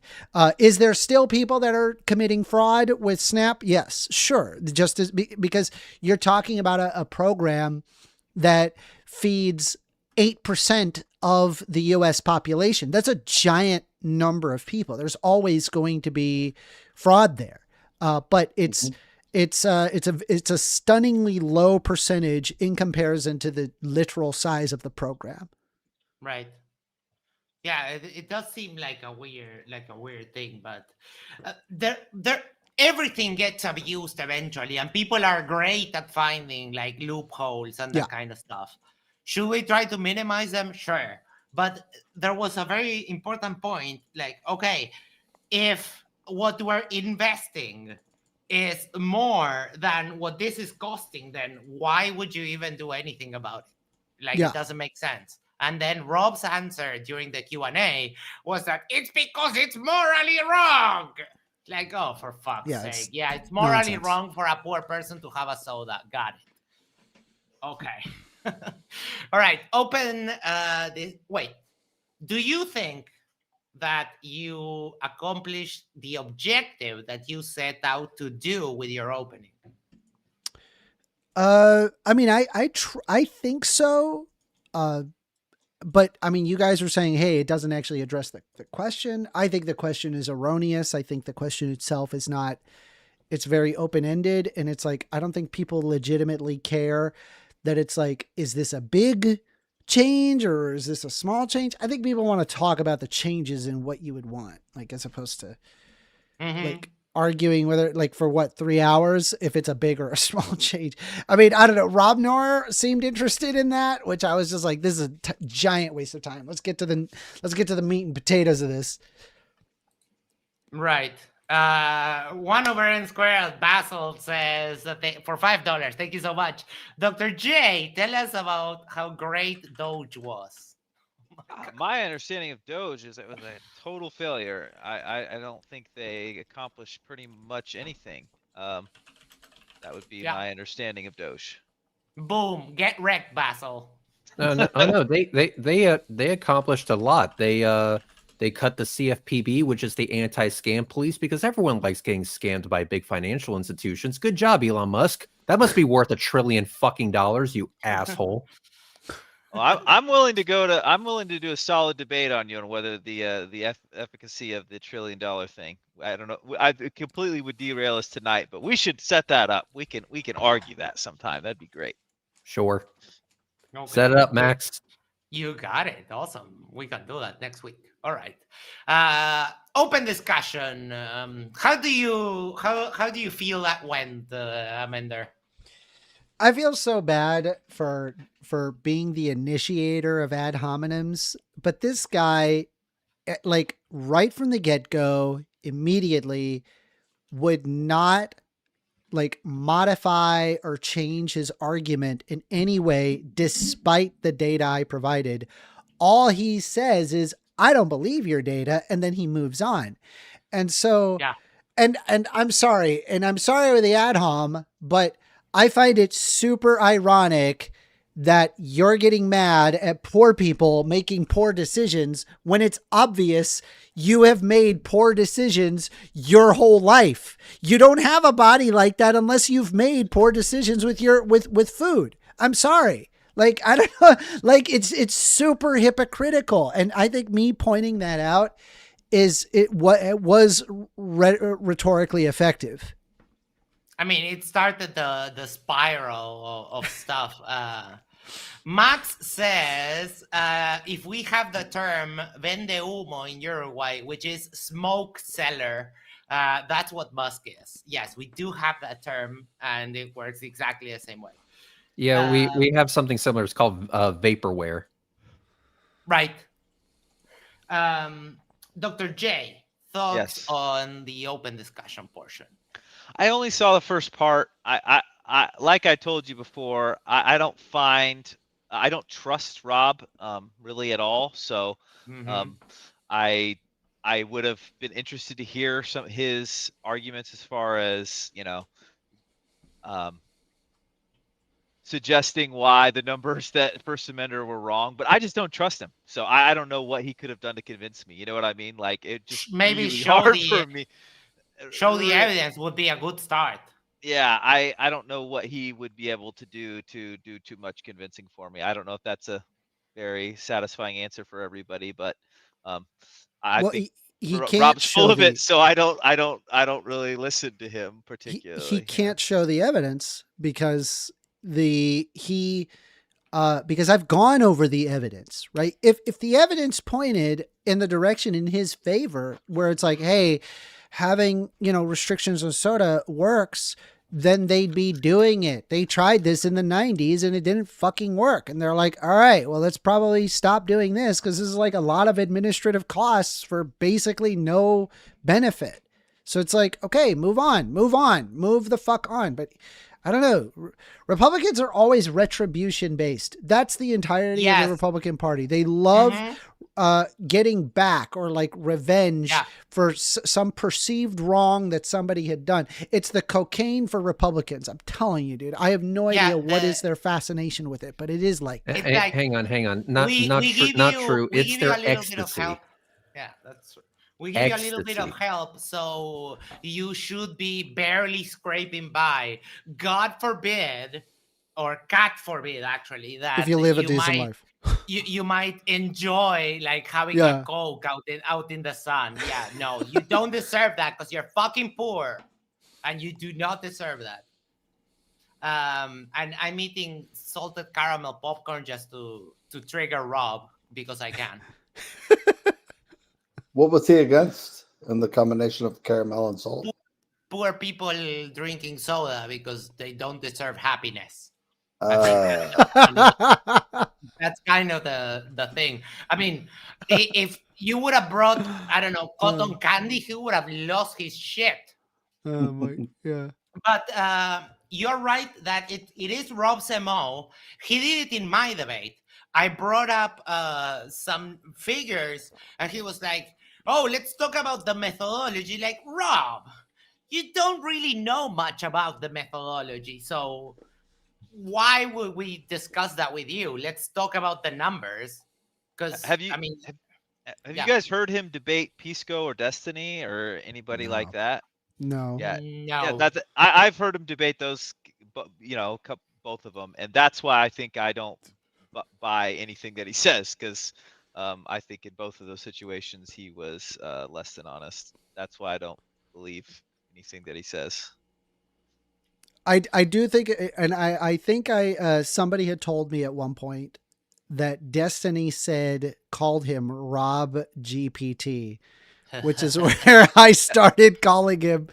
I called him Rob GPT because I could just see him like furiously typing as I was making a claim.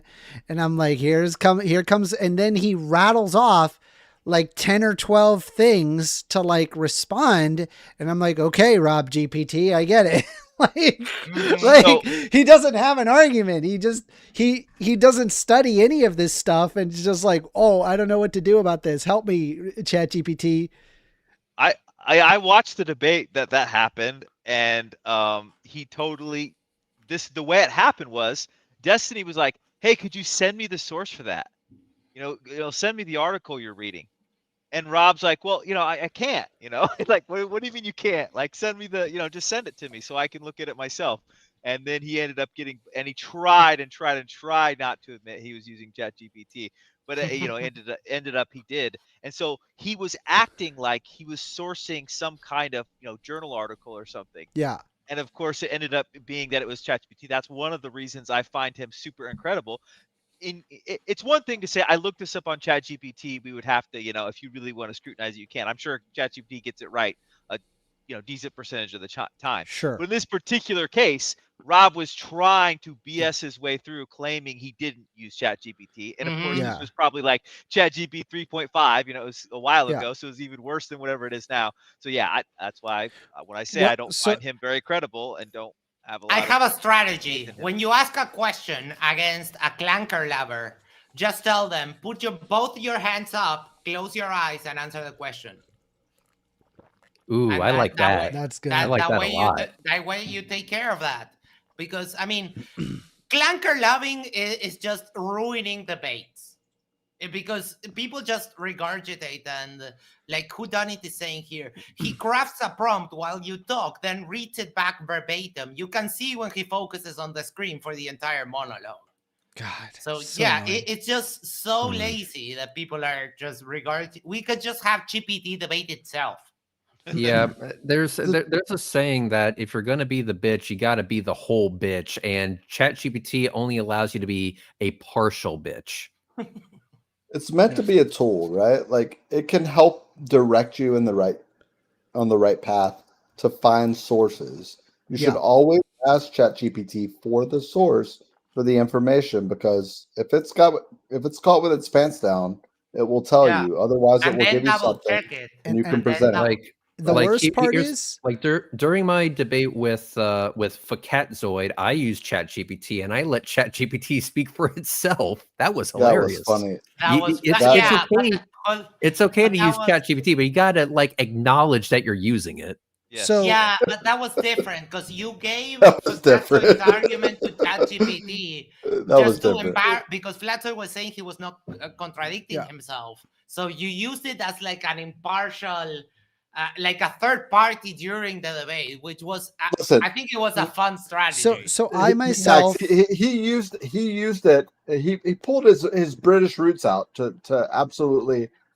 He put the microphone up to. He took his microphone. He said, "Here you go, ChatGPT. Like, tell Facatzoid why he can fuck off now," and that's what he did. But so I myself, look, see, I'm doing it. Have used ChatGPT prior in some debates, but I've started pulling myself away from ChatGPT, and this is because what I have observed is that ChatGPT has often fabricated so-called facts that is so like it knows that this is the case, and then I end up like, hey, can I get a source for that? That's a really incredible source. And then I read the source, and the source doesn't say what ChatGPT says the source said. And I'm like, where the fuck did you get this? It just totally will just fabricate a source as if it is like nothing. And then what makes things even worse is that people are actually using AI to generate articles of information to which AI is grabbing an AI article, effectively providing a derivative of another derivative as if it's like fact. And it's like, okay, I gotta stop what we're doing. We're like unironically making like the world a worse place by like just appealing to ChatGPT, because it's very clear that it's like, it could absolutely fabricate information. And so I've just been like, fuck it. Wikipedia. It has to be Wikipedia. It's got to be like, AP News. It's got to be like, a government, research document. Like I can't use ChatGPT. And does it take longer? Yeah, it does to research anything. But at least I know for a fact that it says what it claims to be the case. Anyway. I'm sick of Google, the Google AI summary is like, oh my fuck, give me the search results. The other thing is like, you're not even debating if you're just like ChatGPT everything. So offloading, like we have a problem. Well, the US has a problem with outsourcing, or they're used to have a problem with outsourcing jobs, right? Now we're outsourcing thinking. So there's going to be a problem. There's going to be a problem with that whenever debates are had over the internet. I think the only way to have quote unquote pure debates is for the debates to be in person. Yeah. Or like go the whole debate like this. Yeah, dude, that's the move. You got to blindfold and just have your hand. Yeah. That's a good. That's good. You got to be blindfolded, handcuffed, and the handcuffs have to be fuzzy. Then you could actually tell like who actually knows what they're talking about. Like I don't know. Yeah. My question to Rob about what he will do after LLMs take over his job. Yes, that one was funny. Sometimes you are funny. Max says, even worse, ChatGPT is Google's AI overview. People have even lost the ability to search on Google, and those replies are all based on Reddit posts and other shit. So it's incredibly concerning. Yeah, that is just. But I mean, even when you bring up like official stats, Rob said to me that the FBI has a left-leaning bias, and I was like, okay. Wait, the what? The FBI. Oh, Jesus Christ, dude. Holy fucking shit. Not this FBI. Yes. That's like at what point it's like, all right, maybe you're just stupid. Like I mean, like these are anything that disagrees with me is left wing. Like what? These are from the same people that are still to this day unironically saying thanks, Obama.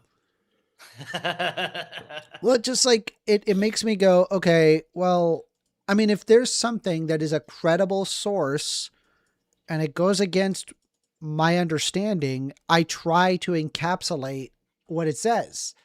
And I try to ensure that it's like, hey, I'm going to add that to my, to the lexicon of knowledge that I have, if you will.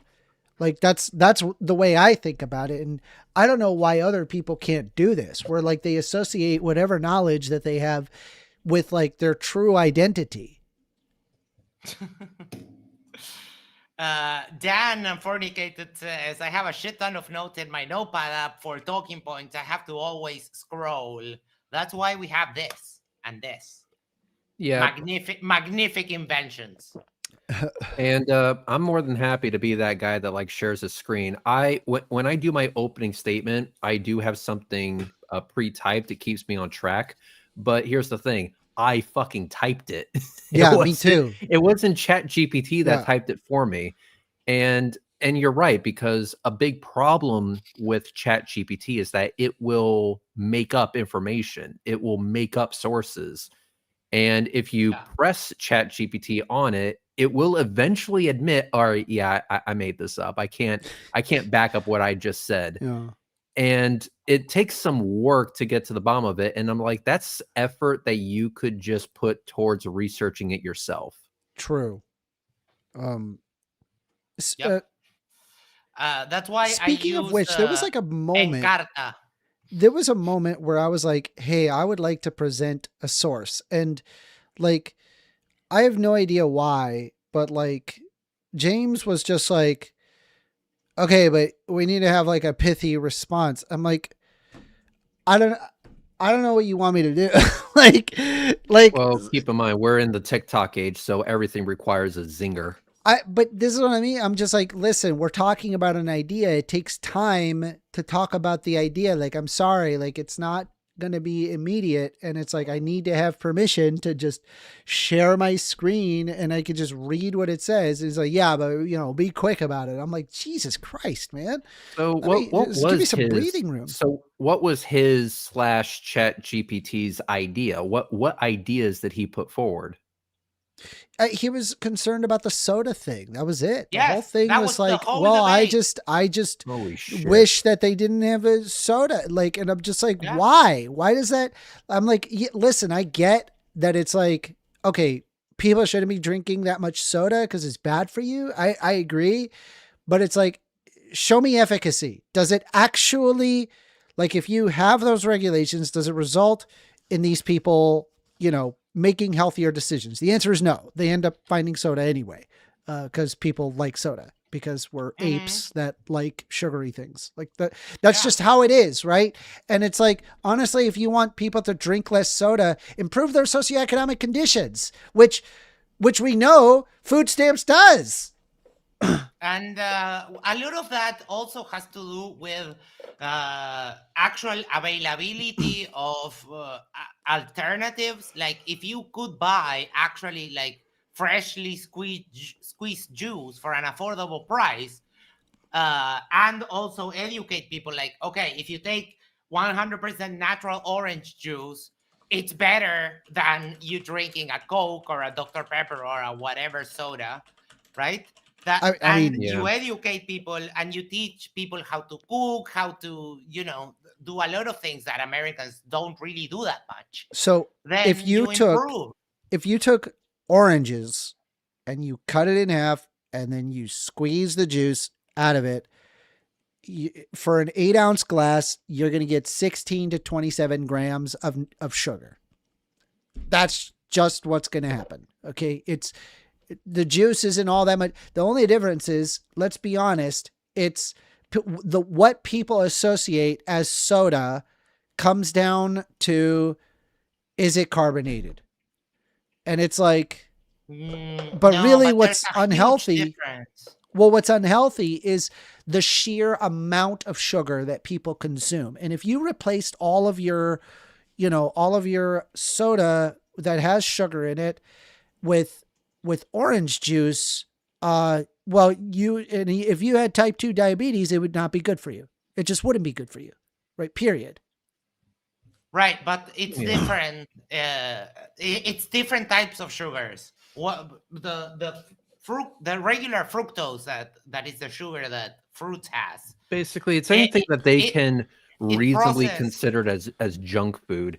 They're basically saying, hey, because you're poor, you don't deserve to enjoy these luxuries, I guess.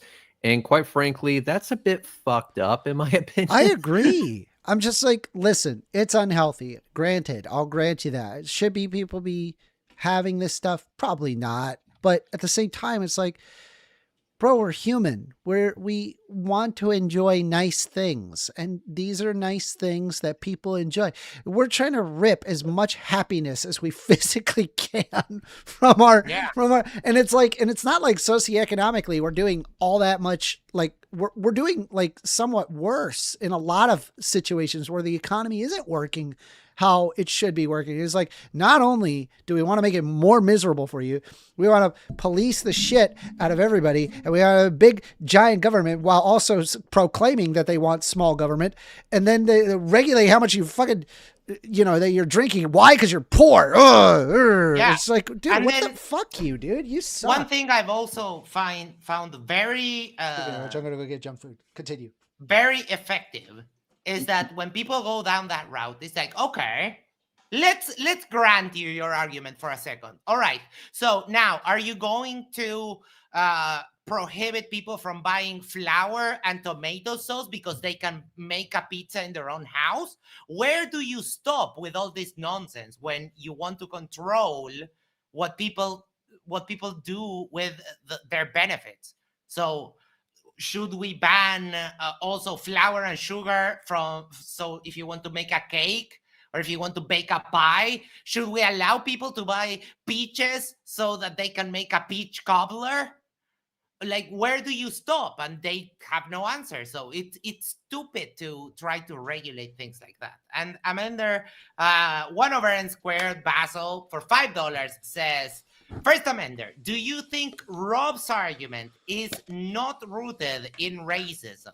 I don't think his intent is like coming from like a racist position, but the end result is that it is often a racist one because we understand that socioeconomic factors overwhelmingly is overrepresented among minorities for good reason, because of the way that the money has been split up and the splitting up of educational systems and segregation that is prevalent even today. I mean, you could observe in any, United States city or town, and you can observe that any Martin Luther King Avenue and Rosa Parks Drive, there's no even diversity of people. It's like exclusively minorities in those locations. And you look at zip codes where it's like very specifically like, hey, you have to go to this school, and it just happens to be like property taxes, which happens to be based off of the value of the houses.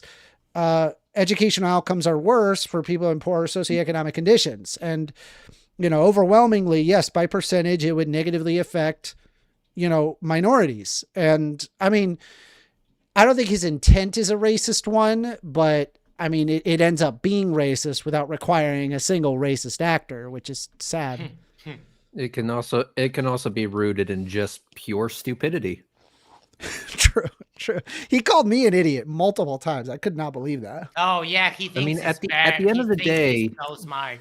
At the end of the day, this is a math problem. I remember what was her name? Representative Katie Porter. Was she the one with the whiteboard? So she would show up with a whiteboard, and I remember she was going up against a CEO of a bank. It was like, okay, let's go ahead and do this. You made $31 million as a salary last year. Let's look at one of your employees, and was like, okay, can you tell me how to make up this shortfall when we add up all of like her living expenses, utilities, and stuff like that? And he couldn't figure out how to fix the $500 shortfall despite making $31 million that same year. I was like, oh, I have an idea. Pay her more money. Maybe you shouldn't be worth $31 million. Maybe you should only be worth $30 million. Wow. Just an idea.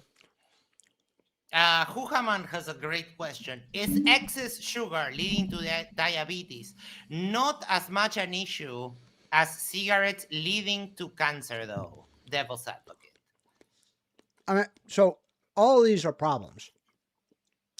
Don't speak with your mouth full. No. Sorry. All of these. All of these are. All right. Fuck. God damn it. Come on. Like. I'm sorry. Put together. Yeah. So hold on. I'll. There's an after show. All right. Yes, I know, but it's a serious place here. Okay. Well, all of these are. We've got the foundry rules and the bylaws. Shut the fuck up. Yes. All of these, okay, so listen. Place. So all of those are problems, obviously, right? Yes. I think there's probably a level of negative market externality which we ought consider. That, for one, you need to be able to accurately, legally define What is a healthy food? What is an unhealthy food? And in my mind, when it comes to cigarettes, that's pretty easy to define, and you can be very quick to define that. Same thing with cancer-causing substances, right? There's a very specific substance that we can add as a mitigating factor. Soda, like, what if it's carbonated? What if it's not carbonated? What if I have, for example, a juice concentrate that is very sweet? What if I have, carbonated water and I add Mio to it? Like, is that a soda? Like, there's all sorts of stuff where it's like, it's not really like up in the air. And at the end of the day, people who want to have soda, they're kind of gonna have soda. And basically, Republicans are all about freedom unless you're poor.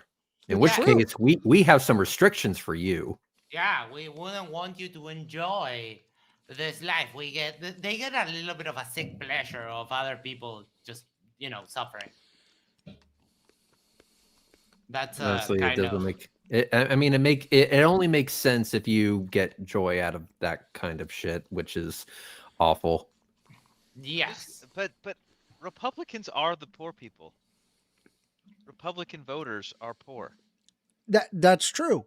And I've brought this up before, and I didn't bring it up this time because I didn't want to make it flagrant, but overwhelmingly in terms of percentage, as in we're not accounting for total population here, because obviously the highest population is Texas, California, New York.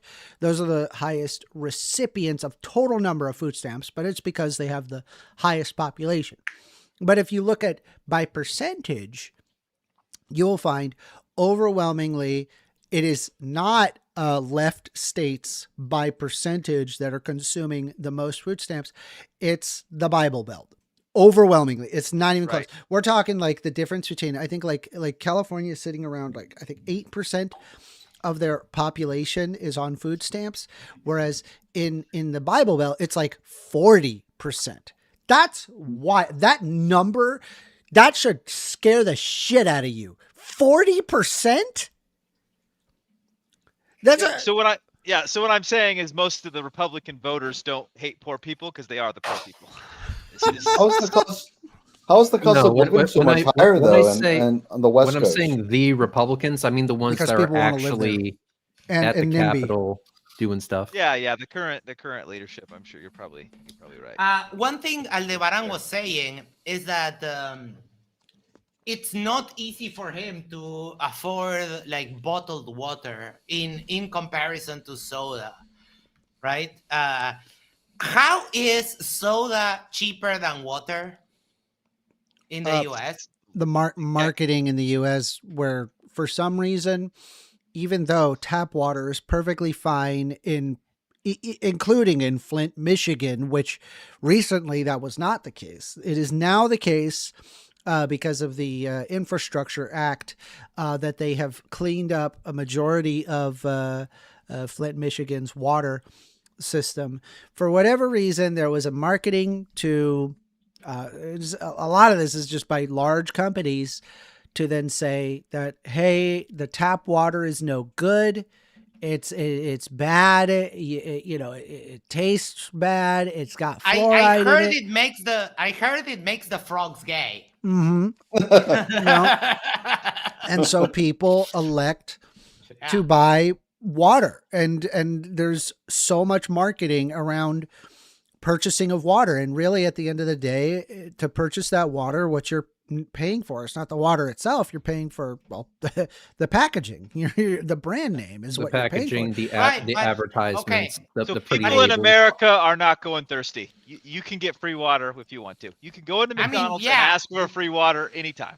Well, because water is like a basic human right. I don't know anyone who would deny a glass of water. So the cost of bottled water is irrelevant. Not quite, because you haven't brought that up to Dasani and Zephyr Hills and Poland Springs. They would tell you, oh, you think you have a right to water, you fucking socialist. Wait, hold on. Don't speak with your mouth full. I'm swallowing. I found what triggers Max. Just speak. Stop. Right. Swallow. and then speak. I needed to stop it for a second because I wanted to point out. I wanted to point out when I asked him what is socialism, his answer to what socialism was the government ownership of the means of production. I was like, you're so close. You're so close, but you're so far away. And I'm like, is the worker the government? Are workers the government? Like, he could not. I was just like, holy crap, dude. These guys are idiots, dude. They literally know nothing. It's wild. Anyway. Yeah, Rob went like that. Like, he did a 9.9 pole vault, and it's like, oh, missed it by that much. One over N Square Basel for $5 says, Dr. J, what fraction of Trump voters do you think are motivated by economic argument versus cultural or racist arguments? Well, I think they are way motivated by economic arguments. I think they're incorrect. So, like, I've talked to many Republican. I live in the Midwest. Most all my family and friends are strong Republicans. So, like, a lot of them believe in trickle-down economics. Like, I mean, if you look at all this data, it doesn't work. But many of them do believe it works. So they, in general, think it's good to make the rich people richer because they think it will trickle down. And we know that's not true, but they absolutely believe it. And I've had many discussions with many people that they totally agree that trickle-down economics works. And so why do you think that the Republican leadership can fool the uneducated? Republicans said to be more uneducated. Trickle-down economics sort of makes sense in just like telling a story. Like, it's a nice story. It just doesn't work, but they've sold the story. This is also like a fundamental misunderstanding of just economics in general. If you actually pick up like economics journals, like what modern economists argue, you're going to find, holy crap, it's woke as shit. Holy crap. They fully understand like socioeconomic conditions. They fully understand how like that there's racial disparities that prevent people to economically interact. They fully understand why it is that you need social safety nets and like infrastructure spending, which incurs economic growth. There's so much stuff. It's like over and over, like all of like the kind of the lefty woke democratic policies, they get touted over and over again, but they only understand like very surface level economics. And a lot of it is like, they're like 40, 50 years old. They're like way behind. They don't even know what behavioral economics is. That's not even a thing. Like, what is that? Right? They don't understand anything regarding Keynesian arguments. They don't understand any of this stuff. Right. And so they're just like, again, they just like think about like Ronald Reagan, and then they're like, oh yeah, economics. And that's it, dude. That's all they know. They I don't know, maybe some of them think about Hayek, in passing, and that's about it. They don't really actually understand anything economics. I think I might have a very unpopular opinion here, but I think most of the Republican base, the question was like, well, why do you guys continue to vote against your own interests? Honestly, I think it's vibes. I think Republicans, especially during this last election, Trump is really, really good on capitalizing on them vibes. I mean, he went on Joe Rogan. That's vibes right there. So I think most of the main reason why he got as many votes as he did was not because of policy. It's not because they actually looked at what he would actually be able to do for him. They didn't even give a shit about his previous record and how terrible of a job he did. It was primarily about the vibes. Whereas you look at Kamala Harris, she can have a personality that is equivalent to stale bread on a good day. Well, as far as the election goes, basically every richest country in the entire world that was in power. I'm going did his internet take a shit? Yeah, I think he froze. Illuminati Croissant, I love the name. Has Reds ever shown his face? I can't by law. My face has been deemed a weapon of mass destruction by the Geneva Convention. It is hideously ugly. Now, when I say ugly, I mean it is horrible. It is pure nightmare fuel. You would not ever sleep. You would have to use Clorox as eye drops afterwards. You do not want that pain. All right. I knew you were going to say that. Yeah, before my Dr. J internet unfroze. Yes. Yeah, before my internet.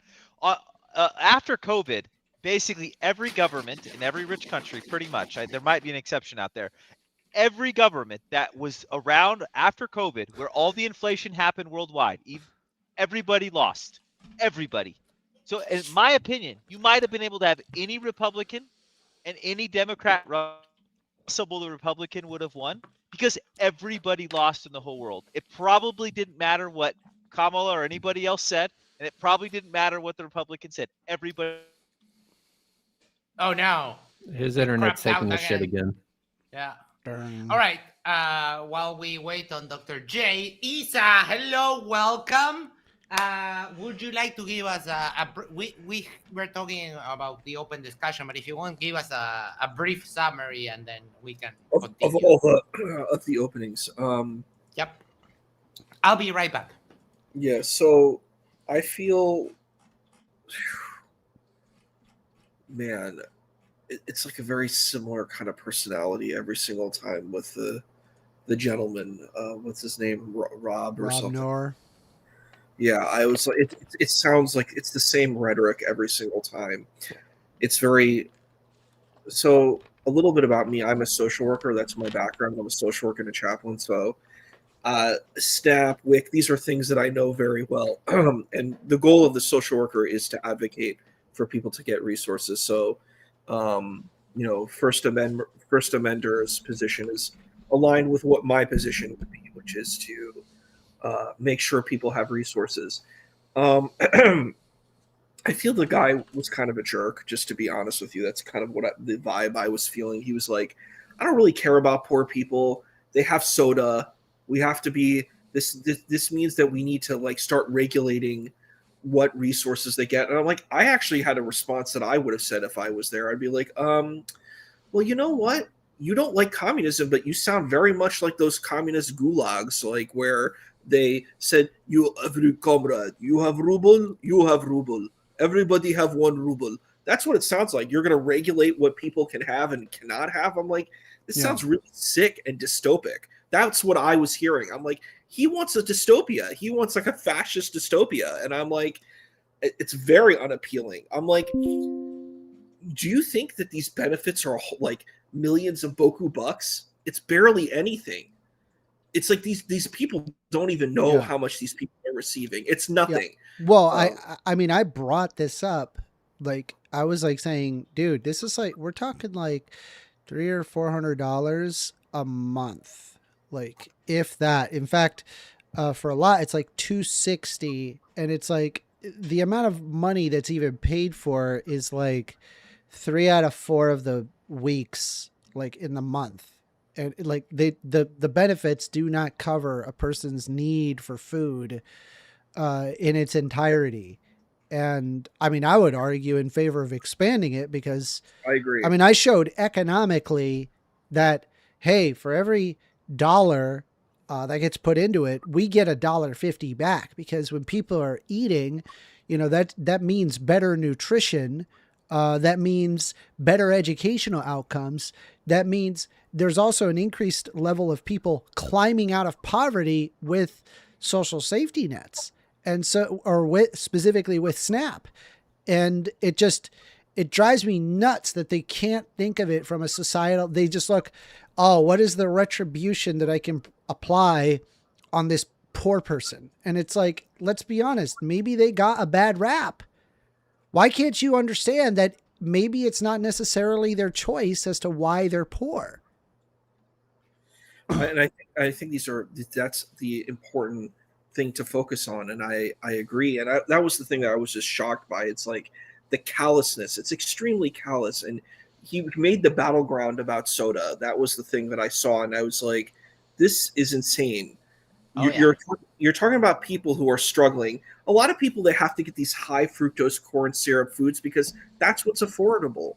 That's where there's a lot of subsidization. So they usually get very unhealthy foods. That's not the fault of the people. It's the fault of the government. But let's be honest, right? When you have poor socioeconomic conditions, people aren't sitting there thinking, okay, what's healthy for me? They're like thinking, what do I feed my kids? I got work. I got stuff to do. I don't have time for this. I'm going to go to the freaking gym. I just need to make sure my kid's fed. My kid likes soda. That'll shut him up. Like, dude, it's like, it's way more human than like, oh, this person is making a bad decision. I agree. And it's about, I said it before, it's about, trying to make people live a normal, happy, fulfilling life. And a soda, there's nothing wrong with that, with being poor and like having a sense of normalcy and affording a soda every once in a while. Like, why would you cut that? And soda's usually really cheap. And I'm like, who is this person to tell us? I'm not trying to be mean here. You'll have to excuse me if I sound mean, but the gentleman does not look like he's the pinnacle of health.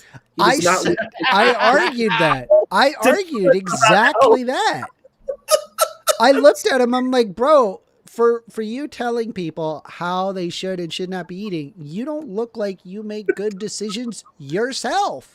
And he's like, yeah, but the difference is I pay for my unhealthy decisions and they get free stuff. I'm like, you're such a fucking idiot, dude. Like, it's literally do as I say, not as I do.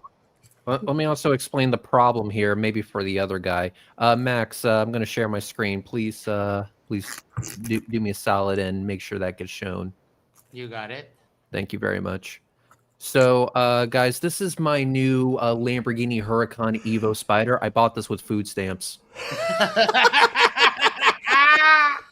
Now, I was planning on going for the Carbitanium package with the Alcantara, but I decided to go with this lime green instead of the Carbitanium. I think it fits my personality, but of course with food stamps because that's totally fucking possible. He made that argument. He did say that, saying yes. like, what did you buy a Lambo? Would you let everybody have a Lambo because it's like good for their?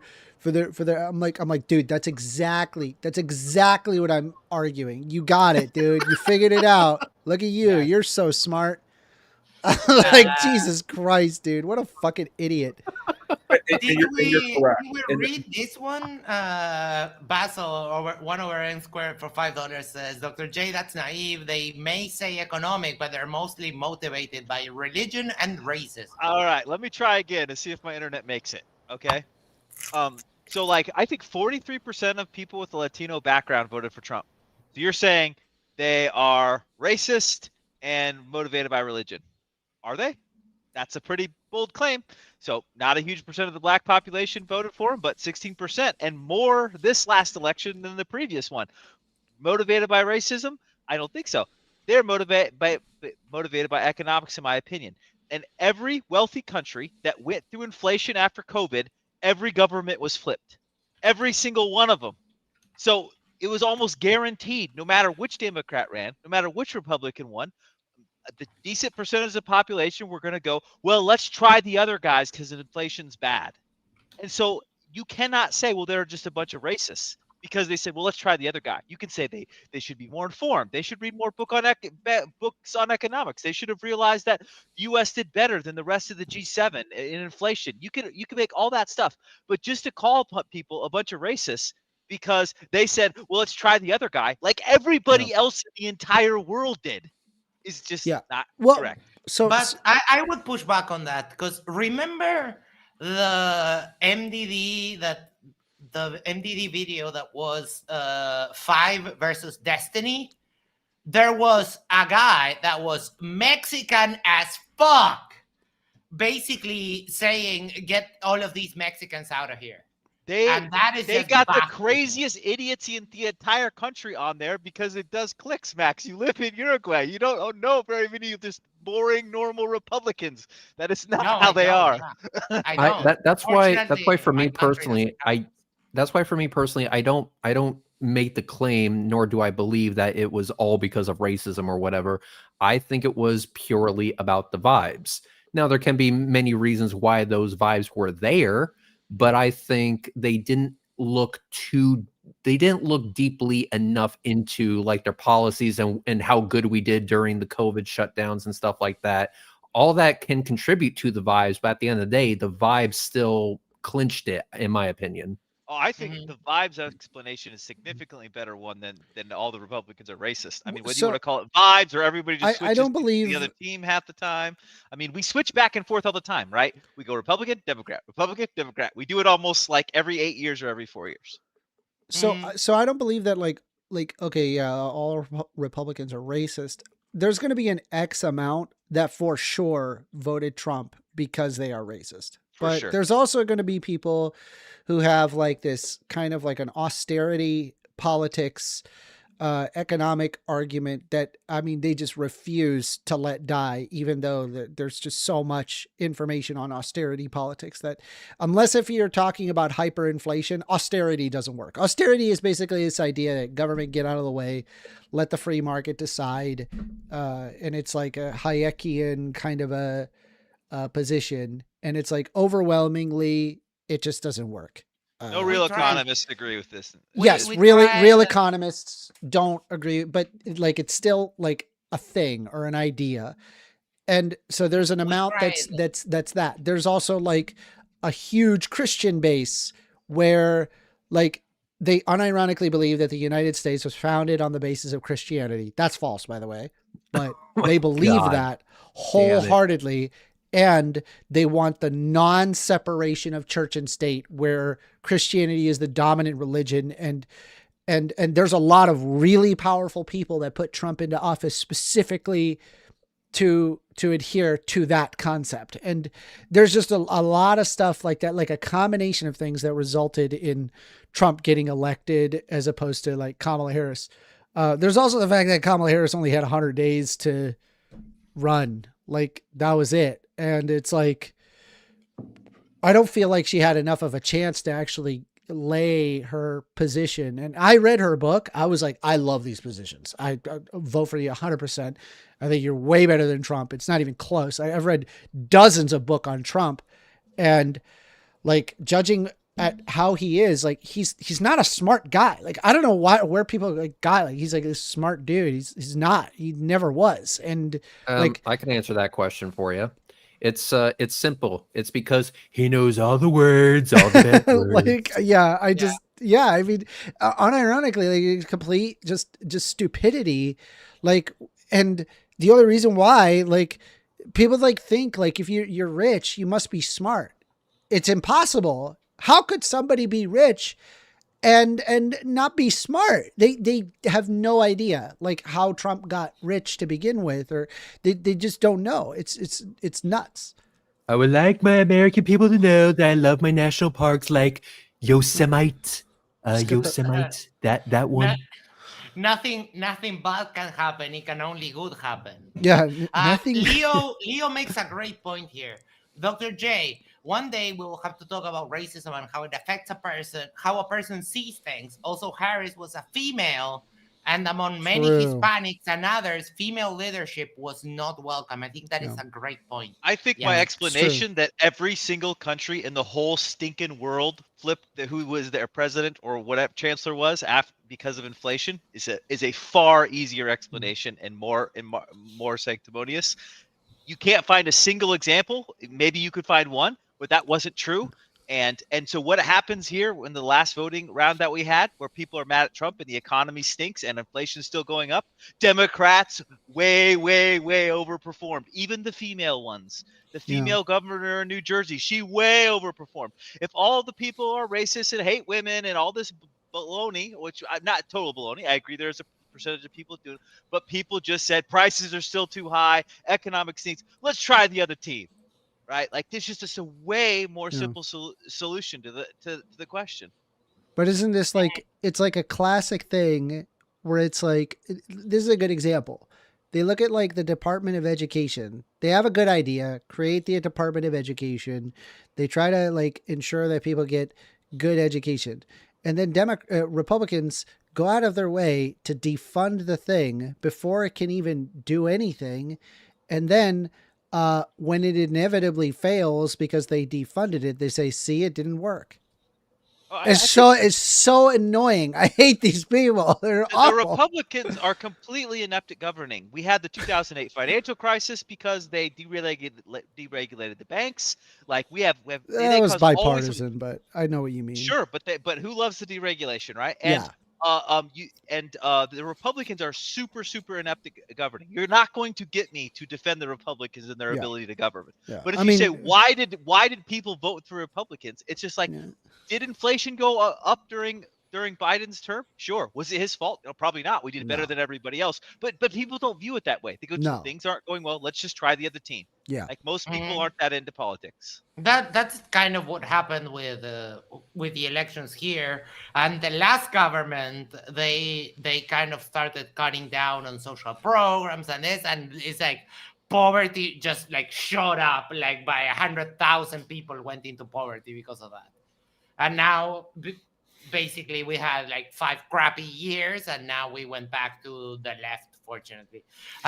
We have a great question here. Alpha Eagle, how would your side prevent abuse of SNAP? And we'll start with you, Amanda. Aw. Me? Yeah. Prevent we already have that system. It's there's audits to determine instances of fraud or overpayment and underpayment. There are systems that already exist within SNAP that deal with specifically that. I mean, if you wanted to avoid something like that, then the best method would be to fund those programs, and which is the opposite of what Republicans want to do. All right. Rex, you wanted to go. Yeah. We would do the same thing that we do for like, I don't know, every other type of fraud out there. We would catch them after the fact and we would bring them to justice, and it would create a deterrent. It's like, hey, listen, because you have the potential to speed, I am going to prevent you from driving. But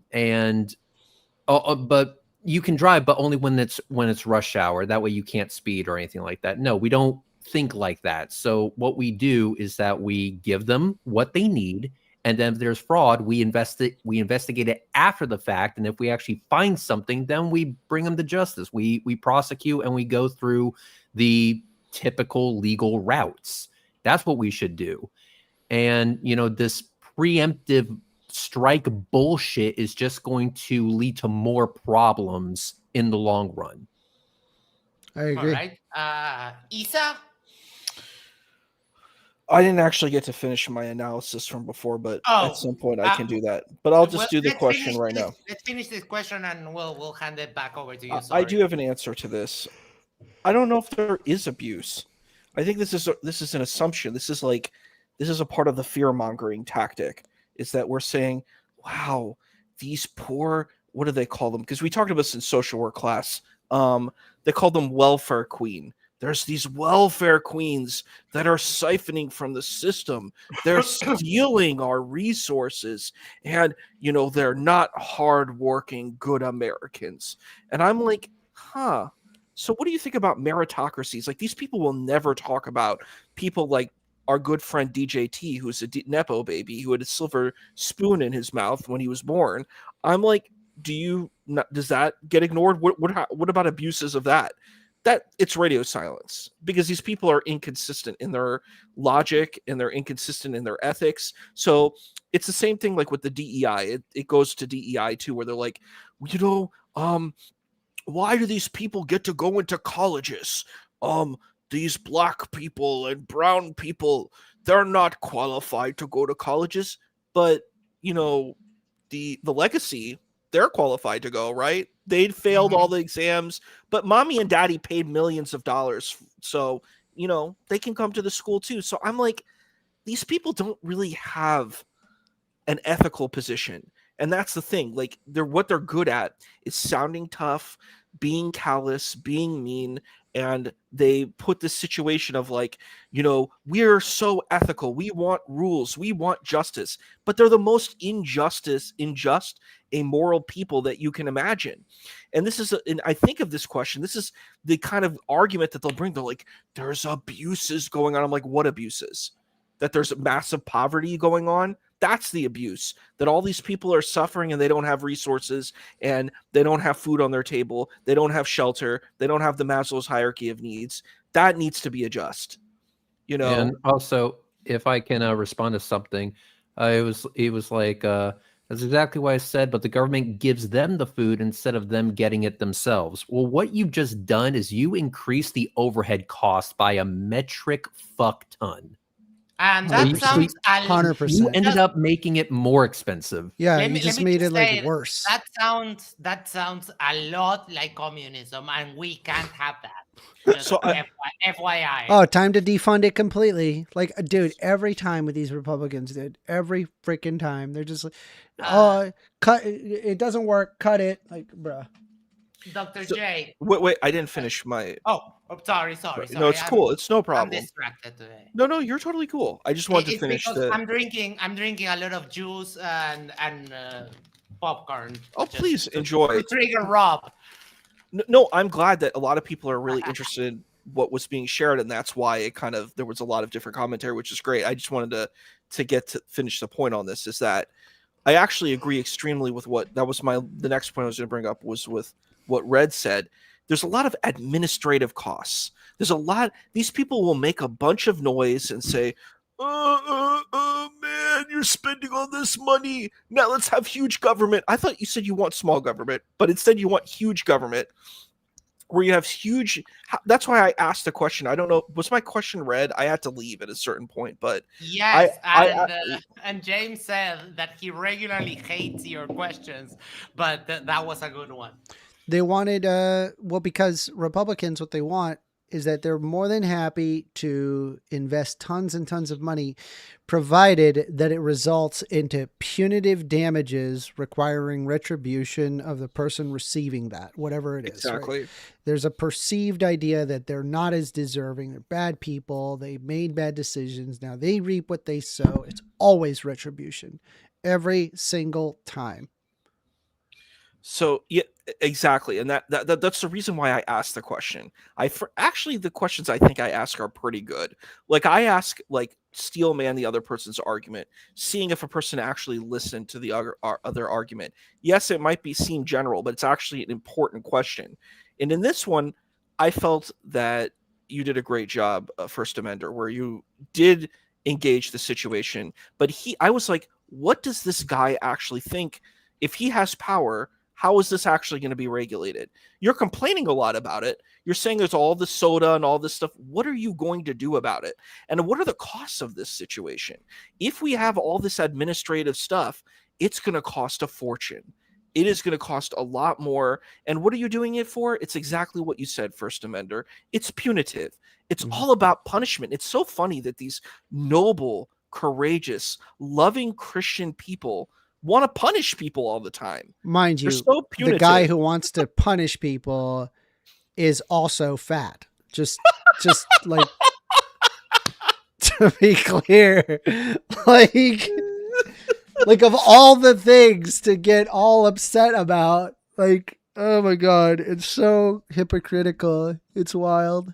It's exactly that. And it's like completely punitive, and I'm like, this is what you're, and it's so weird when I hear people say I'm the Christian, and I'm like, what kind of Christianity is this? It's like, you're not, there's no self-reflection, there's no like, whoa dude, what do I do wrong in my life, like, how do I pull, don't pull the mite out of someone's eye, you got to pull the log out of your own eye. I'm like, where are all these values and morals? They seem to have just dissipated. It's all about like, how do I like enact justice and punish people and make people suffer, but I don't actually have to do any work. Like, it's the most laziest position. I actually read a study on like right-wingers' brains, and it turns out that they have what's a connection on the right amygdala that is like larger typically than other people's.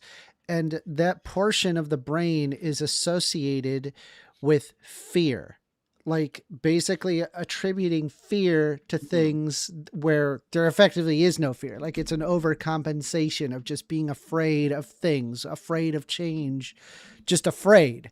And that's why that they tend to think in this way. Whereas like, I think like there's like some portion of the brain called a striatum for, which requires higher level thinking among left-wingers. I'm not even kidding. Like there are neurobiological studies that are able to associate like correlative effects of like the neuroanatomy of a human is it might, there's at least at minimum a correlation of specific regions of the brain being more or less developed, which results in a specific type of thinking. I love the conversation of neuroscience. Let me respond to something though real quick. Mr. Eagle says people need food, not money. Well, here's the deal. How are you going to distribute that food without increasing the overhead costs? Please come up with a plan and make it make financial sense for the United States government. Because if you are going to put forward a plan that costs more money than whatever potential fraud you may be curing by doing it this way, then what's the point? Because his argument was a moral one. Yeah, Rob doesn't care that we spend. It's not about the money. Well, when he's making the argument that poor people buy soda, it's about the money. But if we have to spend way more money to just these fucking poor people so that we legislate and they do not get a single fucking soda, then I'm ready to do that because no one cares. It doesn't matter. It's not about the money. Wait, he did argue that. He argued exactly that. Like he said that. I'm now seeing that he's saying justice is worth spending money on. So you are okay spending more money so people won't buy soda. What the fuck, bro? He's a complete idiot. Dr. J, question. How to specifically keep fraud or waste or whatever from happening in Snap? I would probably say one would need to like know a lot about Snap and be like pretty familiar with how everything works. And I just don't have that familiarity to provide any real insight into that. I would say that one super great benefit of Doge was like we realized there wasn't near as much waste, fraud, and abuse as you could guess. I mean, every big company has waste, right? If any of you have worked for a very, very large corporation, it's just about impossible to stop it. I mean, I'm sure when Walmart decided to do self-checkout, they knew they were going to get a certain amount of things stolen, maybe more than they used to, and they just decided it was worth it, right? And so anyway, I'm sure there's waste within Snap. But there's always going to be waste. And as far as the detail to grind out a few percentages of having it be a little bit better, I'm sure is worth doing. But you would need to be some kind of, in my opinion, expert on the situation and how to do it. And you'd really want to look at how it's been done in the past. And I'm not even familiar enough to know with all the things we've already tried, because some of my suggestions might be stupid because we tried that at some point and it didn't work. So there are already fraud systems available in Snap. The question is whether or not that it's funded properly, and because like and they work. Like we know, like they were able to. I believe like one study showed that it was thousands of cases resolved regarding fraud. Some of it is false flags. Some of it is they get overpaid. Some of it is they get underpaid. There's instances of fraud where they're selling their benefits, in which case they just remove them off of the benefits.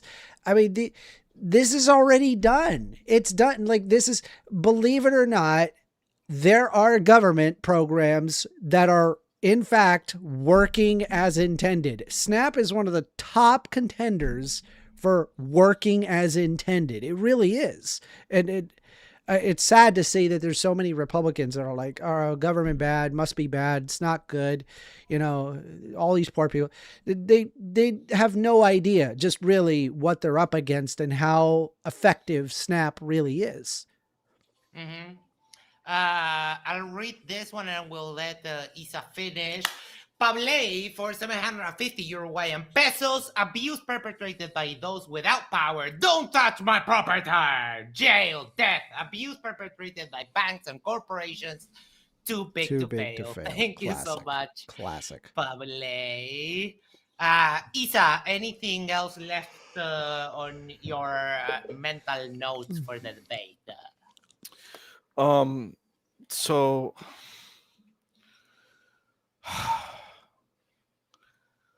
I felt when I was listening to what's his name? Rob Roy. What is his name? Rob Noor. Rob Noor. Okay, so Rob GPT, otherwise known as Blob GPT is just. It was shocking how bad it was. Like the arguments that he was using, it's actually what you were saying, First Amender. It was very like it's all these arguments are fear based, and a lot of the people who support DJT, I've noticed it's paranoia, it's fear. You know, there's I don't know if you like Scooby Doo. I don't know if any of you guys like that, but there was a zombie Scooby Doo movie that came out. Like I guess like in the late 90s, but it was they had this song, It's Terror Time Again, and that's what I feel like. That's where I feel these people are, you know, are at, you know, it's terror time again, and it's like literally like that. It's like they're literally overdeveloped right amygdala.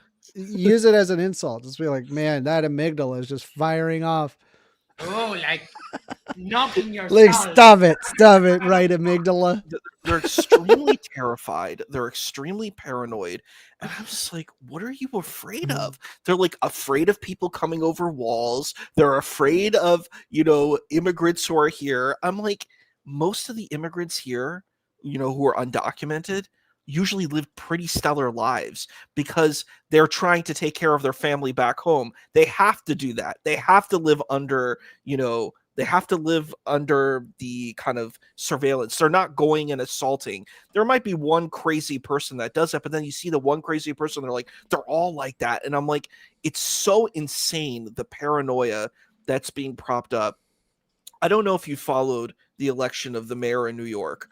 But I think it needs to be followed. I actually asked James, could we do a debate on it? He's like, it's not really important. And I'm like, it kind of is. It's kind of like monumental. It's like a huge thing that this progressive ran in New York. And the amount of hatred this person has faced because of his identity, his religious identity, his identity being called a socialist.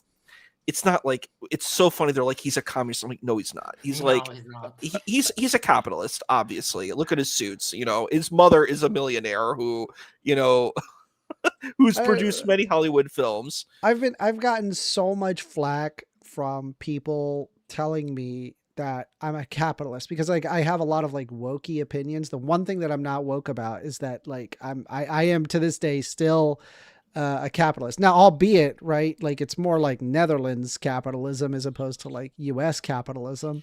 But like I love how he's just like, oh, you sound like a socialist. I'm like, you have no idea what that word means. Like, exactly, you're a fucking idiot. And Mamdani is not what you would. He would fit more into like Netherlands capitalism, which is why I was in favor of Mamdani. He was like, oh, you know. All of a sudden, it's going to turn into Mao CCP, or I'm like, what is happening? Because they don't understand it. He's using that term to differentiate himself from the other people in the democratic establishment. He's saying, look, we actually are caring about people. He's not saying we're going to wipe out businesses. You know what? We live in a capitalist world.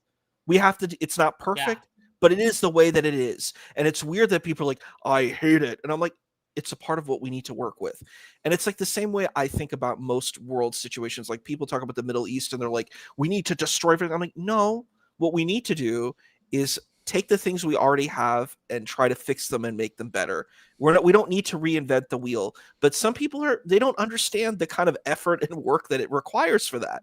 But when I was listening to that guy, I was like, did he rage quit too? Is that why you put that in the thing? Did he? Oh, No, okay. no. I saw that. I saw that in the parentheses. No, but I heard rumors that he might have got at least a partial erection when Amender started stripping. I don't know. That's what I've been hearing in the grapevine. Yeah.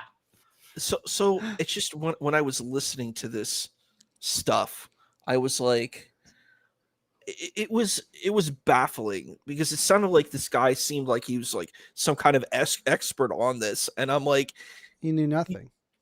And I felt that's exactly what I felt, and I completely agreed with Amender 1,000%. I'm like, investing more is better. We waste, how much money do we send across to the seas?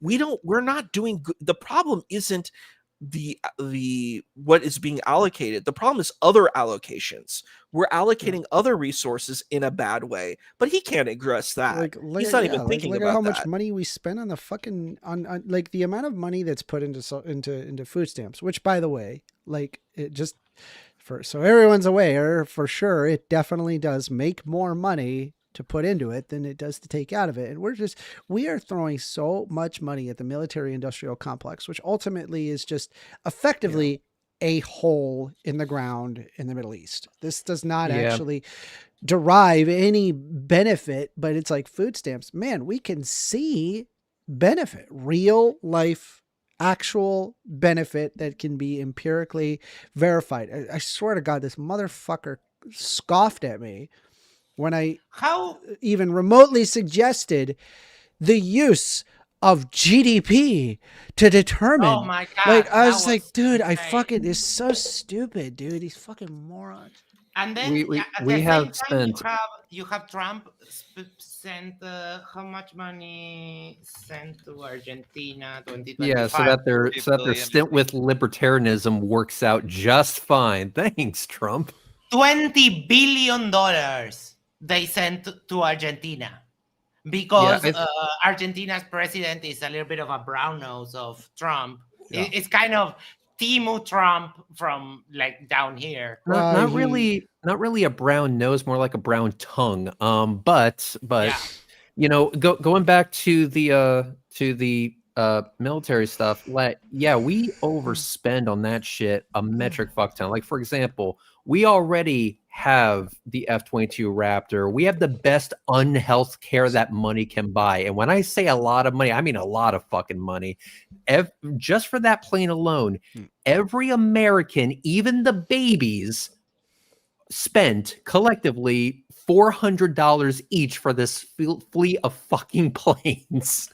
That doesn't include all the other shit that we spent money on. So if we just cut that back maybe 10%, do you know how much good we could do for that with that amount of money?